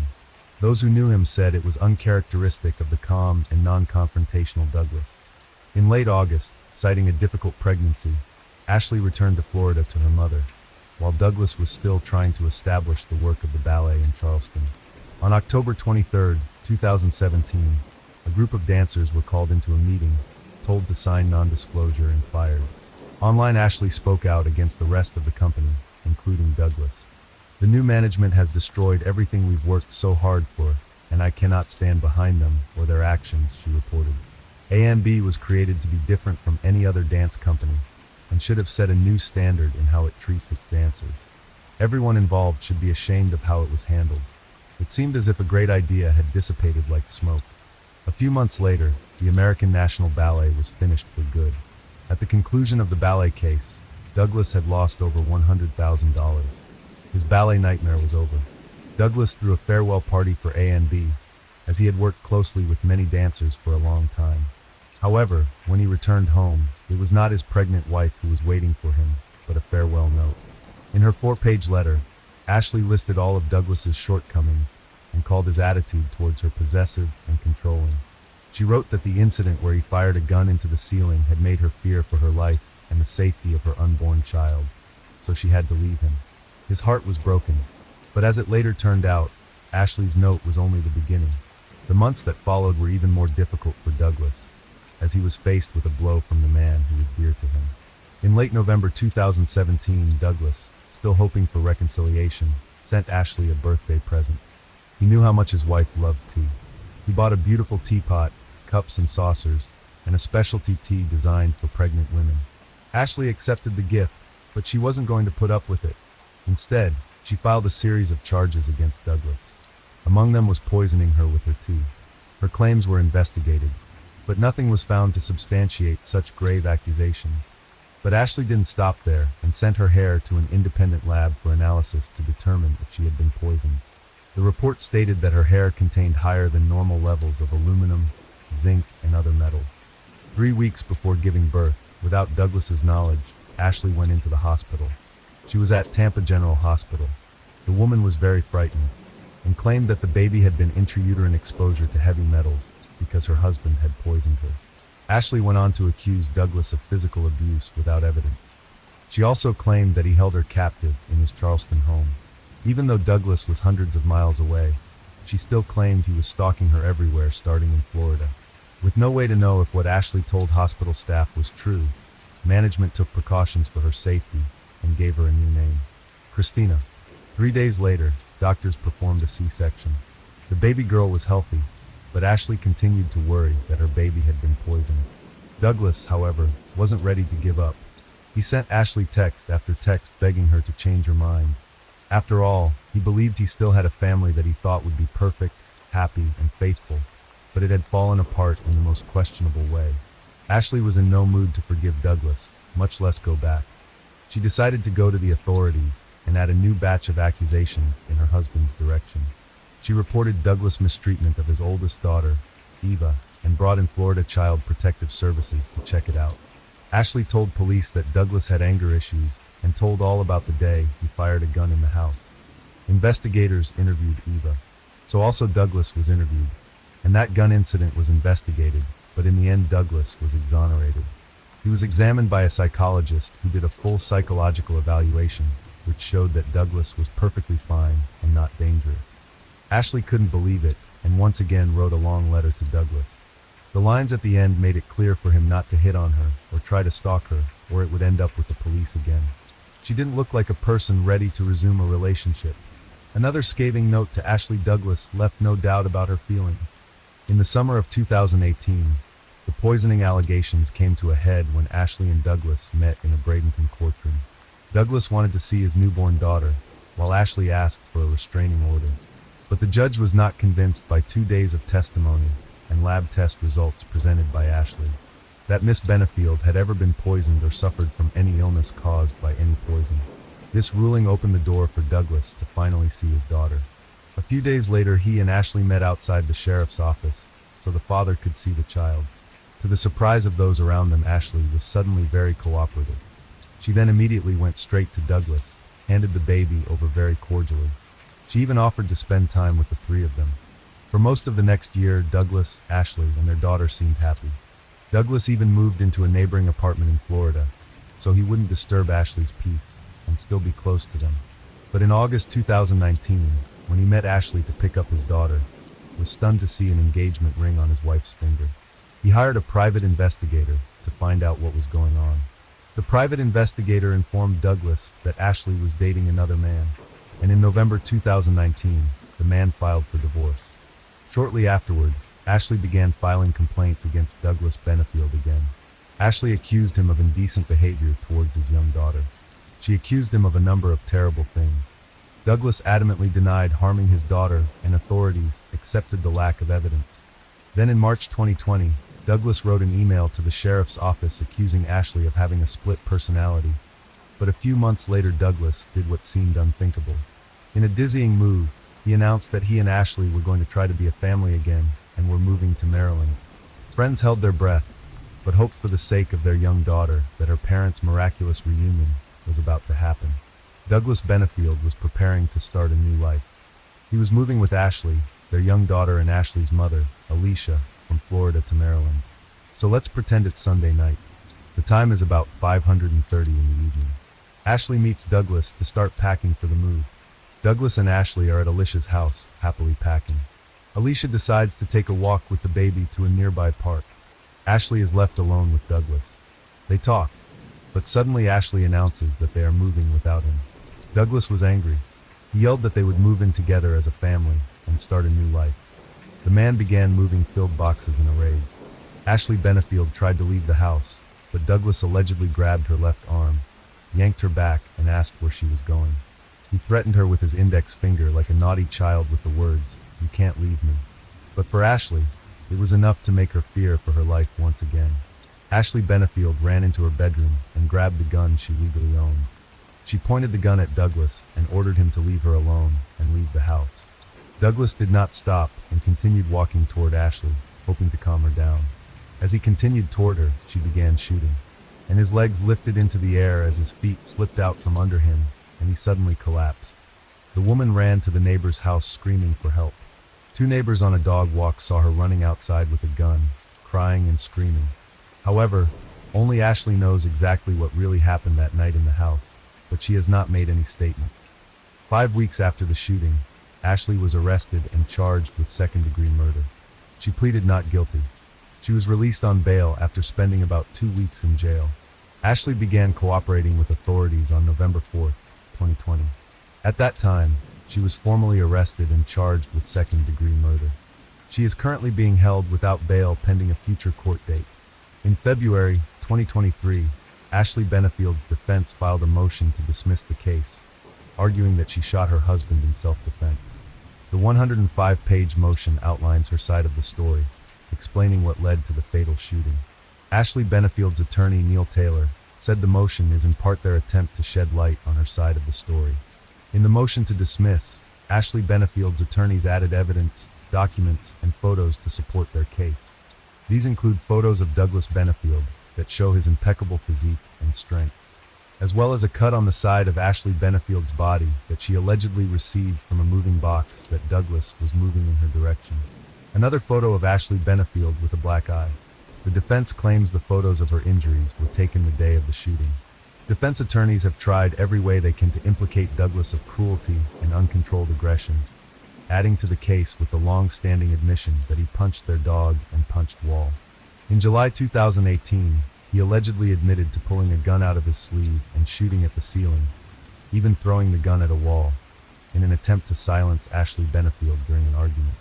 During the initial hearing, Assistant State's Attorneys Susan O'Donnell and Rebecca Friel, as well as Ashley Benefield's attorney Neil Taylor, argued whether Ashley Benefield's actions the night she fired a gun at Doug Benefield were self-defense. A Lamantine County judge denied a motion to dismiss the case against Ashley, who was accused of killing her ex-husband nearly 2 months after she appeared in court for a hearing. Circuit Court Judge Stephen White said the totality of the evidence presented during the hearing showed that the state proved that the killing of Douglas Benefield was not a single act of necessary self-defense, but instead was the culmination of a long, concerted effort by Ashley Benefield. The ruling rejected the defense's version of what happened and agreed with the state that probable cause existed to continue the case. The competent and substantial evidence presented by the state clearly and convincingly demonstrates that the defendant is not entitled to judicial immunity from prosecution, because she was not justified in using deadly force against the victim on September 27, 2020, Judge White wrote in the ruling. So Ashley Benefield was denied dismissal of the case and immunity. The evidence presented in court was not enough to convince the prosecutor and the court to shoot. Court documents state that on that fateful day of September 27, 2020, Douglas Benefield went to visit his child at the Lakewood Ranch home where the suspect was staying with her mother. An argument ensued, resulting in him being shot. He later died from his injuries at a local hospital. Ashley Benefield claimed Douglas grabbed her and began hitting her when she tried to leave. Authorities' affidavit states that based on the entry wounds on Douglas' body, he was not facing Ashley when she began shooting. He also did not take any defensive position. Douglas was not found to have any weapon on or near him, but as detectives investigated, Ashley's claim of self-defense became problematic. Apparently the man didn't even expect his beloved wife to shoot him. Ashley Benefield insists she is innocent and awaiting trial. She has not yet pleaded guilty. To date, there are many unanswered questions surrounding Douglas and Ashley's marriage. All we know is that by her own admission, she did shoot her husband and caused his death. Is it possible that Ashley was really afraid of Douglas and was prepared to defend herself at any time of the day or night? Of course, she could have been afraid of him. Fear is one of the strongest human emotions that is easily controlled and manipulated, but it's impossible to be afraid of something that isn't there. Ashley had lived in an invented fear for years and constantly expected to be attacked. She killed her husband for threatening her with a finger in her face.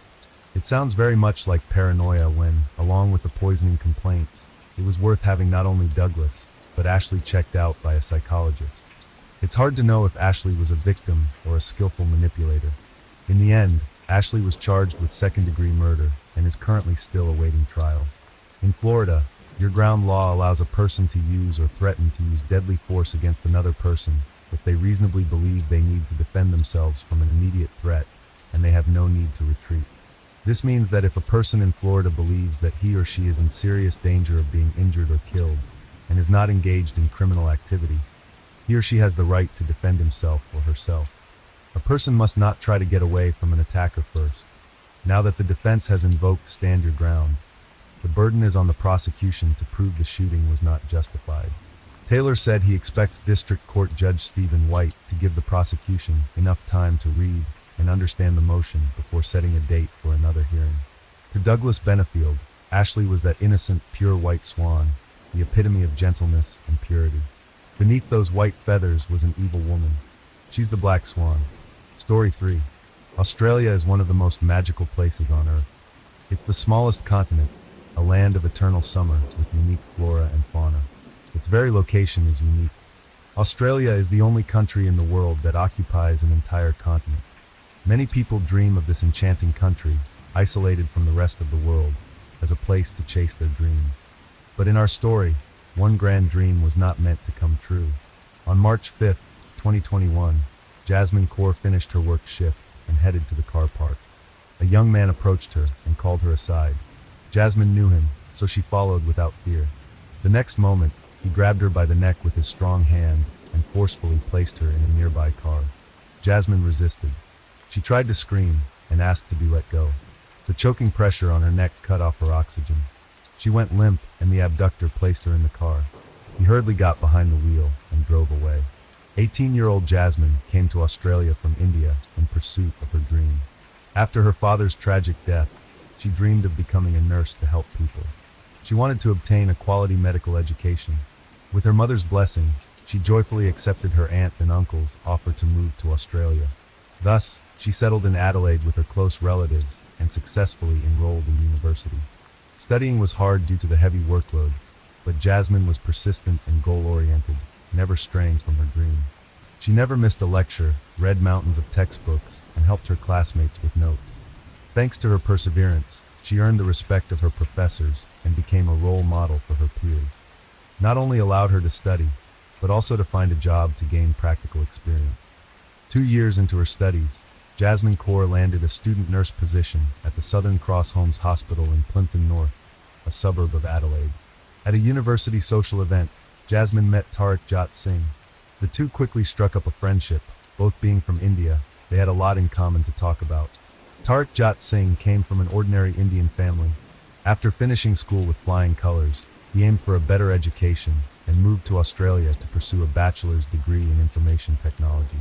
A kind and empathetic young man, he studied hard and worked to afford a comfortable living in the bustling city. The young people spent a lot of time together, hanging out at work and catching up at cafes between university lectures. Over time, their friendship blossomed into a romantic relationship.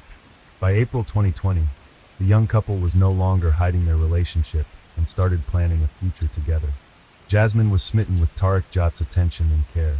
He continuously expressed his devotion and love. Initially, it seemed like he was just very caring, but gradually his attentiveness became more intrusive. Tariq Jat started inquiring about Jasmine's every move, justifying it by saying he was concerned for her well-being. Secretly, he began checking whom she was interacting with on social media, and then started demanding reports on her every step. Jasmine felt that Tariq Jat's behavior had crossed all boundaries, but he managed to convince her every time that his total control was purely out of love and care. He would apologize and promise not to invade her personal space without reason, but these were just empty promises. Over time, Jasmine felt increasingly suffocated in her relationship with Tariq Jat. He strongly opposed her interactions with family and friends. This isolation deeply hurt her, leading Jasmine to make a crucial decision to end the relationship and free herself from the pressure. With her family's support, Jasmine informed Tariq Jat that she was ending their relationship. He reacted with fury, screaming, cursing, and threatening retribution against her family.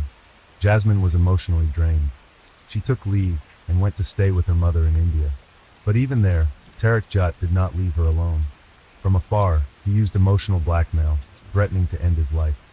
Tariq Jat took drastic measures to capture his ex-girlfriend's attention. At one point, he attempted to end his life by consuming several packs of sleeping pills, recording the act and sending the video to Jasmine, hoping to elicit pity and compassion. He ended up in the hospital under medical care. After receiving the necessary therapy, Tariq Jat returned to his job and studies. It appeared he had accepted the breakup with Jasmine and started a new life without her. But on March 6, 2021, Jasmine Kaur did not show up for work. As evening fell and darkness enveloped the streets, a car swiftly made its way through the city, adeptly avoiding surveillance cameras. After an hour's drive, the car came to a stop. The young man exited and helped the girl out. She was weak from the prolonged lack of oxygen. With cold efficiency, he retrieved tape and a cable from the trunk. Without a word and with brute cruelty, he sealed her mouth and eyes with the tape, causing her eyelashes to stick together and pulling tightly on the delicate skin of her face. Then the man tied her hands behind her back. She writhed in fear. There was nowhere to run. He pushed her, and when she fell, he tied her legs with the same cable. The victim moaned and squirmed on the dusty road. Her long, dark hair tangled, and her clothes became dirty. After binding her legs, he grabbed her hair and with a swift slash cut across her throat. The victim went silent. He placed the knife in a bag and carelessly lifted the immobilized girl off the ground into the trunk. Closing the lid, he lit a cigarette. He took a few puffs before getting back into the car to continue his drive. He drove through the evening and all night. Only in the early morning did his car stop at Death's Peak. The man dug a shallow grave, removed the victim from the trunk, and laid her in the ground. Thus, the young woman was buried alive by her abductor. But she was still alive. Her eyes didn't see the horror of her situation. Lying in the cold earth, trying to breathe, her nostrils filled with fine sand. The weight of the soil pressing down on her, she was unable to move. Fear and the realization of complete helplessness took over her mind. She could only moan briefly. Then she fell asleep forever. So easily and simply, one person decided they had the right to determine another's fate. But evil must and will be punished. In 2021, Jasmine Kaur did not show up for work at the Southern Cross Care elderly home in North Plimpton, where she worked as a nurse without any prior warning. Her supervisor contacted her family. On the same day, she was declared missing. A search began. Surveillance footage from that evening was reviewed, but there was nothing that could aid the investigation in finding Jasmine Kaur. The last time the young nursing student was seen was leaving her job at Southern Cross around 10 p.m. on March 5th. Tariq Jat Singh quickly became the prime suspect with a motive, especially since Jasmine had filed a harassment complaint against him with the police just weeks before her disappearance. When first questioned by police on March 6, Singh claimed he couldn't remember the last time he saw Jasmine Kaur and insisted he was at home on the night of her death, and that he had buried her in the Flinders Ranges. He led the police to the burial site where they discovered Jasmine's shoes, glasses, and work ID badge in a trash bin along with zip ties. She was exhumed 2 days after Tariq Jat Singh was interrogated by the police at Morialta Creek, 40 kilometers north of Hakar, approximately 100 meters from the road, and nearly a 5-hour drive from the location he allegedly took her. Tariq Jat Singh was arrested and held in custody pending trial. Investigators determined that in the days leading up to her disappearance, Tariq Jat Singh had meticulously prepared for the abduction and death of the young woman. It was found that on the day of the kidnapping, Singh had purchased zip ties, tape, and rope from a hardware store. Searches conducted at the residence where Tariq Jat lived uncovered several SIM cards and phones, proving that he had carefully planned the abduction, even going as far as changing his SIM card to fabricate an alibi. On the night of the abduction, Singh switched cars with his apartment neighbor and asked him to cover his shift, then headed to the elderly home where Jasmine was working that day. Initially, Singh was charged with failing to report a death to the coroner before the charge was upgraded to homicide. Was charged with the homicide of 21-year-old Jasmine Kaur after her body was found buried at Morialta Creek. Singh first appeared via video link before the Port Augusta Magistrates Court on March 9, where Judge Gregory Fisher ordered the accused name and face to be withheld for 30 days. In July 2021, hearings in the Jasmine Kaur case began under Judge Adam Kimber in the Supreme Court. It emerged during the hearings that Singh was in Australia on a student visa and had spent time in a short-term psychiatric ward that year. Prosecutors told the Supreme Court that 21-year-old Jasmine Kaur was assassinated a month after she reported her ex-partner Tariq Jat Singh for stalking her. Singh pleaded guilty to the of Jasmine Kaur in March 2021, and the details of his crime were outlined during the sentencing. Prosecutor Carmen Mateo stated that Jasmine Kaur endured absolute terror after Singh abducted her from her workplace in Adelaide on March 5, 2021. The court heard Jasmine Kaur suffered an extraordinary level of cruelty after her former boyfriend kidnapped her, bound her with tape and zip ties, and buried her alive with her eyes bound unconscious at Death's Peak, near Hakar in the Flinders Ranges. Evidence provided by the pathologist who conducted Jasmine's autopsy indicated that Singh made superficial cuts to her throat, but these did not cause her death. An autopsy report presented showed Jasmine Kaur died on March 6, 2021, several hours after being buried. Horrific details emerged during the sentencing at the Supreme Court. Prosecutor Carmen Mateo stated she had to be acutely aware of her hopeless situation, and she must have consciously suffered from what can only be described as absolute terror. Mateo also mentioned that the act was inefficient and Jasmine Kaur was made to suffer. It is unknown when her throat was cut, unknown when and how she ended up in that grave or was placed there, and unknown when she was dug out. Other than the accusation suggests that it must have happened while she was still alive and being prepared for burial. Tariq Jat denied any wrongdoing, continuously asserting that she took her own life. However, Judge Adam Kimber stated that Singh prepared a series of calculated steps over a certain period of time to commit the crime. Prosecutor Carmen Mateo informed the court that Ms. Kaur had filed a police report claiming that Tariq Jat Singh was stalking her on February 9th, about a month before she was assassinated. Cold and clinical planning of Ms. Kaur's death after their relationship ended. The manner in which Jasmine Kaur was murdered indeed involved an extraordinary level of cruelty, she added. Martin Anders, the attorney representing Singh's interests, stated that 2 months before the tragic incident, the Singh and Kaur families had a meeting that resulted in a negative decision regarding the continuation of their relationship. He also mentioned that Singh's reasoning was seriously impaired following the end of their relationship, This is not someone who was really well grounded in terms of understanding what desires were at play, how these issues evolved, and how he might have properly reasoned in the circumstances he faced. The lawyer explained he took actions that destroyed not only her life, but his own, and is experiencing hallucinations following Jasmine Kaur's demise. However, a psychiatric evaluation concluded that Tariq Jat Singh was fully sane at the time, and he was charged with assassination. During the sentencing, the court heard about several messages Singh wrote, but never sent to Jasmine in the days leading up to her death. These messages contained statements such as, "And deep inside what I feel but can't overcome." The prosecution informed the court that Singh downloaded a map of surveillance cameras across Adelaide the day before abducting Jasmine. Ms. Mateo said that surveillance footage showed Singh purchasing zip ties from a hardware store on the afternoon of the abduction. She also mentioned that Singh removed the SIM card from his phone, placed it in another device, and left it at his home, to engage cell towers that would create the impression he was at or near his home. He punished her, a defenseless innocent girl, for rejecting him, she said.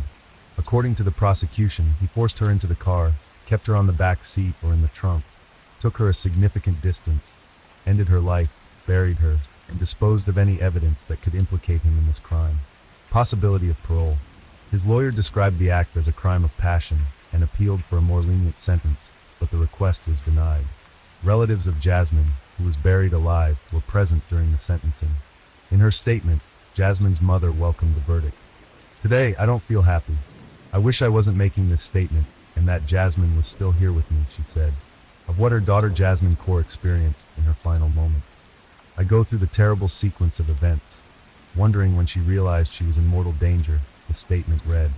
"There was no one to save her. She spent her last hour on this earth with the worst of humanity. Jasmine is gone, and I am devastated with grief. She was a precious little girl. 100 times. She lost her life because Tariq Jat wanted to force her into marriage and force her into a relationship with him," she said. Mrs. Kaur stated she would never forgive Singh for what he had done. "Justice has prevailed, and I cannot express our relief. We welcome the sentence, but what I can say is that my family and I have already begun serving a life sentence, and we will have to spend the rest of our lives without Jasmine." Jasmine's employer, and those she cared for, described her as a beautiful soul who was kind, sweet, and attentive. Thus, 21-year-old Indian student Tariq Jat Singh, who abducted his former girlfriend, 21-year-old Jasmine Kaur, from a South Australian nursing home where she worked in North Plimpton, Adelaide in March 2021, was sentenced to life in prison for a term of no less than 23 years without the possibility of parole.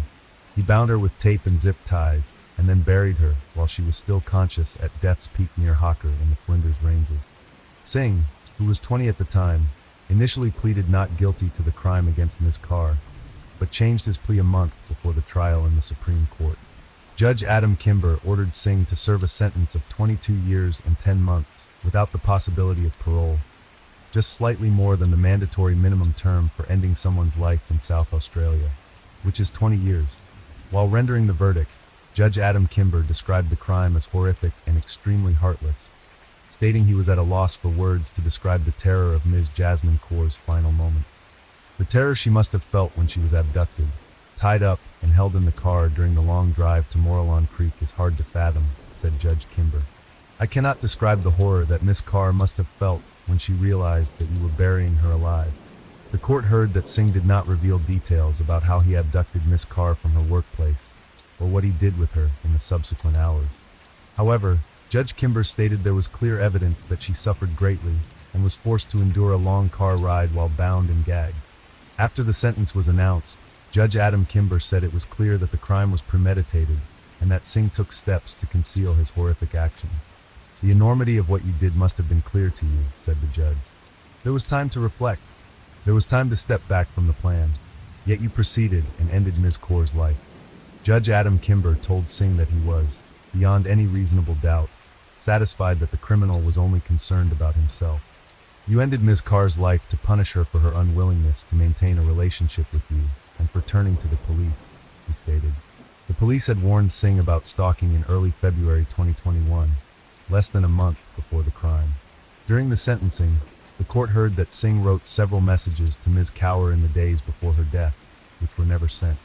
At the trial, a statement Jasmine Cower wrote to the police just 5 weeks before her death was read, detailing how her overly possessive perpetrator persistently followed her in the street and at her workplace. In the statement, signed January 28, 2021, Ms. Cower disclosed that she had been in a controlling relationship with Singh for about 9 months. He was overly possessive and wanted to control who I spent time with. The document released by the Supreme Court stated, Ms. Kaur told the police that she ended the relationship on January 4, 2021, but Singh took it badly. He stated that I had to be with him, or else he would try to end his own life, she said. During their relationship, she mentioned, Singh would sometimes get upset if she planned to go out with friends, calling her and demanding she come home. Singh, a citizen of India who came to Australia to study information technology at a university, is likely to be deported once he is released from prison. Tariq Jat Singh will be about 40 years old when he becomes eligible to apply for parole in January 2044. Jasmine Cower became yet another victim of terror from a man, the attentive, sensitive, and kind. Tariq Jat Singh, whom she loved and trusted, turned out to be a wolf in sheep's clothing, and his pathological jealousy and emotional instability cost her her life. A person who truly loves can never harm their beloved. They would take any blow upon themselves. In the case of Tariq Jat, there is no right answer. Some may see in this story an insult, some incompetence, and others might consider the guy a psychopath. But looking at Jasmine's story, one can learn, at the cost of her mistakes, to prevent themselves and their loved ones from making similar ones in the future. Jasmine Kaur's case is a heart-wrenching story of toxic obsession and crime that shook the Australian backcountry, following the disastrous end triggered by the boyfriend's reprehensible behavior. Story 4. What keeps a marriage going when there's no love, trust, or basic respect? Some try to hold the family together for the kids. Others fear public judgment and care about others' opinions, while some are stopped by religious beliefs or a mix of these factors. But sometimes, the desire to save a marriage at any cost can turn into a horrible tragedy. The story of Jacqueline and Paul Crimble isn't unique, but it drew widespread attention due to its cruelty, greed, and cynicism. The criminal was dubbed the Black Widow and put behind bars, but her daughter confessed in a candid interview that her mother continued to ruin lives even while in prison. The relationship of Jacqueline and Paul Crimble. Jacqueline, or just Jackie Mary Bennett, was born on December 18, 1974 in County Armagh, Northern Ireland, as the youngest of 2 children in an ordinary middle-class family. From childhood, she was erratic, spoiled, defiant, and sometimes even aggressive. In her teenage years, Jackie's behavior got worse, becoming completely unmanageable, but her family blamed it on adolescence, hoping she'd grow out of it. In high school, she met Paul Crimble, who was 3 years older and her complete opposite in every way. But as they say, opposites attract, and this principle seemed to work perfectly here. Paul was a modest and shy young man from a religious family, a good student, considered very talented and promising. Jacqueline's boldness, energy, and confidence attracted him. She was the first and likely the only girl he had serious feelings for. Jackie's parents approved of her choice and welcomed Paul, believing he would make their daughter more calm, sensible, and reasonable. Sometimes it seemed like her family treated Paul better than Jackie herself, accepting him as a family member from the day they met. However, Paul's parents were cautious about his choice, but didn't stop the young couple's relationship. School friends also noted that the couple seemed incompatible. While Paul tried to resolve everything peacefully, avoiding violence, and was considered friendly, open, and very responsible, he always kept his word and was ready to help others at any moment, described as a kind, sensible, and mature young man beyond his years. At 17, Jacqueline got pregnant by her boyfriend and immediately told him. At that time, she was in her final school year, and 20-year-old Paul was already a college student. Paul immediately declared his readiness to marry her and take full responsibility for her and the child. Jacqueline wasn't ready for family life or raising a child, but terminating the pregnancy was out of the question. Neither Paul nor his religious family would allow such a grave sin. So Paul bought a ring and officially proposed to Jackie, who accepted. The couple had a modest wedding in 1992, celebrating with their closest family and friends. Interestingly, a few days before the event, Paul confessed to his best friend that he and Jacqueline were too different in every way, doubted the sincerity of her feelings, and was even afraid of her due to her temper. The groom also doubted whether he truly loved her or just felt sympathy and a sense of duty. But since he never had relationships with other girls, he had nothing to compare. His friend listened attentively and tried to dissuade Paul from marrying, warning him that he might make the biggest mistake of his life and be unhappy forever. However, Paul was determined, saying he couldn't leave a girl expecting his child. Besides, he believed that motherhood would change Jacqueline's character for the better, making her softer and calmer. In general, Paul hoped for the best, but he had no idea how wrong he was. The young couple welcomed their first child, a daughter named Danielle. 6 years later, Jacqueline gave birth to their son, Adam. Paul was the sole provider for his family, ensuring they lacked nothing. After the birth of their second child, the Crimbles decided to find a more spacious home and purchased a cozy 3-bedroom townhouse in Armagh, moving in 2000. By then, Paul held a senior mechanical engineer position, earning a solid salary. His wife, however, Jacqueline, did not trouble herself with work, claiming she preferred managing the household and raising the children. However, she was not particularly good at either. Jackie was selfish, lazy, quick-tempered, and often showed aggression even towards her children. When the children grew a bit older, Jacqueline tried to find a job, but her quarrelsome and confrontational nature meant she never stayed employed for long. Furthermore, she spent nearly every evening at bars, consuming alcoholic drinks while her husband remained home with their daughter and son. Even when sober, Mrs. Crimble was not the most pleasant person, and under the influence of alcohol, she turned into a real fury. She not only provoked conflicts, but also engaged in fights, used foul language, and behaved inappropriately with various men. Any remarks or requests to behave more modestly were met with aggression, and no one could predict what she might do next. Neighbors and family friends were aware of what was happening and genuinely felt sorry for Paul and the children who suffered the most from Jacqueline's antics. Since the family lived in a small, quiet town, many people knew about the young woman's escapades and tried to avoid her. Her bad reputation affected her husband and children, who faced repercussions from peers at school. Jackie led a wild lifestyle without trying to hide it, frequently visiting entertainment venues. Her presence there frightened not only other patrons, but also the staff, who knew that her arrival inevitably meant a conflict or fight. Jacqueline kept her family in fear because she could lash out at them at any moment. Paul tried not to complain about the situation, but his friends, family, and colleagues noticed his discomfort around his wife, or even just mentioning her. He was often advised to leave this woman, but Paul feared losing the chance to see his children. In any argument, Jackie would immediately threaten to cut him off from their daughter and son. She also threatened to harm him by involving her acquaintances. These were men she regularly met at bars, who were ready to commit crimes for her sake. Paul usually yielded to his wife in such situations and kept silent. The mysterious attack. A frightened woman called the emergency services, pleading for help. She claimed that 3 strangers attacked her and her husband in their home, beating them, tying them up, attempting to rob them, and then driving away with their car, taking her husband with them. The caller was Jacqueline Crimble, and police officers and medics immediately rushed to the address she provided. At the house, they found a woman with her hands tied behind her back with a plastic cable tie. Her legs were not bound, leading the authorities to believe she had managed to partially free herself. Notably, the victim had no injuries or bruises on her body, even though she initially claimed that the attackers had beaten and tied them up. Fortunately, the couple's children were not at home, as they had been sent to spend the weekend with their paternal grandparents. According to Jacqueline, the previous evening on Saturday, she and her husband had gone to a bar to relax. They drank and returned home after midnight. However, as Paul was opening the front door, 3 figures suddenly jumped out of the darkness and pushed them inside the house. The intruders, brandishing a gun, tied up the couple, beat them and demanded money and prohibited substances.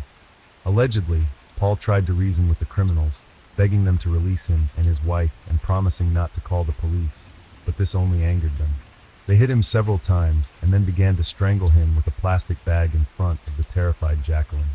When it became clear that there was no cash or prohibited substances in the house, the intruders decided to at least steal the car, but for some reason took the owner with them, leaving the bound woman behind. After the criminals drove away with Paul, Jacqueline managed to reach the phone and call the police using her tongue. She was sure her husband might still be alive, and begged the detectives to find and save him immediately.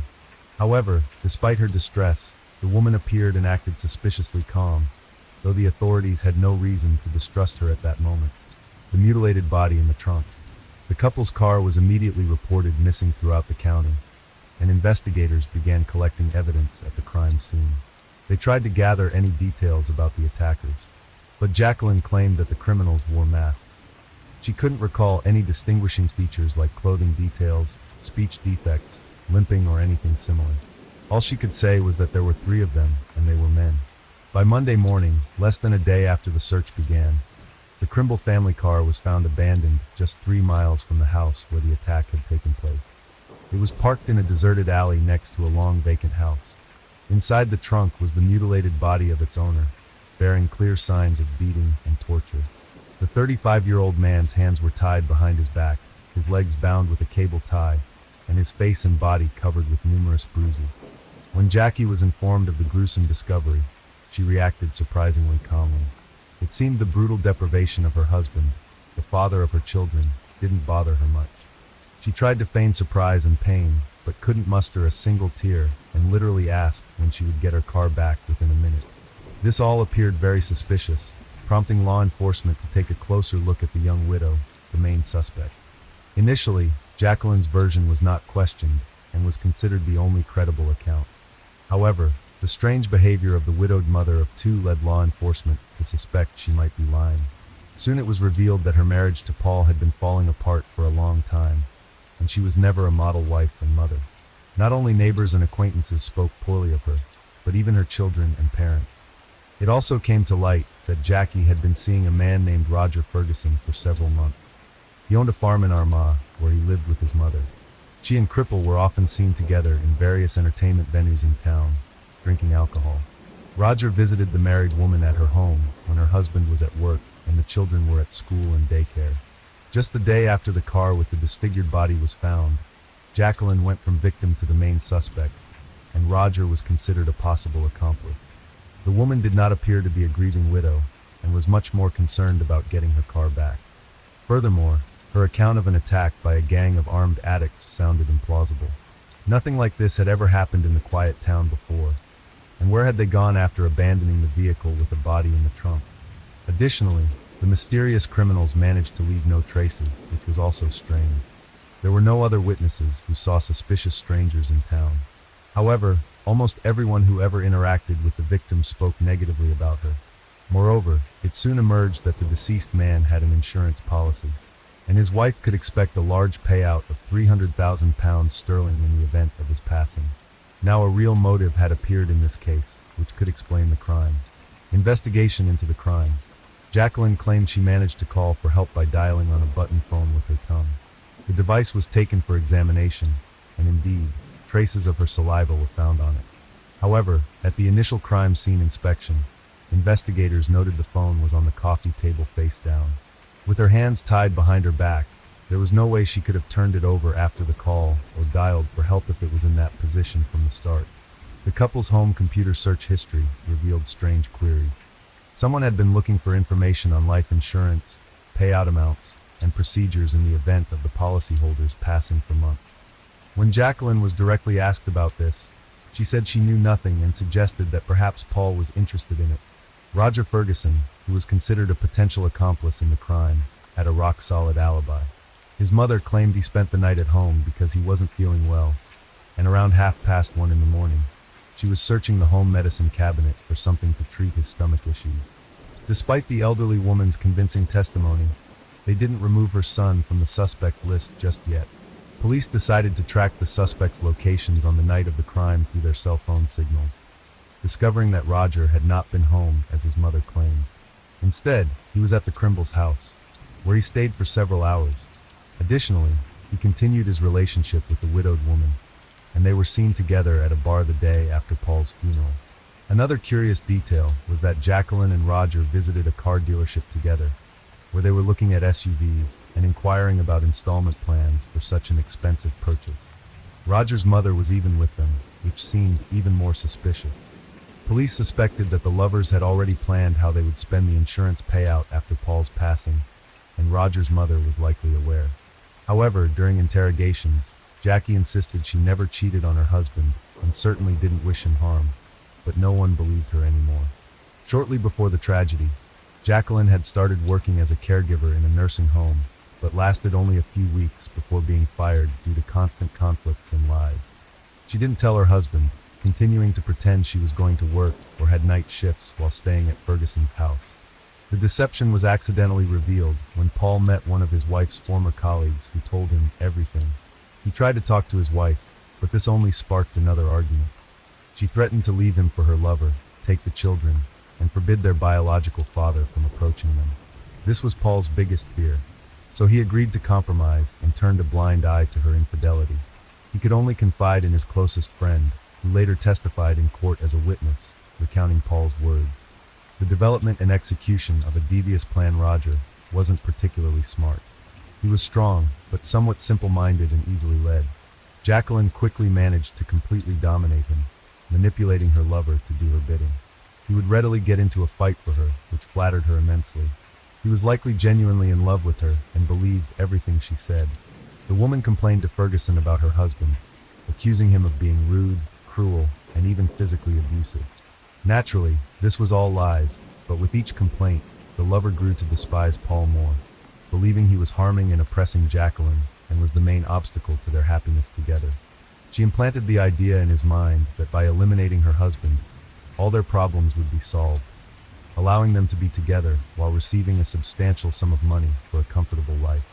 About 2 weeks before the tragedy, Mrs. Crimble tried to find people willing to commit the crime for money, but after considering several options, she and Roger abandoned the idea.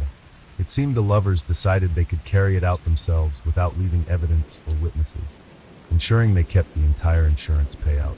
On Friday, June 18th, Jacqueline took the children to stay with their grandparents for the weekend. On Saturday, she suggested that her husband go out for drinks to relax and talk. Paul gladly accepted the offer, thinking it might help their relationship. He didn't realize it was an invitation to his demise. That night, people in the bar she bought drinks and practically forced him to knock back one shot after another, then led her staggering husband out of the bar after midnight. They were caught on surveillance cameras, and that was the last time Paul was seen alive. This revealed a significant timing discrepancy.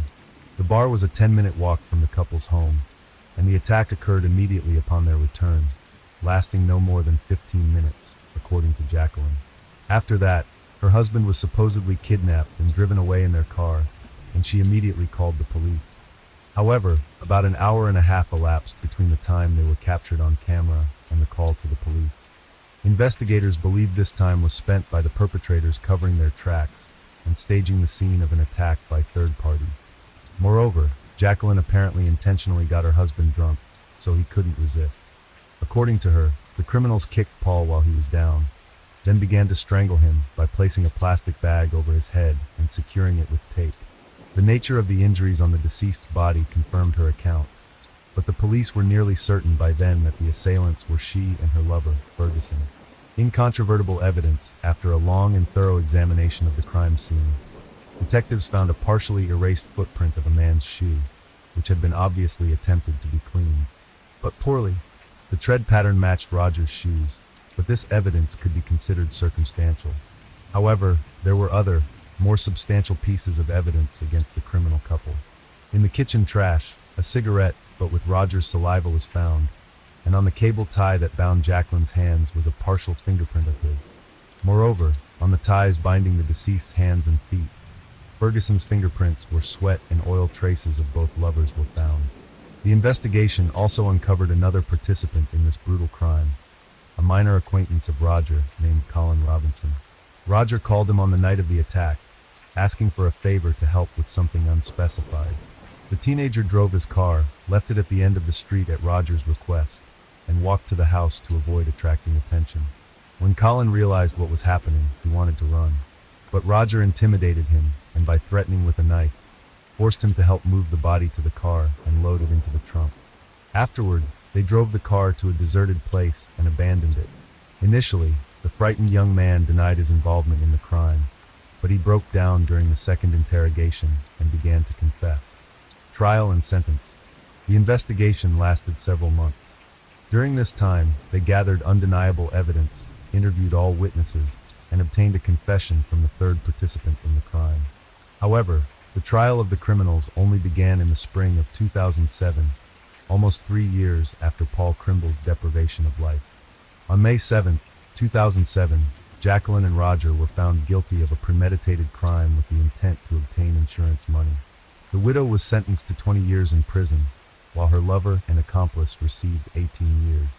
The young accomplice Colin Robinson was sentenced to 3 years for assisting the criminals and attempting to cover up the truth. Roger's elderly mother also couldn't escape responsibility for perjury and providing a false alibi for her son. Considering the woman's advanced age and her serious health problems, she was given only a year of probation. Revenge on her own children. Even in prison, Jacqueline continued to ruin her family's lives. She was angry that no one supported her in court and that everyone who knew her personally was relieved when she went behind bars. Even her own mother said that people like Jackie should be isolated from society forever so that they can't harm anyone. Interestingly, a few days after the funeral, Jacqueline burned all of her late husband's reminded her of him. Danielle somehow managed to save a couple of photos with her father. She kept them in her bedside table, and her mother simply didn't know about them. The insurance payout of £300,000, for which Paul was assassinated, went to his children. Danielle and Adam lost both parents overnight, but their troubles didn't end there. Their mother was adamantly against either her parents or the murdered husband's parents raising the children. She did everything to deprive them of guardianship rights, so the children ended up in foster care despite having living grandparents. At the time of the tragedy, Danielle was only 11, and her brother Adam was barely 5. Jacqueline managed to retain her parental rights and attempted to manipulate her children from prison. Specifically, she wanted them to publicly declare her innocence using various pressure tactics. For example, she promised to sign permission for their school trips if they visited her in prison, but she deceived them. During the visit, she demanded they testify in her favor and refused to sign the document. As a result, the brother and sister were the only ones who couldn't go on weekend excursions with their class. Now Danielle is 31, living in Basingstoke, working in a daycare, and dating a man named Simon Bryce, who is an engineer. Her brother, now 25, has a good education and moved to London. Jacqueline is set to be released next year, and her adult children are seriously worried that their mother will continue to do everything possible to poison their lives. Story 5. On the morning of August 22, 2016, residents of the small Spanish town of Poblado Caraminal rushing to work found flyers posted everywhere. Volunteers had tirelessly pasted them on every building. The pictures on the flyers showed a young 18-year-old Diana Maria Curlopez-Pinel. The young girl was of a very frail build at about 6 feet tall. Her black hair, brown eyes, and delicate appearance made her irresistible. The evening before she disappeared, she was wearing pink shorts, a t-shirt, a white sweatshirt, and black sneakers. The description said the girl left home the night before and suddenly disappeared. Since last night, her family, along with volunteers and special services, have been desperately and tirelessly searching for the missing girl in every possible way. They have scoured every street and explored every corner, hoping to find some trace and bring Diana home. Juan Carlos, Diana's father, was in Madrid, but wasted no time in contacting the police to trace the calls from his daughter's phone and find out the last location of her phone. He also contacted the local newspaper and urged residents to help with the search. If you have any information, even the smallest, contact the police. The police need your help. Diana's father reported. Diana's mother, on the verge of depression, pleaded with the public. We are doing everything we can to find Diana, but we still haven't gotten any answers. If you have any information, please help us. We are in a situation where even the slightest rumor can become important and help us find our daughter. Diana Maria Kerr Lopez Pinel was born on August 12, 1998, in Madrid. She was the daughter of Diana Cristina Lopez Pinel Pinarejo and Juan Carlo Kerr, and had a sister named Valeria.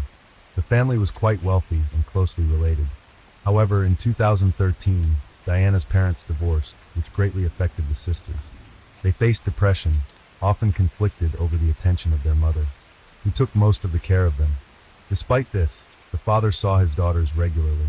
During vacations, Diana and her mother and sister often visited the small town of Apobra do Caraminhal on the coast with a population of about 10,000. In the summer of 2016, Diana's family spent their vacations, as usual, in the cozy town of Apobra do Caraminhal. Every summer, they returned here to enjoy the silence and beauty of the place. Sunday, August 21st, promised to be just like all the other days. In the evening, around 10 o'clock, Diana went up to her mother and told her that she was going to go to Vale and Klin Park to meet her friends and have fun in honor of the feast of the Virgin Carmen. Vale and Klin Park was not far from the cottage where the family was staying and was a place where Diana often walked. Her mother, seeing nothing strange in it, allowed her to go there again. The girls spent that evening merrily among her friends. For hours later, Diana said goodbye to her friends and was about to return home, not realizing that this would be their last goodbye. On the way, she met her acquaintance, Paseo de Ariel, not far from the very pizzeria where Diana often spent time. It was about 2:30 in the morning when they said goodbye. Paseo de Ariel was the last person to see Diana on that dark night. The morning of August 22nd, 2016 turned into a nightmare for Diana's mother, Maria Care Lopez Pinel. At 8:30 in the morning, she realized that something was wrong with her daughter.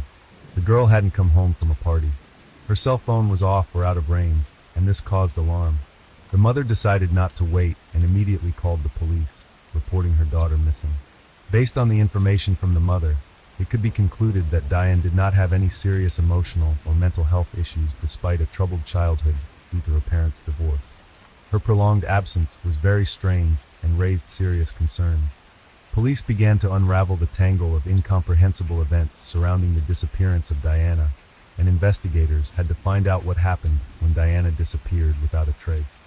It turned out that Diana's last messages were sent to a friend of hers from Madrid via WhatsApp. In them, she wrote about a certain stranger who was stalking her and shouting strange phrases scaring the girl. These messages were Diana's last contact with the outside world, as she no longer responded to the messages, although they were read. The next day, the police began to retrace the route Diana had to take to get home. It was there, along the road, that they found a black hairband that looked very much like the one Diana had been wearing that night. It was the only thing that was found at the scene of the disappearance. But other than that, investigators had no other evidence. Diana's friends were unable to provide any useful information, and there were no CCTV cameras on the last stretch of Diana's journey.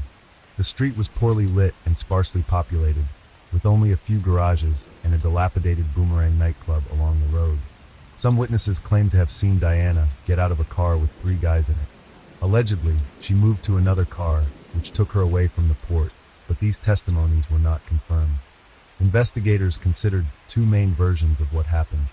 The first one suggested that Diana was kidnapped by someone she might have known. The second version linked the disappearance to a possible attack by a maniac. Diana's mother even suggested a third version, that her daughter could have been taken away on a boat.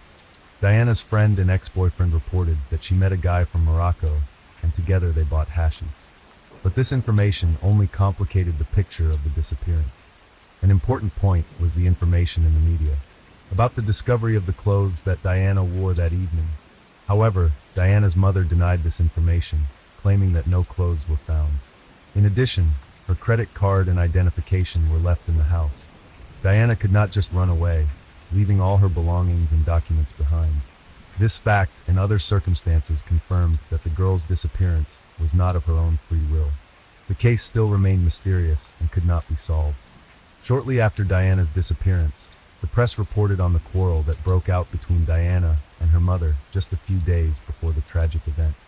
The media claimed that Diana had suffered a nervous breakdown that required medical attention, and that her younger sister, Valeria, had also been hospitalized with the same symptoms. To prevent further litigation and conflict, were transferred to the father on Thursday, September 1st. This was a preventative measure to avert further strife in the local community, which was already gripped by an unsettling atmosphere over Diana's disappearance. The father and his daughter left town, and rumors began to spread that the family was hiding something important. According to Diana's friends, running away from home was commonplace for the sisters, especially for her younger sister, Valeria, who was only 16 years old. Relationships in the family were complicated, and quarrels between mother and daughters were not uncommon. This information became available to the public, and the question immediately arose: why was the mother so anxious when Diana did not return home if the girl had previously often left home? On Wednesday, August 31st, Diana's parents did not show up for a scheduled press interview where they were scheduled to give details of the investigation. The family lawyer explained that the parents were emotionally crushed at the thought that they might never see their daughter again. The newspaper El Mundo published an article on September 11th that shed light on other aspects of the family's life. It said that the mother's words that Diana did not have mental problems were contradicted by information about her April disappearance. At the time, Diane left home for 3 days and her mother did not contact police. The girl would turn off her phone to anger her mother and said she no longer wanted to live with her. Letters written by Diana and Valeria to each other also appeared in the press. From them, it became clear that both sisters were going through serious emotional problems. Valeria has even been hospitalized several times over the past year, once having to have her stomach pumped due to an overdose of prescription drugs. In the absence of progress in the investigation into Diana's disappearance, prosecutors have launched an investigation into the abuse of the Lopez-Pennell family's youngest daughter, Valeria. The investigation into Diana Care's disappearance continued to be intense and progressed at full speed, including a toothbrush, a comb, a personal computer, her diary, and some prescription drugs. These items were subjected to a thorough analysis. Investigators then began questioning Diana's acquaintances, including a young Moroccan man with whom Diana had a brief affair. All of these measures failed to yield the desired results, and further police searches remained unsuccessful. The police conducted extensive searches in the mountains, rivers, and lakes near the site of the disappearance.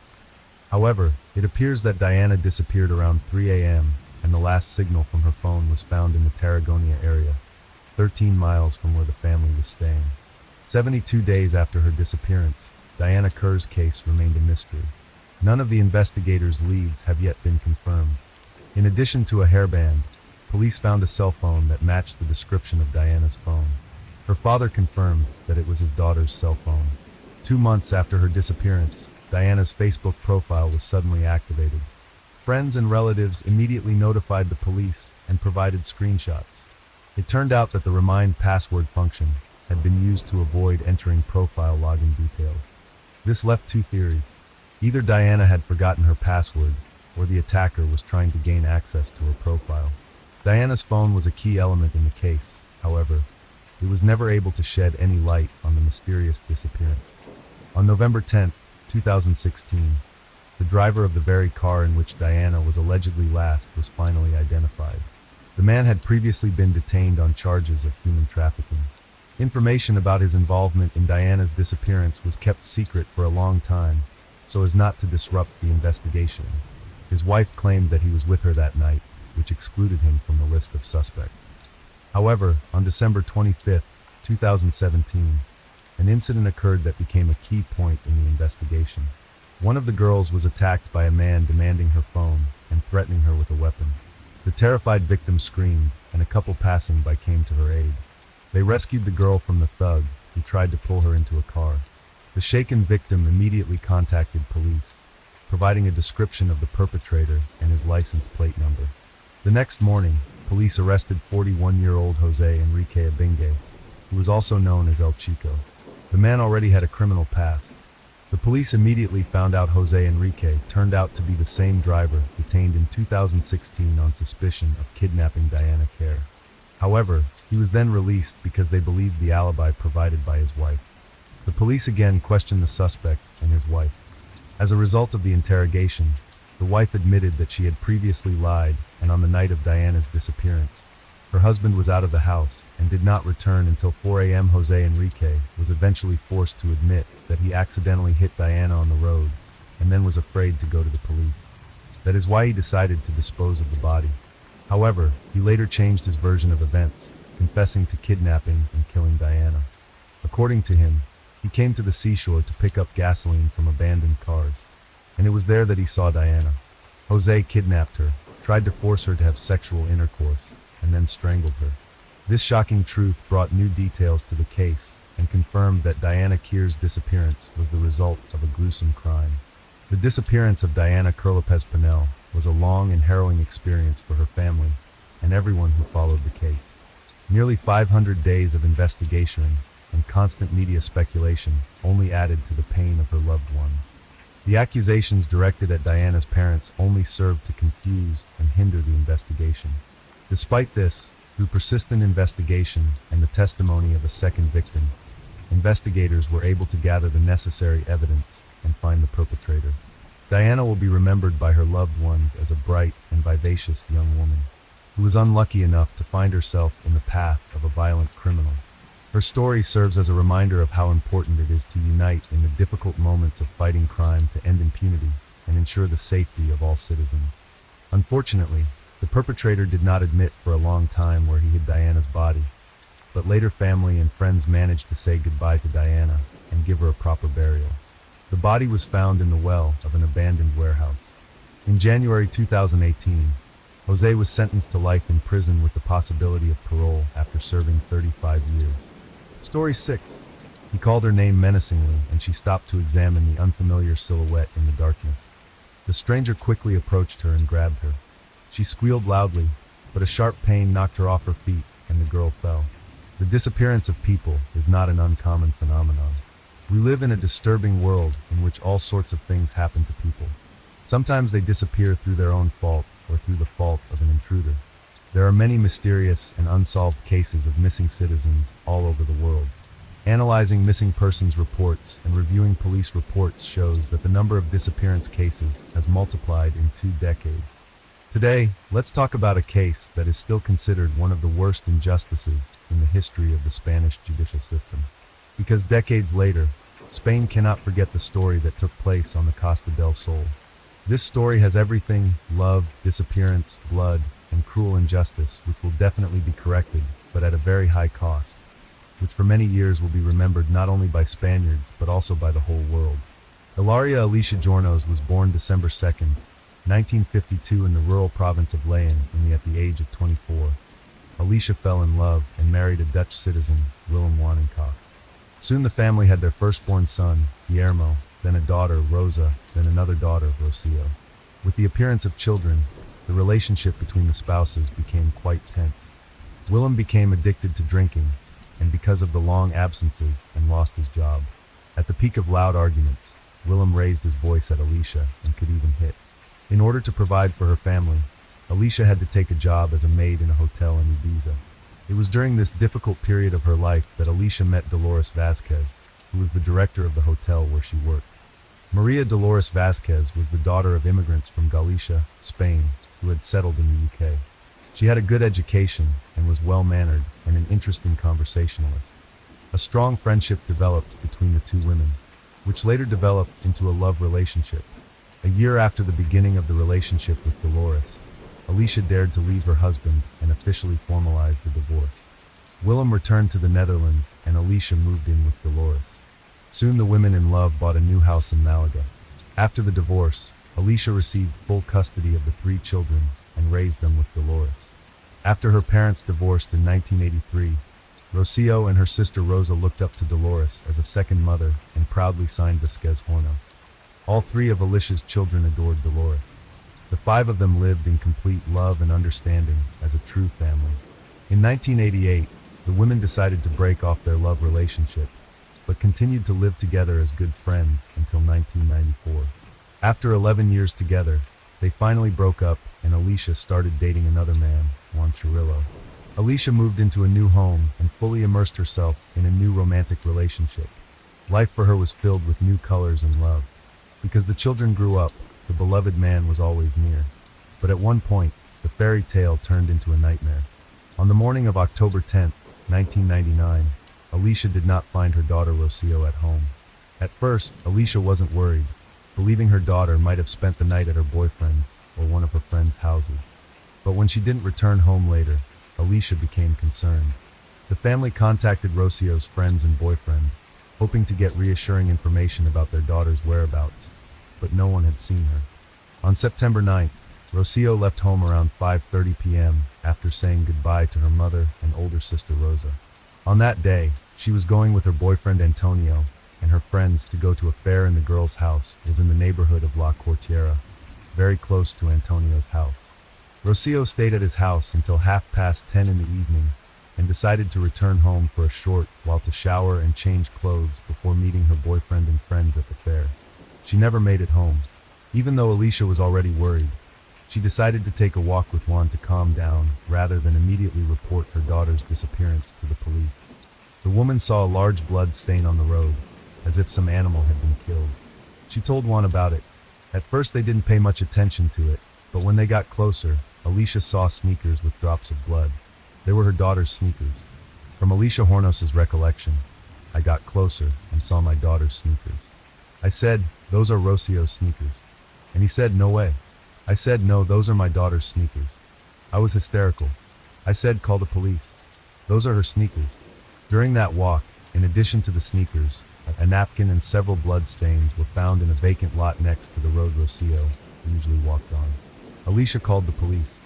Immediately, a missing girl report was filed with a full description. Long hair, brown eyes, wearing a white Nike t-shirt and purple pants. After the officially announced search activities, the forensic investigator reported the need to conduct a forensic examination at the alleged crime scene to find out whose blood was on the road and sneakers. After examining the scene, the first assumptions were the version of an assault or a fight in which someone was injured. But the further investigators followed the trail, the more they found blood stains and even long chains of stains that looked like drag marks. That means someone was moving very fast, maybe even running. Then the blood traces disappeared, and then the search team noticed a very large stain, indicating significant blood loss. They found more and more bloody footprints similar to the drag marks of a bloody body. These tracks led to car tire prints, after which the blood traces disappeared. A cigarette butt, the brand of which was not common in Spain, was found next to the tread marks. Forensics collected all the samples that could help in any way during the investigation, and DNA from the samples was supposed to help find whoever was at the scene. Based on this data, a thorough investigation was conducted. Along with the investigation and the identification of the blood taken from the traces found, the search for the girl continued. But the investigators were almost certain that Rocio Waninkoff had been murdered. After all, the blood trail started from the sidewalk and continued to a pool of blood large enough to cause her death from volumetric blood loss. Next to the pool were drag marks, and intersecting them in the blood were tire tracks left by a small car with a tire model that was discontinued in 1993. Because the drag marks continued across a heavily sloped area that would have made it difficult for one person to drag the body alone, it was believed that the body was dragged by at least two people and then left in a less open area of the vacant lot before a vehicle pulled up to transport the body. But the search did not stop. On motorcycles, up hills, everyone wanted to find Rocio, but at the same time, they were afraid to find her dead. It was very hard for everyone. There were flyers with Rocio's picture everywhere. All the news channels reported about her disappearance. The family actively cooperated with journalists because as long as Rocio was being talked about, she would not be forgotten. Journalists from all TV channels were on duty at Rocio Vaninkopp's house.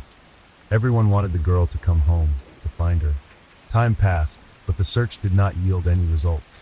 A few days after Rocio's disappearance, a local cab driver showed up at the police station and said that on the night of the incident, around 10 p.m., he dodged an SUV that was speeding in the oncoming lane of traffic in the area where the girl's sneakers were found on the curb. He added that he heard a piercing scream as he passed the vehicle. There was no doubt, Rocio had been kidnapped and killed by an unknown assailant. This was confirmed by DNA analysis. The blood on the road belonged to Rocio Vaninkoff. The family was at a loss for words. These feelings were spreading fast. They were felt not only by the girl's family and friends, but by the whole of Spain. On November 2nd, 1999, 25 days after Rocio's disappearance, a disfigured body, possibly was found near the Los Altos del Rodeo Sports Club between Marbella and San Pedro de Alcantara. The body was partially covered with bushes and fallen leaves, and was hidden behind a hedge separating a housing development that was quite close to the highway. It was a narrow path that could hardly be traveled by car. The girl was searched for within the confines of her home, and she was found in another town. When the police arrived at the place, they found the body very badly decommissioned. During the evidence collection, large black garbage bags were found containing the girl's clothes. One of the bags had the number 8 painted on it, indicating that the bags had not been purchased specifically for the transportation of the body, but had only been reused. Upon discovering the clothes, investigators concluded that the clothes could have belonged to the missing Rocio Waninkoff. The missing person's sister Rosa recognized several rings, 2 t-shirts, and other items found in 2 garbage bags near the body as belonging to Rocio. The t-shirts were torn from stab wounds, and clothing below the waist was never found. The remains of the body were taken to the lab for forensic analysis. 6 forensic experts worked slowly and meticulously all night, using all their knowledge and skill. They had a difficult job ahead of them because the body was badly decomposed. Decomposition is much faster in rain and heat when there is a certain amount of humidity. Not a single organ was preserved, only the bones were intact. The goal was to find something else that could help the investigation and tell us how the attack took place. As a result, numerous close wounds were found, and there were 8 stab wounds on his back, caused by a weapon with a single-sided blade. According to experts, the attack was very fast and brutal. Most likely the victim was immobilized or did not have time to react. Fingerprints were found on plastic bags that were found where the body was found. Police already had fingerprints and tire prints from the car. They also found 2 tissue samples on Rocio Waninkoff's body. At that point, there was still too little evidence that would lead to the arrest of a specific suspect. But the investigation had some evidence, data, and leads that the civil guard was looking into. The public pressure had an undue influence, and the investigators were just bound to find something, but they did not. Because Ruggio's body was badly decomposed, it was impossible to establish basic details, such as whether the girl had been sexually assaulted. Investigators came to one conclusion when they saw a corpse with its legs spread apart. Since the victim's legs were spread too wide, they thought it was staged, that is, the perpetrator made it look like violence. So they ruled out the motive of sexual assault and subsequent murder, and focused on a crime motivated by revenge and hatred. It was a very emotional attack, which meant that the girl could have been attacked by someone very close to her who may have been very upset with her. With the evidence and facts gathered, the investigators conducted follow-up interviews. First of all, the investigators questioned her boyfriend, Antonio Jurata. He was the last person to see Rocio alive, and he was the one she was supposed to meet again that night. But the guy had an alibi because he just fell asleep at home and did not go to the fair that day. All of Rocio's relatives and friends were questioned, but they all had solid alibis. A year after Rocio Waninkoff's death, the civil guard was able to narrow down the number of suspects, and by the end of the year, they found a suspect who, in the opinion of the investigation, all the signs pointed to. That person turned out to be Dolores Vasquez. There was absolutely no evidence against Dolores, but thanks to the media, everyone began to believe this woman was guilty. Dolores Vasquez was a close friend of Alicia's. As it often happens, journalists distorted and even invented information. Allegedly, Alicia from the very first day accused Dolores in the death of her daughter. But at the time of the crime, their relationship had already ended 4 years ago. The investigation actively went after the public.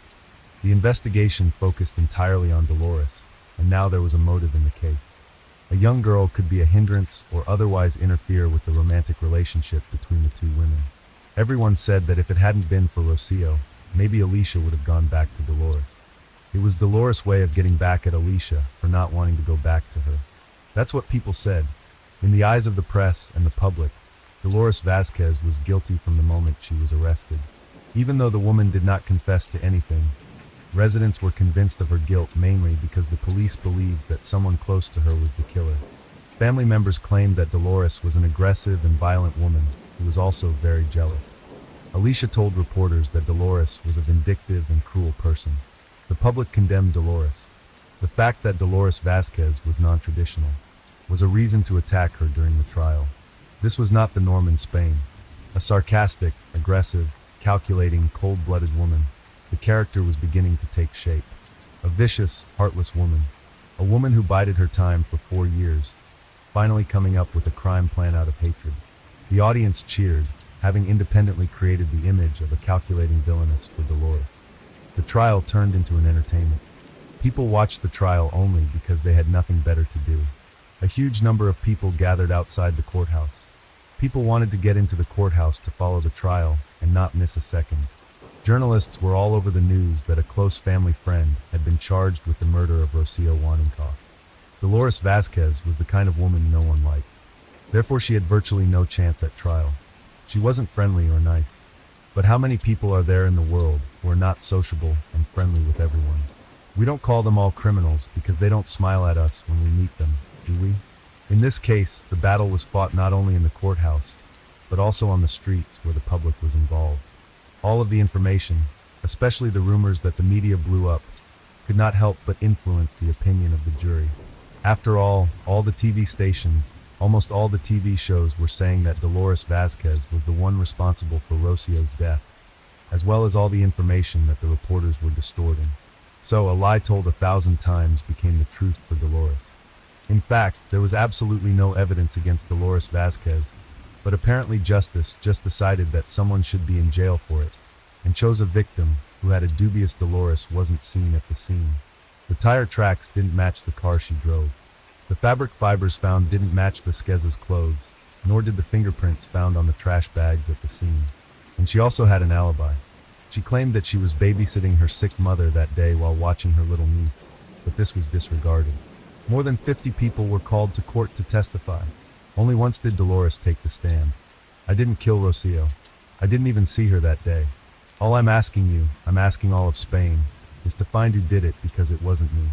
And whoever did it is still out there, maybe even among you in the courtroom. There has never been any evidence against me, and there never will be, because I am innocent. Spain has a very poor judicial system that often oversteps the law.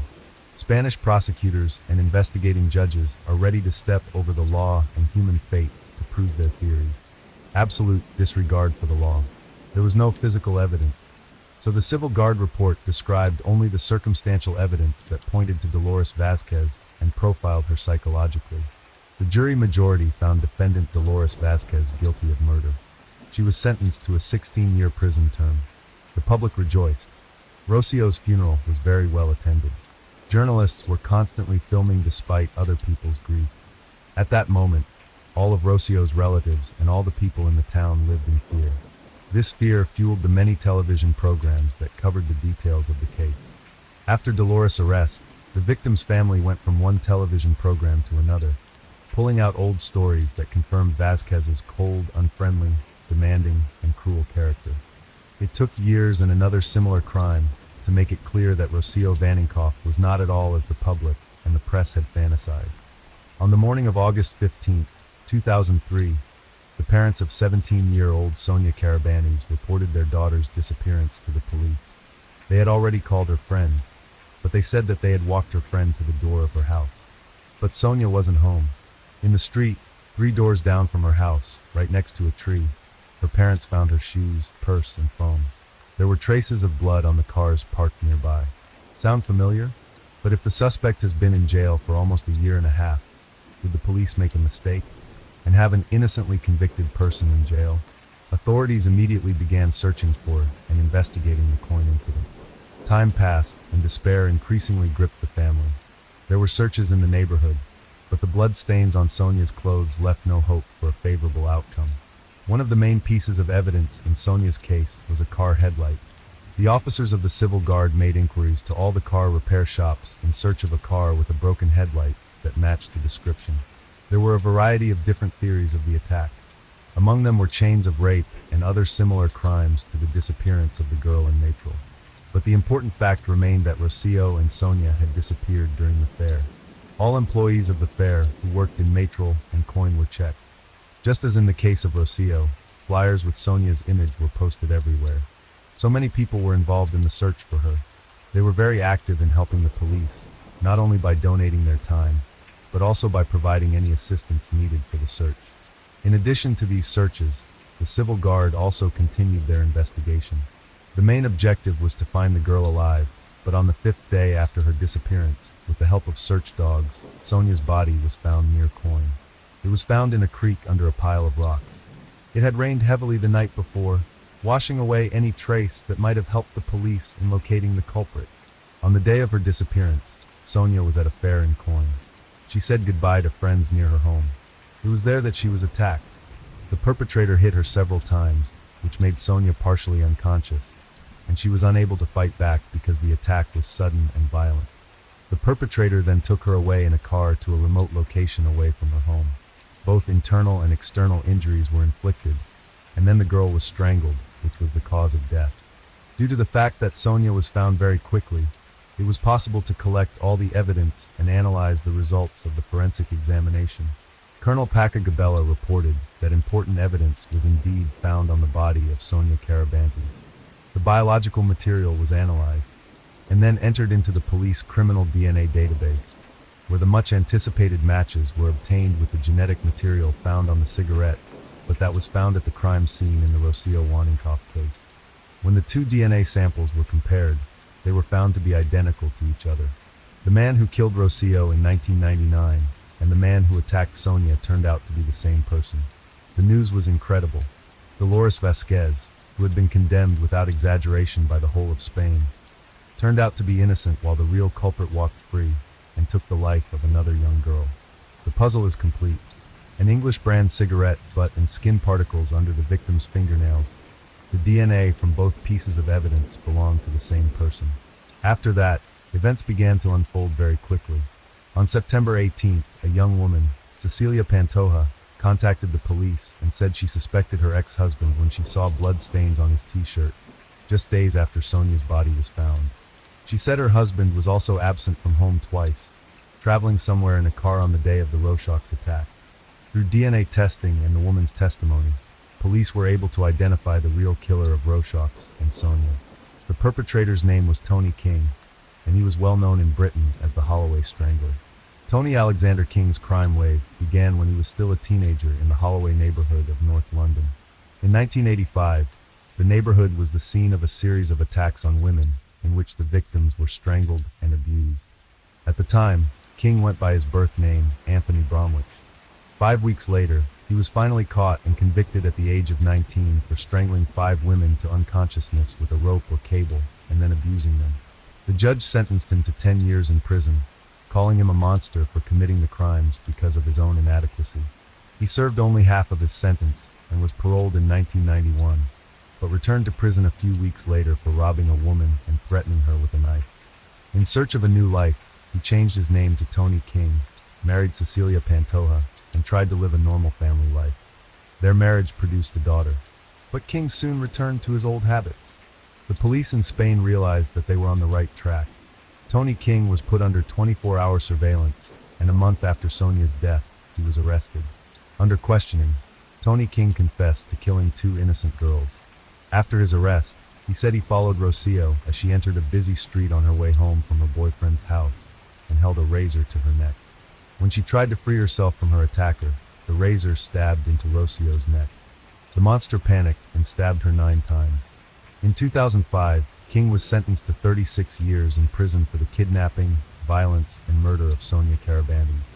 The court ordered him to pay the victim's family the equivalent of about $350,000. He also received an additional 7 years for attempted violence against a woman in Malaga in 2001. The following year, he was also found guilty of the murder of Rocio Wanenkoff and received an additional 19-year sentence before his trial. King sent letters to Sonia and Rocio's mothers asking for forgiveness.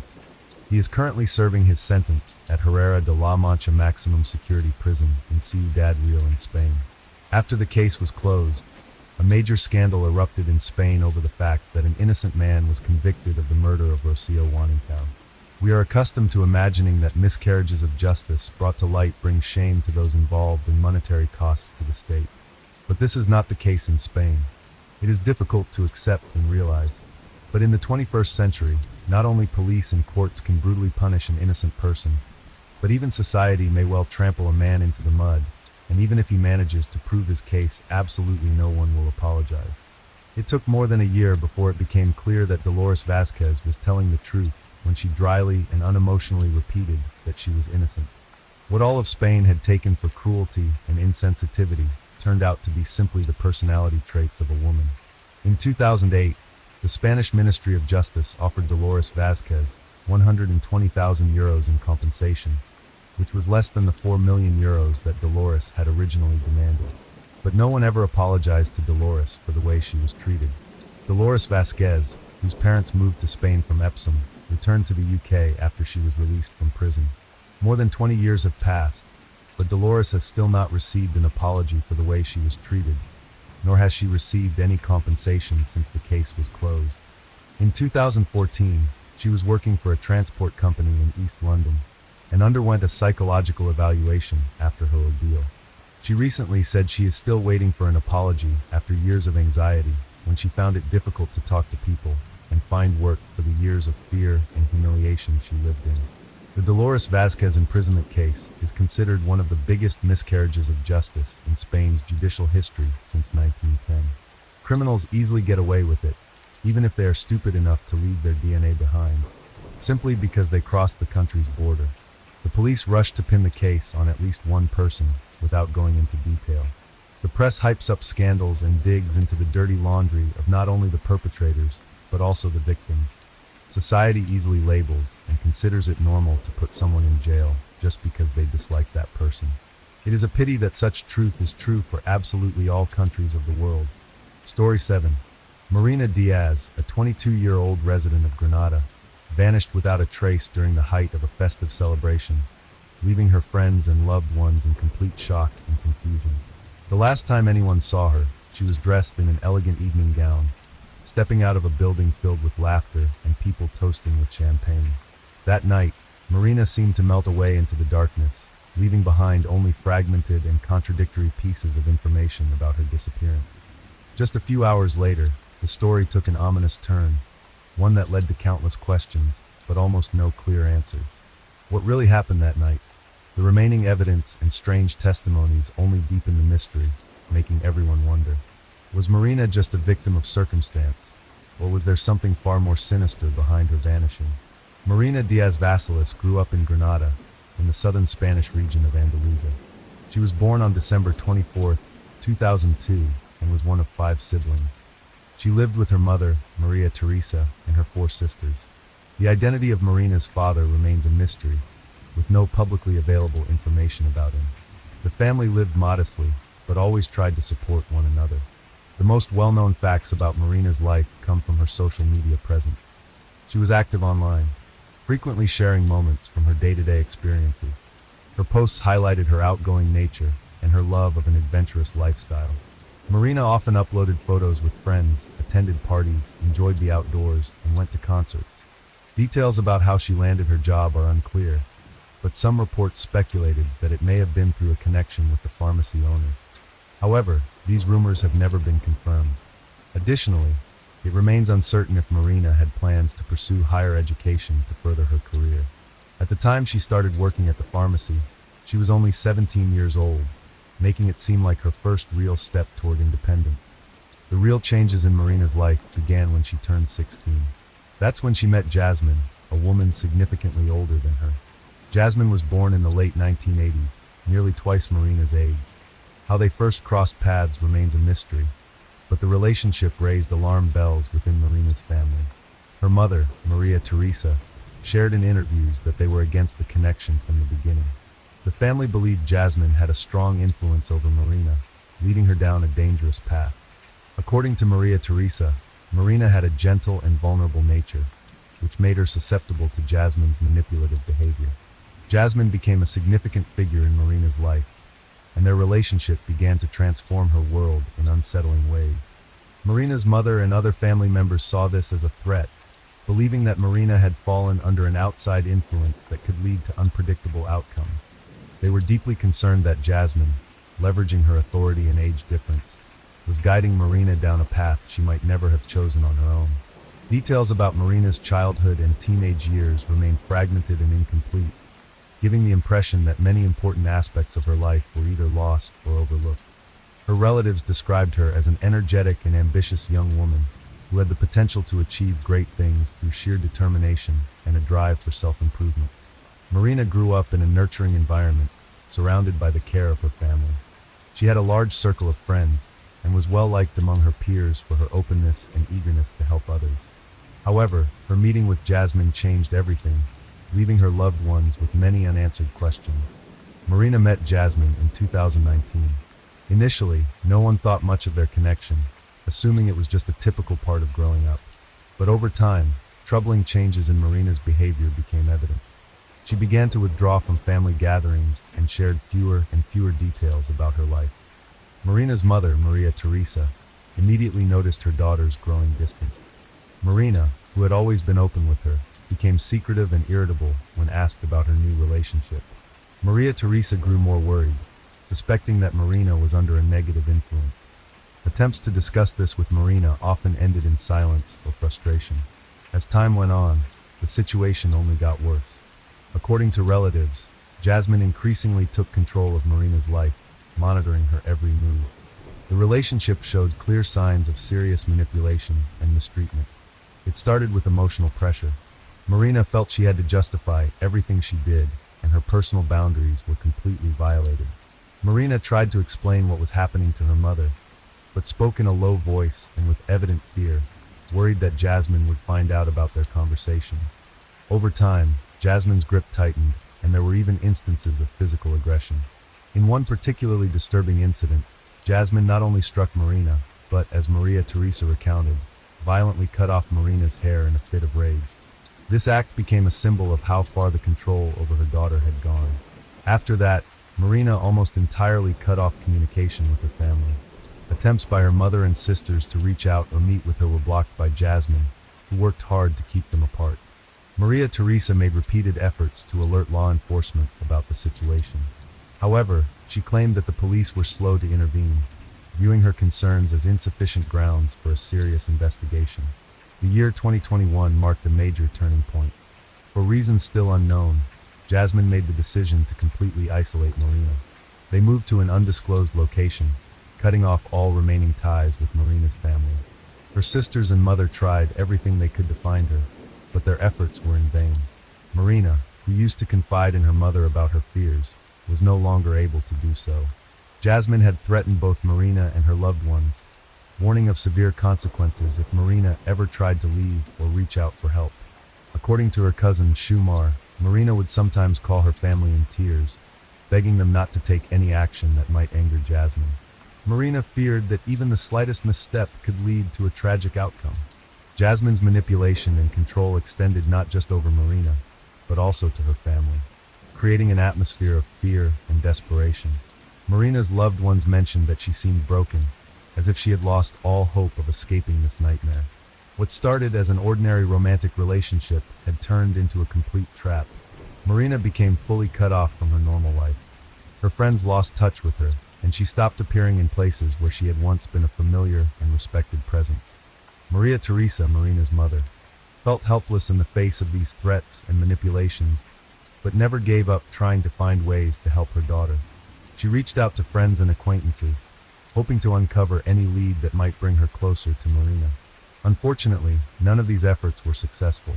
Maria Teresa often described feeling utterly powerless, having no idea where her daughter had gone. Once, Marina's life had seemed full of potential, but her relationship with Jasmine had completely changed her fate. Marina found herself in a situation where she had no freedom or ability to make decisions for herself. The isolation and relentless pressure from Jasmine made her entirely dependent, leaving her separated from the people who loved her most. Despite their best attempts to rescue her, the family's efforts came up empty. By 2021, Marina Diaz's family had completely lost any means of maintaining contact with her. Jasmine, her partner, had taken every possible measure to ensure that no one knew where they were living. Maria Teresa had no idea whether her daughter was in a house or an apartment, or even in which part of the city they were hiding. Every attempt to uncover their whereabouts failed. The information they got from acquaintances was confusing and inconsistent. In the end, Marina's family found themselves in a hopeless situation, unable to reach her or offer any help. From the very start of Marina's relationship with Jasmine in 2019, Maria Teresa felt a growing sense of danger for her daughter. As time went on, the situation became increasingly alarming. Marina stopped answering calls, and her social media accounts hadn't been updated in ages. Maria Teresa felt powerless, knowing that something was terribly wrong but unable to change it. Each day, her anxiety for Marina's safety grew more intense. The realization that Marina was completely dependent on Jasmine and trapped in isolation left her feeling vulnerable and consumed with fear for her daughter's well-being. On April 13, 2021, Jasmine unexpectedly walked into the Motril Police Department and made a confession that stunned the officers. She calmly explained that the day before, she and Marina Diaz had a serious argument. According to Jasmine, tensions that morning over breakfast escalated into a heated confrontation. Marina, Jasmine claimed, grabbed a knife and began making threats, yelling that she couldn't endure the mistreatment anymore and wanted to leave. Jasmine stated that she felt endangered, and in a moment of panic, she managed to wrestle the knife away, ultimately striking Marina several times. She insisted it all happened so fast, and she lost control of herself. After the incident, Jasmine attempted to cover up what had happened. She wrapped Marina's body in a bedsheet, took a shower, and went to the bathroom, and meticulously cleaned the house. Using cleaning supplies, she wiped away any traces of blood and disposed of the knife in a garbage container on her way to the village of Gorga. Jasmine was careful to avoid drawing attention, going to great lengths to hide any evidence. Later that afternoon, around 5 p.m., Jasmine made her way to the port of Motril, where she met up with her friend Antonio Manuel. Antonio Manuel was stunned by Jasmine's confession when she told him what had occurred. Jasmine asked for his help in getting rid of the body. Antonio was taken aback and didn't know how to respond. When later arrested, Antonio claimed that Jasmine had only come to him seeking emotional support and denied having any involvement in the crime. He stated that he had been trying to process what she had told him, but was unsure how to handle the situation or what action to take. Investigators suspected that Antonio's role in this crime was far more significant than he claimed. They believed his involvement went beyond simply offering Jasmine emotional support. The circumstances of their interactions and the details that surfaced during the investigation indicated that Antonio might have been actively involved in covering up evidence. Authorities put forward theories suggesting he may have helped in cleaning up the scene and attempting to dispose of the body. However, Antonio denied all such accusations, insisting he was in a state of shock and couldn't fully grasp the gravity of the situation. Events on that day unfolded rapidly and with high drama. Jasmine's confession on April 13, 2021, became the starting point for further investigative action. She described her actions as self-defense, but subsequent evidence painted a picture of what appeared to be premeditated and meticulously executed behavior. Investigators noted that following the crime, Jasmine showed no signs of panic or fear. Instead, she methodically cleaned the scene, making a deliberate effort to remove all traces of blood. The weapon, a knife, was discarded far from the crime scene, suggesting an attempt to minimize the chances of evidence being discovered. Jasmine maintained that she acted in a moment of overwhelming emotion, but her calm and calculated behavior raised serious doubts among the investigators. They questioned whether someone genuinely acting in self-defense would have the presence of mind to clean the entire house, destroy evidence, and plan a cover-up immediately afterward. In addition, investigators received reports about Jasmine's meeting with Antonio at the port, during which methods of disposing of the body were allegedly discussed. This meeting became a crucial piece of the investigation. When police conducted a search of the home that Marina Diaz and Jasmine had been renting, they discovered several significant pieces of evidence. Upon entering, officers were immediately struck by the strong smell of cleaning agents permeating the entire space, pointing to an extensive effort to erase any signs of the incident. In one of the rooms, they found Marina's body wrapped in a blanket and carefully hidden. An initial examination revealed multiple stab wounds, but forensic specialists were called in to confirm these findings. Specialists from the National Police in Madrid arrived in Granada for a more thorough examination of the crime scene. They brought advanced equipment designed to detect even the smallest trace evidence that might have been overlooked during a standard search. Using ultraviolet lights and chemical reagents, the forensic team meticulously scanned every surface in the house. This analysis revealed blood traces indicating areas where a struggle likely took place, helping reconstruct the sequence of events. Small but significant details emerged, further supporting the theory that a violent confrontation had occurred. Some of the discovered evidence allowed investigators to establish a clearer timeline of the day's events. Experts noted blood stains that mapped the movements of both the victim and the assailant throughout the house. Additionally, they identified marks on the floor leading from the room where Marina's body was found to the kitchen and down the hallway, indicating that her body had been moved or dragged after the incident. On April 18th, for days after Jasmine's confession, the first instance court number 3 in Motril ordered that she be held in custody without the option of bail until her trial. The Andalusian Supreme Court upheld this decision, explaining that the measure was necessary to ensure the integrity of the investigation and to prevent any potential tampering with witnesses or destruction of evidence. Although Jasmine had no prior criminal record, the severity of the crime left the court with no other choice. Meanwhile, Marina's body was transferred to the city's Forensic Institute for a full autopsy. The results confirmed that the cause of death was 24 stab wounds inflicted by Jasmine. Additionally, Marina's body bore over 20 other injuries, highlighting the extreme level of aggression involved. These findings became pivotal to the investigation, guiding law enforcement's next steps. On the same day, the court addressed the case of Antonio Manuel, Jasmine's friend, who was also under suspicion for allegedly helping to cover up the crime. Although Antonio was released, several restrictions were imposed. He was required to report to authorities every Tuesday and had his passport confiscated to prevent any attempts to leave the country.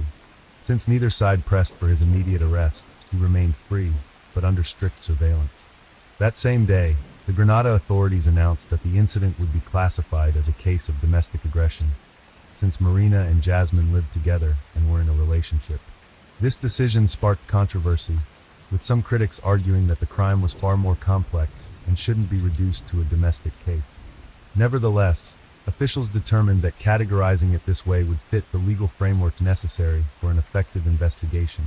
The investigation was further complicated by the need to consider all testimonies, including that of Antonio Manuel. Despite his claims of innocence, investigators didn't rule out his potential involvement in covering up evidence. The court examined every possible version of events to establish what role, if any, Antonio had played in the aftermath of the incident. His court-mandated obligations, like reporting weekly, were crucial measures to monitor his movements and prevent any attempts to evade the investigation. Despite swift actions by law enforcement, the trial didn't commence until December 13, 2022, nearly 2 years after the event. The long wait took an emotional toll on Marina's family and friends, who desperately sought justice. When Jasmine was brought to court, Marina's loved ones greeted her with loud cries and expressions of outrage, demanding accountability for the loss of the young woman who had just reached adulthood and had her whole life ahead of her. The trial was lengthy, and as it progressed, more details about the crime came to light. The brutality of the act was corroborated by forensic evidence. Experts from the city's Forensic Institute described the multiple injuries Marina had sustained, which became crucial evidence against Jasmine and helped piece together the sequence of her criminal actions. One of the most pivotal moments of the trial came from the testimony of a psychologist. This psychologist had worked with both Marina and her mother, Maria Teresa, and disclosed that Marina had repeatedly expressed fear of Jasmine. She described Jasmine's aggressive behavior and how she often resorted to coercive control. The psychologist also revealed that Marina felt completely dependent and trapped, unable to end the relationship due to fear of severe consequences. Maria Teresa had tried to find ways to support her daughter, even seeking professional assistance, but her efforts had been in vain. Meanwhile, Marina's family attorney, Jesus Huertas, focused on the brutality of the crime. He detailed the injuries Marina had suffered and emphasized how Jasmine had systematically isolated her from friends and family, making her even more vulnerable. The attorney pushed for a life sentence for Jasmine, arguing that this was the only just punishment for her actions. At the same time, Jasmine's defense claimed that she was in poor mental and physical condition. Her attorney argued that she had been taking antidepressants and using prohibited substances, which impaired her ability to properly understand and react to her circumstances. The defense insisted that Jasmine's actions were a reaction to a knife threat from Marina and pleaded for leniency from the court. The prosecution, citing testimony from a psychologist and Marina's family members, argued that Marina's death was deliberate and premeditated. They highlighted how Jasmine had intentionally cut Marina off from her support network, exerting controlling behavior. The prosecution requested a 17-year prison sentence, contending that Jasmine had prolonged Marina's suffering and knowingly deprived her of her life. In early March 2023, a temporary court in Granada delivered its verdict. Jasmine was found guilty of a crime with aggravated circumstances tied to their domestic relationship and was sentenced to 17 years in prison. The court considered Jasmine's voluntary confession as a mitigating factor, but ruled that she would be monitored by authorities for 5 years after her release. Additionally, Jasmine was ordered to pay financial compensation to Marina's family, $75,000. Furthermore, she was prohibited from contacting them for 2 years following her release. During the initial court hearing, Jasmine expressed remorse for what had happened and acknowledged the gravity of her actions. She stated that she had turned herself in because she felt Marina didn't deserve an unmarked grave. Jasmine claimed her decision was motivated by a desire to ensure Marina had a proper burial and by her willingness to accept responsibility. She insisted that she never intended to cause harm and had acted in self-defense. though her account contradicted testimony from Marina's relatives and previous statements she had made. Antonio Manuel, a friend of Jasmine, initially faced a potential 15-month prison sentence for his role in helping to conceal the crime.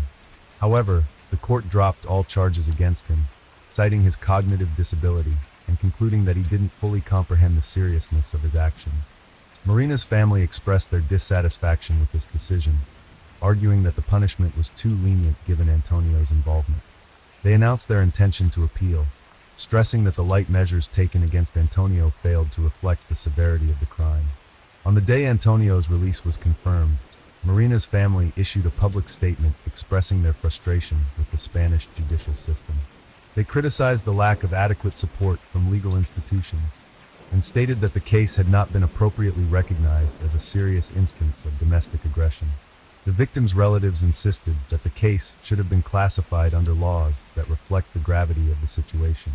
They argued that failing to acknowledge the crime as an act of domestic abuse was unacceptable and could negatively impact future victims facing similar circumstances. In July 2023, the Andalusian Supreme Court Jasmine's defense, which sought a reduced sentence or complete overturn, and Marina's family, who wanted a harsher penalty. The court upheld the original sentence of 17 years in prison, citing the extensive evidence presented during the trial. It ruled that the punishment was appropriate given the gravity of the crime. Maria Teresa, Marina's mother, shared in interviews the immense struggles her family endured after Marina's tragic death. She emphasized how her repeated reports of Jasmine's aggressive behavior were not taken seriously, and the police failed to take necessary measures to protect her daughter. The family felt powerless, fully aware of the danger Marina faced in her relationship, but unable to intervene effectively. The situation became even more dire when Marina and Jasmine moved, cutting Marina off completely from her loved one. Maria Teresa also spoke about the pain of listening to Jasmine's statements in court. In her view, Jasmine's expressions of regret were insincere and intended solely to reduce her sentence. Maria believed that Jasmine knew exactly what she was doing and intentionally inflicted harm on her daughter. Marina's story has become a heartbreaking example of how authorities and society can fail to protect victims of abusive situations. Her family continued to fight for justice, not only seeking a harsher punishment for those responsible, but also aiming to set a legal precedent that could help others in similar situations. This case highlights the critical need for a swift and effective response to signs of abuse, as well as the importance of improving support systems for victims to prevent future tragedies. Story 8. Today our story repeats the biblical story of the first crime on earth. As the book of Genesis states, and Cain rose up against his brother Abel and killed him. This occurred after Cain had sacrificed to the Almighty the fruits of the earth and Abel the firstborn lamb. To the disappointment of the older man, God accepted the younger man's sacrifice and rejected his gifts. Driven by selfish jealousy, Cain called Abel to the field and there took his life. But unfortunately, even in the modern world, because of unhealthy jealousy, the older brother can kill the younger one. The end of June 2010 was very difficult for the family of Donna and Samuel Eckerd. Their 19-year-old son Sean was missing. The night before, Sean had a fight with his older brother Stanley and left the house slamming the door. Sean had never previously allowed himself to leave the house for long periods of time without his phone or informing his mother. Late that night, the whole family was alarmed by the young man's disappearance. But officially, the search for the boy began only 24 hours later. Missing person notices with photos of smiling, blonde-haired Sean were posted at all stations, in supermarkets, and along the streets. But even after 2 days of searching, there were no results. The police had their hands up in the air as they continued their search. For more than 2 days, Sean Paul Eckerd was officially missing. Relatives, acquaintances, and a few friends gathered a team of activists who day and night combed local establishments, interviewed random passers-by, and minute by minute reconstructed the route of the guy that night.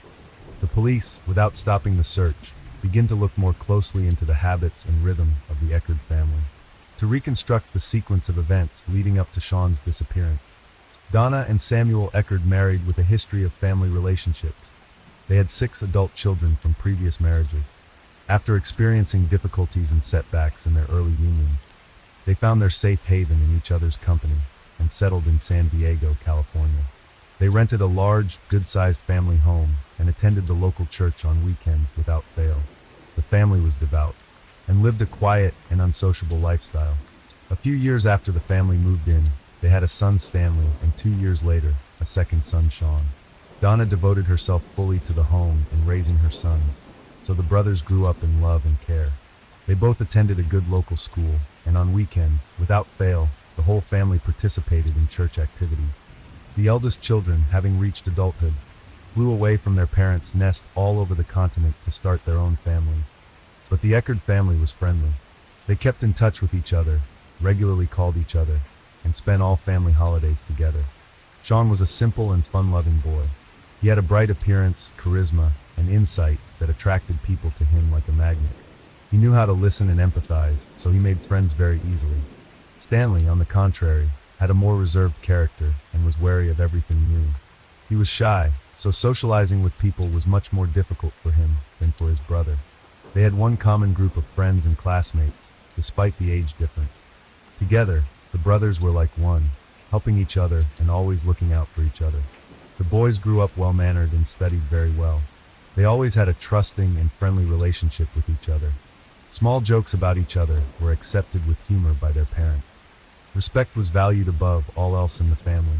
Donna and Samuel raised their children from childhood with faith in God and according to God's laws.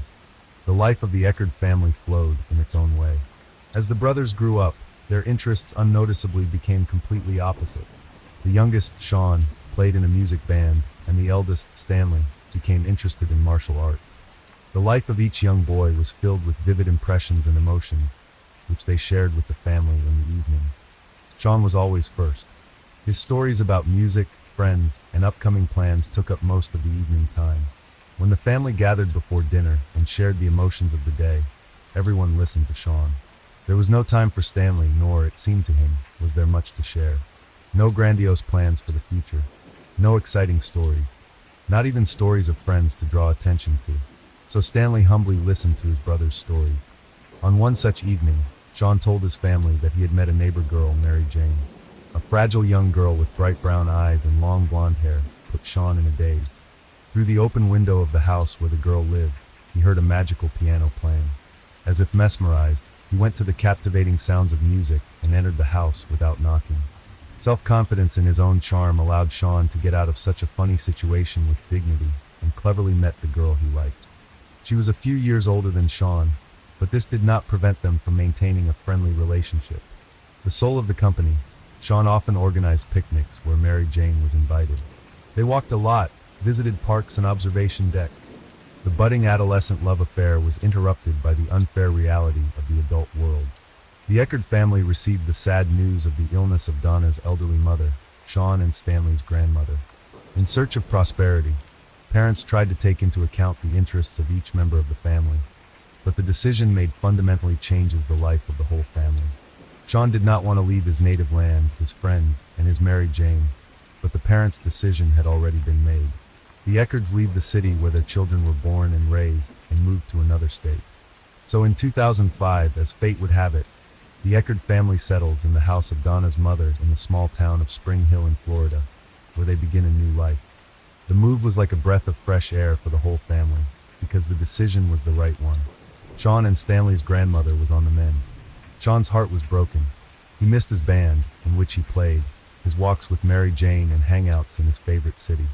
But it is impossible for life-loving Sean to be sad for long, and after a while, a new life becomes as full as the one he missed. Donna and Samuel safely got a job at the Presbyterian church, where they were almost all their time. Donna took care of the children in the nursery, and Samuel helped with the chapel. Over the course of time, the brothers grow close again and make new acquaintances together again at school. Old life seems to be resurrected in a new place. Sean plays in the school band again. Stanley attends a martial arts school that is only a couple blocks from their new home. Despite this new busy life, Sean can't stop thinking about Mary Jane. Every night after class, he locks himself in his room, and they talk on the phone for hours. The goodbyes end the same way, with Sean saying he dreams of meeting again. Each time he promises that after getting his parents' permission, he will definitely come to see her. Whereas the younger brother grew and kept his first love in his heart, the elder Stanley tried to establish himself in the family in his own way. Quiet and calm Stanley, by virtue of his stiffness and modesty, seemed to be deprived of parental warmth and attention. In pursuit of self-expression, he makes a series of bad decisions that will have dire consequences for the entire family. In May 2006, he informs his parents that he intends to drop out of school and devote his life to studying martial arts and creating a martial arts club, but youthful maximalism leads the guy into a bad company, where he begins to engage in petty fraud and try illegal drugs. In 2007, dysfunctional connections eventually led Stanley to arrest. He was caught stealing and charged with felony fraud-related offenses. The news of the elder son's shenanigans deals the first heavy blow to Donna. She ends up in the hospital with a heart attack, but the situation is quickly resolved with the help of a lawyer hired by Jennifer's sister. He skillfully defends Stanley, proving the lack of direct evidence, which allows the guy to quickly go free, receiving only a suspended sentence. This episode greatly frightens Stanley. He feels guilty and closes himself off in the hope of being understood and accepted by his family. Having survived the frightening events that happened to Stanley, Sean does not say anything to his parents about his decision. During his summer vacation, he takes a job as a waiter. Having saved up some money, he leaves only a note for his mother to go to California to marry Jane. The long 2-day bus ride to his beloved seemed like an eternity. The scenery changed outside the window, the day changed to night, and Sean imagined how at the final station he would see her, his Mary Jane. The driver announced the final stop, and the bus stopped. Sean was ready to run to her, for he had already seen her happy face through the window and her long hair, which she was tucking behind her ears with her fingers. They had spent some of their happiest days together. They'd had picnics, just like they'd had in his best high school days. Sean had confessed his love to Mary for the first time, and it was mutual. After another walk, the young people sat down on a bench. Sean felt faint. His eyes went black. He fell unconscious. Sean ended up in the hospital. The young boy was fading away like a match in a matter of days. Mary Jane contacted Sean's sister. Jennifer urgently flew to California. Doctors diagnosed the cause of such a rapid fading of a strong and sturdy guy. Tick-borne encephalitis begins suddenly and very quickly causes complications of various kinds up to inflammation of the brain. A difficult struggle for Sean's life and health began. Doctors fought for the boy's life for a long time. More than a month of coma and 6 months of rehabilitation helped him to return from the other side of the world. Sean had a very hard time recovering for a long time. An ordinary tick bite on a summer walk turned out to be a serious injury for him. Jennifer took her brother back to Florida, where he faced therapy and a long recovery. Mary Jane was left to wait. Again, the only source of communication for the lovers was the telephone.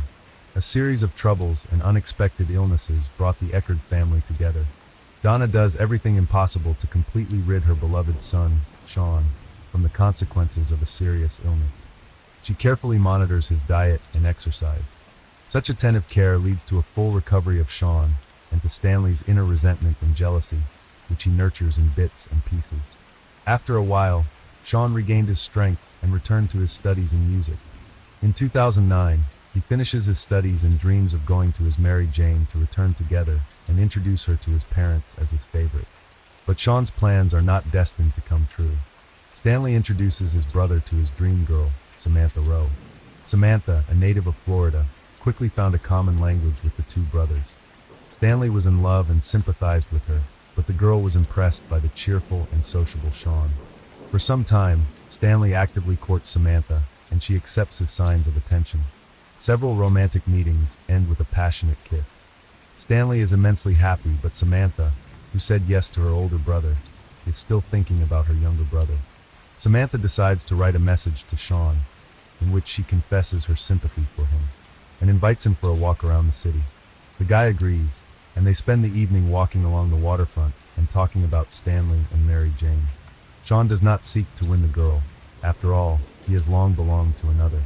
A rejected Samantha writes a message to Stanley and tells him that Sean has been seeing her and confesses that he really likes her too. Stanley was furious. That same evening, he went up to his brother's room where they had a conversation. At first the brothers talked quietly, then their words turned into shouts, and then there was dead silence. The parents were at home, but the brothers sometimes clarified relations quite loudly, so they did not see anything special in what had happened. Mom was the first to realize Sean was missing. He hadn't returned her calls. Recalling the evening before, she got Stanley's explanation that Sean had left home after an argument. The police received a frightening call. The caller was Sean's sister, Jennifer. The dispatcher who took the call heard only a woman's scream in the receiver. A piercing male moan could be heard in the background.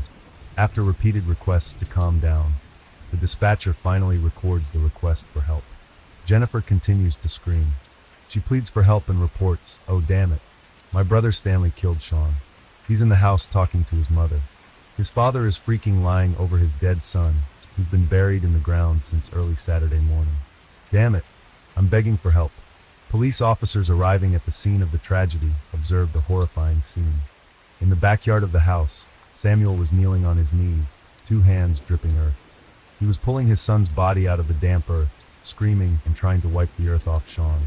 In an instant, quiet neighborhood filled with sculpted lawns, where the 2 young brothers often waved to neighbors, turned into the scene of a violent tragedy. And now the Eckerd family, who once raised 2 sons, are left with the horrifying memory of digging in the ground only to find one of their sons and watching the other son being handcuffed and taken away. Stanley Eckerd was detained on suspicion of premeditated murder. At his first interrogation, he revealed that he had no intention of killing his brother. In a moment of anger, he struck Sean on the head. The resulting injury caused Sean to fall. Stanley checked his pulse. Realizing that his younger brother was dead, he tied up the body and carried it out the window to bury it on the lawn behind the house. Stanley's words at the inquest, "I buried him. After all, that's what you do with dead people." These words sound like the cold-blooded calculation of a serial killer, not a loving brother. In his defense, Stanley Eckerd said he did it for his mother. He wanted to protect her from the shock she might have received at the news. Afterward, Stanley planned to move his brother's body to rebury it once his parents were gone. Stanley's behavior during the interrogation varied. He cried and confessed what he had done and was obviously sorry, presenting it as an accident. Or he blamed Sean with hatred in his eyes. Stanley spoke very harshly and unpleasantly about his younger brother. He called him guilty for all his troubles and admitted that he had won the rivalry for his mother's and Samantha's love. That same day, Stanley was charged with second-degree murder and taken into custody without bail. 2 days later, Dr. Barbara Wolf performed an autopsy on Sean's body. She presented to the court the results of the forensic examination, which indicated that the victim's neck showed bruising under the skin and rope marks were present, indicating that the neck had been compressed to make breathing difficult. The examination concluded that the death was the result of an inflicted head injury and asphyxiation. Assistant State Attorney Pete Magrino proceeded to scrutinize the case. On February 25, 2011, the first hearing began, presided over by District Judge Stephen Rushing. On the second row were Stanley's parents, Donna and Samuel Eckerd. They wept as they watched their oldest son being led into the courtroom under escort. On April 9, 2013, the trial began in Hernado Court, presided over by District Judge Anthony Toddy. The defense was led by Attorney Alan Hunter, while Prosecutor Pete remained on the prosecution side. The main goal of the prosecution was to convince the jury that Stanley had carefully planned the crime.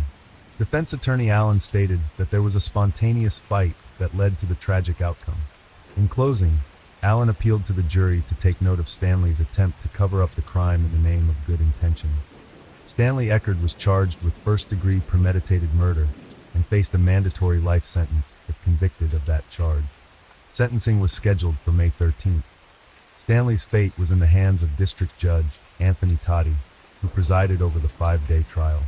Second-degree murder is punishable by up to life in prison. Stanley Elias Eckerd always said he never intended to kill his brother 3 years ago before burying him in the front yard of the house. Before trial, Eckerd rejected an offer from prosecutors to plead guilty to second-degree murder in exchange for limiting his prison sentence to 20 years. Eckerd remained stone-faced as the clerk read the verdict. The brothers' parents, Samuel and Donna, wept quietly.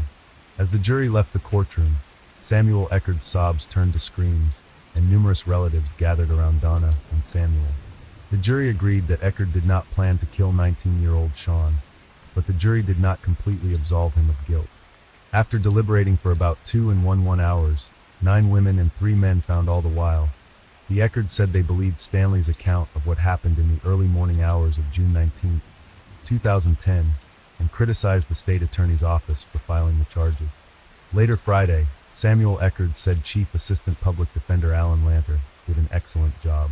The family questioned the appropriateness of the sentence. They filed an appeal to appeal the verdict, but were denied. I really can't understand how the jury reached a verdict of second-degree murder in about 2 hours, Samuel Eckerd said. Despite that, our faith was not shaken, he said. One fact was not disputed during the trial. After his brother's death, Stanley pulled his body out of Sean's bedroom window and buried it in a shallow grave in the backyard of the family's Spring Hill home. Samuel Eckerd found Sean's body 2 days later. Assistant State's Attorney Pete Magrino began his closing arguments at trial by showing jurors photos of Sean's dirt-covered body lying in a fetal position in the hole. This is not a detective novel case, Magrino said. He noted that Stanley, when questioned by detectives on the day his brother's body was found, changed his testimony as many as 6 times, saying he initially knew nothing about Sean's death. For 2 days after his brother's funeral, according to Magrino, Stanley sent messages from Sean's cell phone to family members saying that Sean had allegedly gone to California to stay with his girlfriend Mary Jane. Also on behalf of Sean, he corresponded with Samantha saying that he did not want to communicate and she should pay attention to Stanley. After hours of questioning, Stanley said that Sean had died during a struggle in the bedroom that morning. He claimed he heard a snap in his brother's neck as they fell to the floor.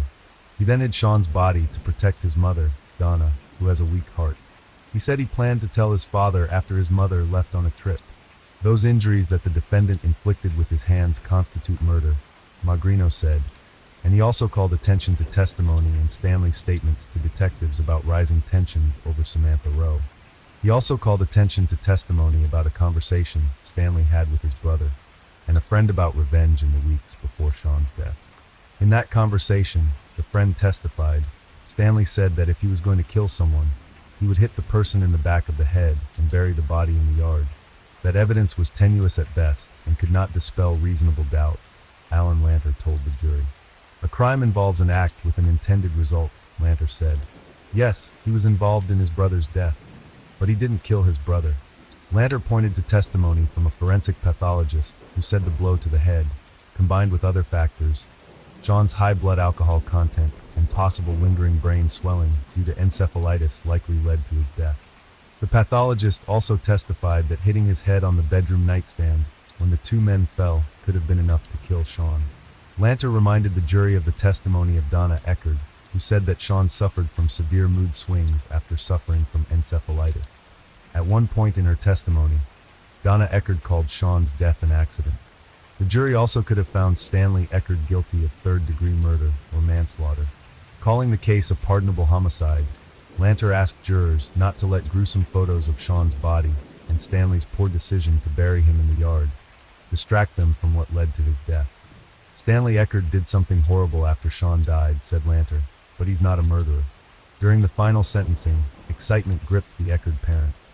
Judge Anthony imposed a sentence of 50 years in prison without parole. The parents were broken. One miserable day had taken 2 sons from them at once. The cold-blooded murder of an innocent man and even a brother is clearly beyond the bounds of adequate human response. In the biblical story, the brother-killer Cain was banished from paradise as punishment, but he solved the problem differently, eliminating the source of his remorse. Story 9. Where does the line lie that once crossed, there's no return? How does an ordinary woman transform from a loving wife and beloved mother into a cruel murderer capable of dividing a nation into 2 opposing groups? And how does her name become a constant topic among locals and newspaper headlines for years? Roxana Valdez could answer this question. Murderers don't stand out in a crowd, are not recognizable during dinner, and might even live under the same roof without revealing their true nature. They are indistinguishable from those who never crossed that line. Thus, no one could have imagined what Roxana did on that spring evening of April 5th, 2014. And when they found out, they simply couldn't believe it. But let's start from the beginning. Little is known about Roxana's past. They could find almost nothing about her. The only information from her criminal file was sparse. Born in a small village in the province of Punta Arenas, Chile, in 1957. That was it. Perhaps the lack of information was due to journalistic ethics, as the locals, known for their fiery temper and unique customs, might have retaliated against Roxana's relatives for her crime, potentially turning their lives into a living hell. For reasons unknown, remains either undisclosed or unknown to the press. She had a son with him. It's clear that her marriage wasn't the dream every girl hopes for. as the couple eventually parted ways in 2011. As a single mother in a small village where jobs were scarce, Roxana faced significant challenges. In such communities, the primary occupation was growing and selling fruits and vegetables. Even the local educational institutions focused on agriculture.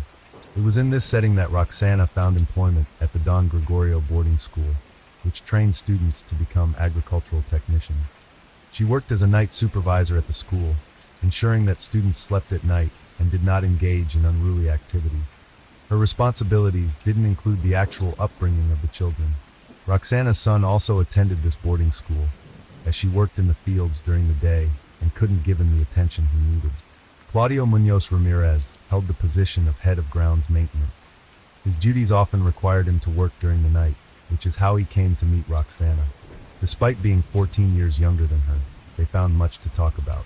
Roxana would spend entire nights discussing school affairs and her own failed marriage with Claudio. They had common ground in their personal lives as well, contemplating divorce several times. However, he remained in the marriage due to a promise he had made to her late father. Over time, Claudio seemingly forgot his promise and began spending his free time with Roxana away from his family. Eventually, he made a decisive move. Without explaining himself to his wife, Claudio gathered his belongings and left their home. It was clear he went to Roxana, who happily welcomed him into her life. Their relationship progressed rapidly and effectively. Roxana led into her home a man she barely knew, with whom she had only enjoyed nighttime conversations. She seemed to overlook the fact that there were children around needing constant attention. Amidst these enjoyable and heartfelt talks, Roxana failed to notice Claudio's true nature. He was, in reality, quite temperamental and sometimes even cruel. However, it was perhaps too early to judge who was more cruel between the two. The first serious outburst of aggression from Claudio took place within the walls of the boarding school. On a scheduled community cleanup day, students were assigned different areas to tidy up. Brooms, buckets, dustpans, and rags were distributed, everything needed for a thorough cleaning. As often happens, some students protested and refused to participate. Claudio, responsible for cleanliness but lacking any teaching experience, became infuriated in the absence of teachers at night. He would beat anyone who didn't participate. Whether he would have followed through on this threat is unknown, but the students eventually started cleaning and later collectively complained to the principal about Claudio's threats of physical violence. The principal, displeased, asked Claudio to submit a voluntary resignation.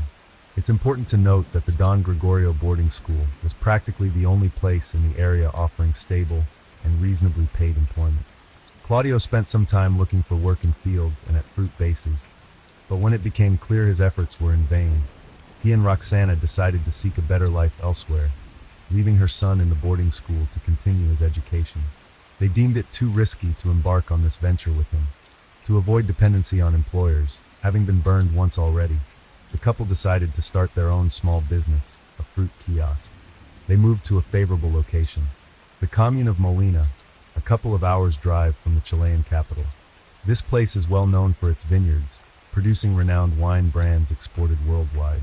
Roxana and Claudio purchased a kiosk near their new home, found suppliers for vegetables and fruits, and made their first steps in their small family business. Claudio handled the purchasing and transportation of the products from suppliers to the kiosk, while Roxana was in charge of sales throughout the day. Hiring an employee wasn't feasible, as it would mean additional expenses. Moreover, they feared that an employee might not monitor the perishable goods closely enough, leading to further losses. Claudio was visibly upset and even angry when he found out that Roxana was expecting their first child together. Perhaps it was a moment that required serious reflection, but Roxana, perhaps blinded by her new relationship and their flourishing business, didn't oppose her husband's view. She agreed that once the child was born, they would soon hand it over to her relatives for upbringing. However, it turned out there was no child to give away. Since that time, Claudio's behavior changed drastically. He often yelled at his wife, and sometimes even resorted to physical violence.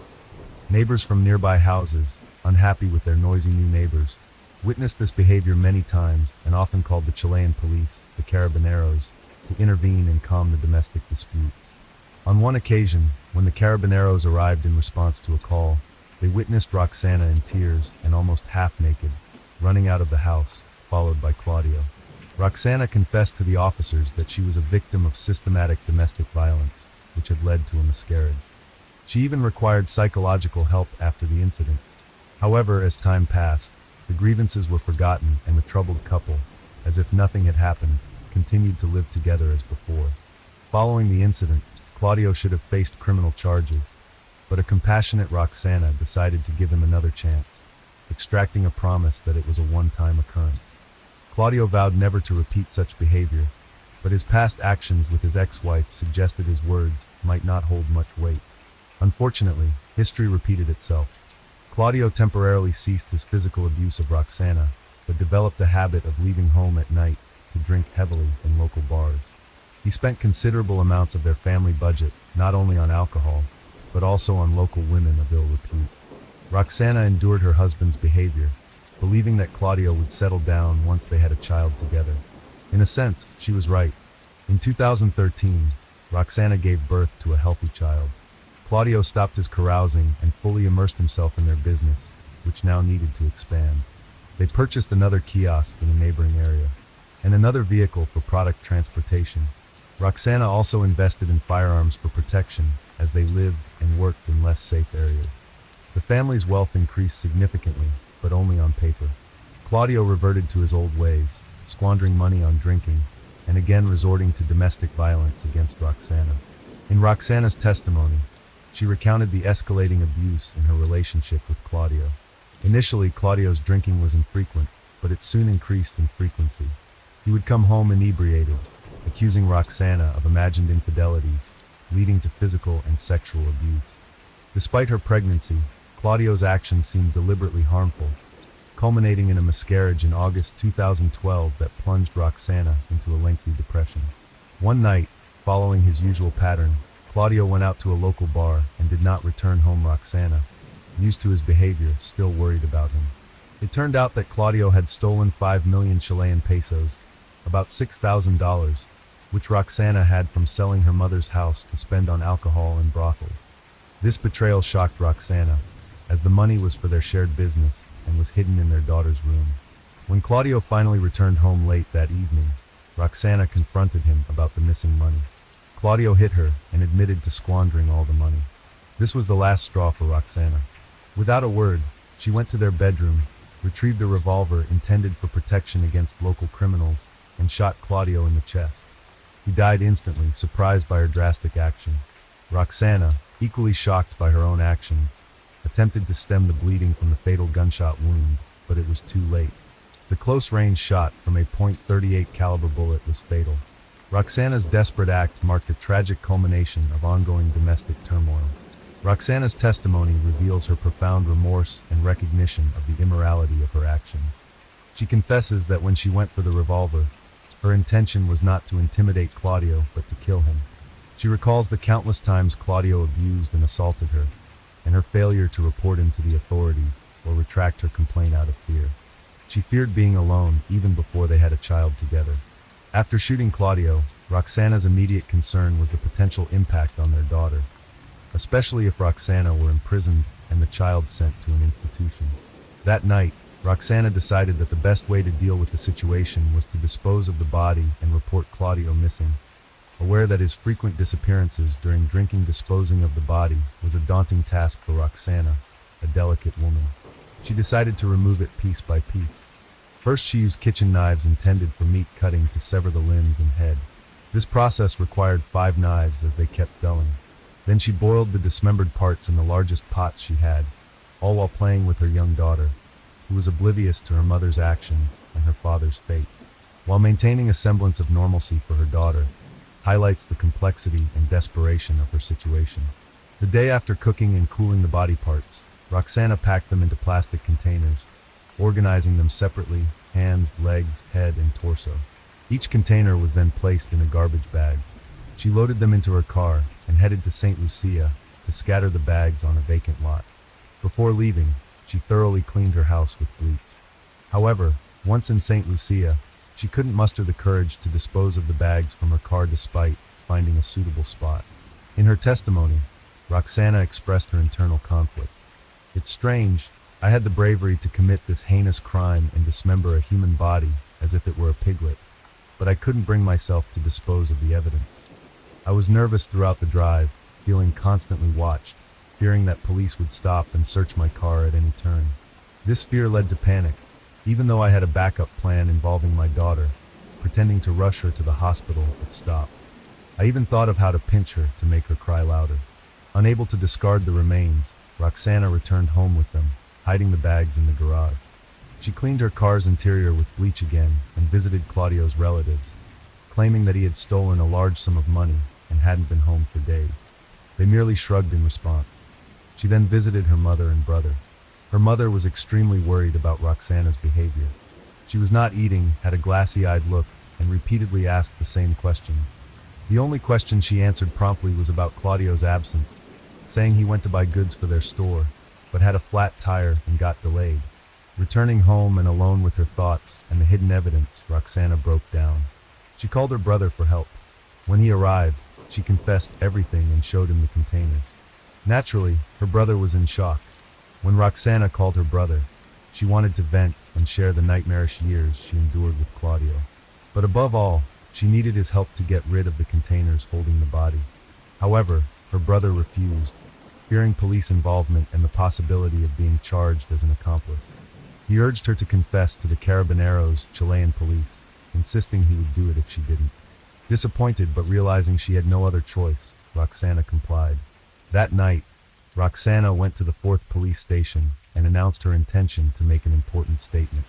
The officers, familiar with her, initially thought she wanted to report her troublesome husband. However, they were shocked by her confession. Roxana was immediately arrested. The news spread rapidly throughout the area, attracting countless journalists around the station. They waited eagerly to photograph Roxana as she was let out, hoping to capture a few images and, if lucky, ask her and the officers some questions. As the journalists waited, Roxana was eventually brought out. Handcuffed and in distress, she exclaimed, "I was afraid he would kill me one day," before being escorted into a police car. The case seemed straightforward. Roxana had confessed, provided evidence, and voluntarily surrendered. However, prosecutor Monica Ballesteros wanted a deeper investigation. Skeptical of Roxana's easy confession, she requested an extended arrest to conduct a forensic examination. Ballesteros aimed to prove that Claudio was still alive during the dismemberment, which would significantly increase Roxana's sentence. The judge granted a 60-day detention for further investigation. Meanwhile, Roxana's attorney, Carolina Gutierrez, argued that Roxana acted under extreme emotional distress, possibly exacerbated by postpartum depression and chronic domestic abuse. She emphasized Roxana's cooperation and voluntary confession as mitigating factors. However, the prosecution's theory that Claudio was alive during dismemberment crumbled after forensic results. It was confirmed that Claudio died from the gunshot wound to the chest. The bullet from the .38 caliber revolver caused a heart rupture and damaged vital organs, disproving the prosecution's initial hypothesis. Given these developments, the aggravating circumstances were dismissed. Another lawyer, Juan Pablo Cardenas, who sought to make a name for himself in this high-profile case, pointed out that the firearm used in the murder was legally registered. He also noted that Roxana's first report of domestic violence to the police was filed just 20 days after the couple started living together. Psychologist Rodrigo Valenzuela, after a medical examination, submitted documents to the court, indicating that Roxana was extremely mentally unstable at the time of the crime.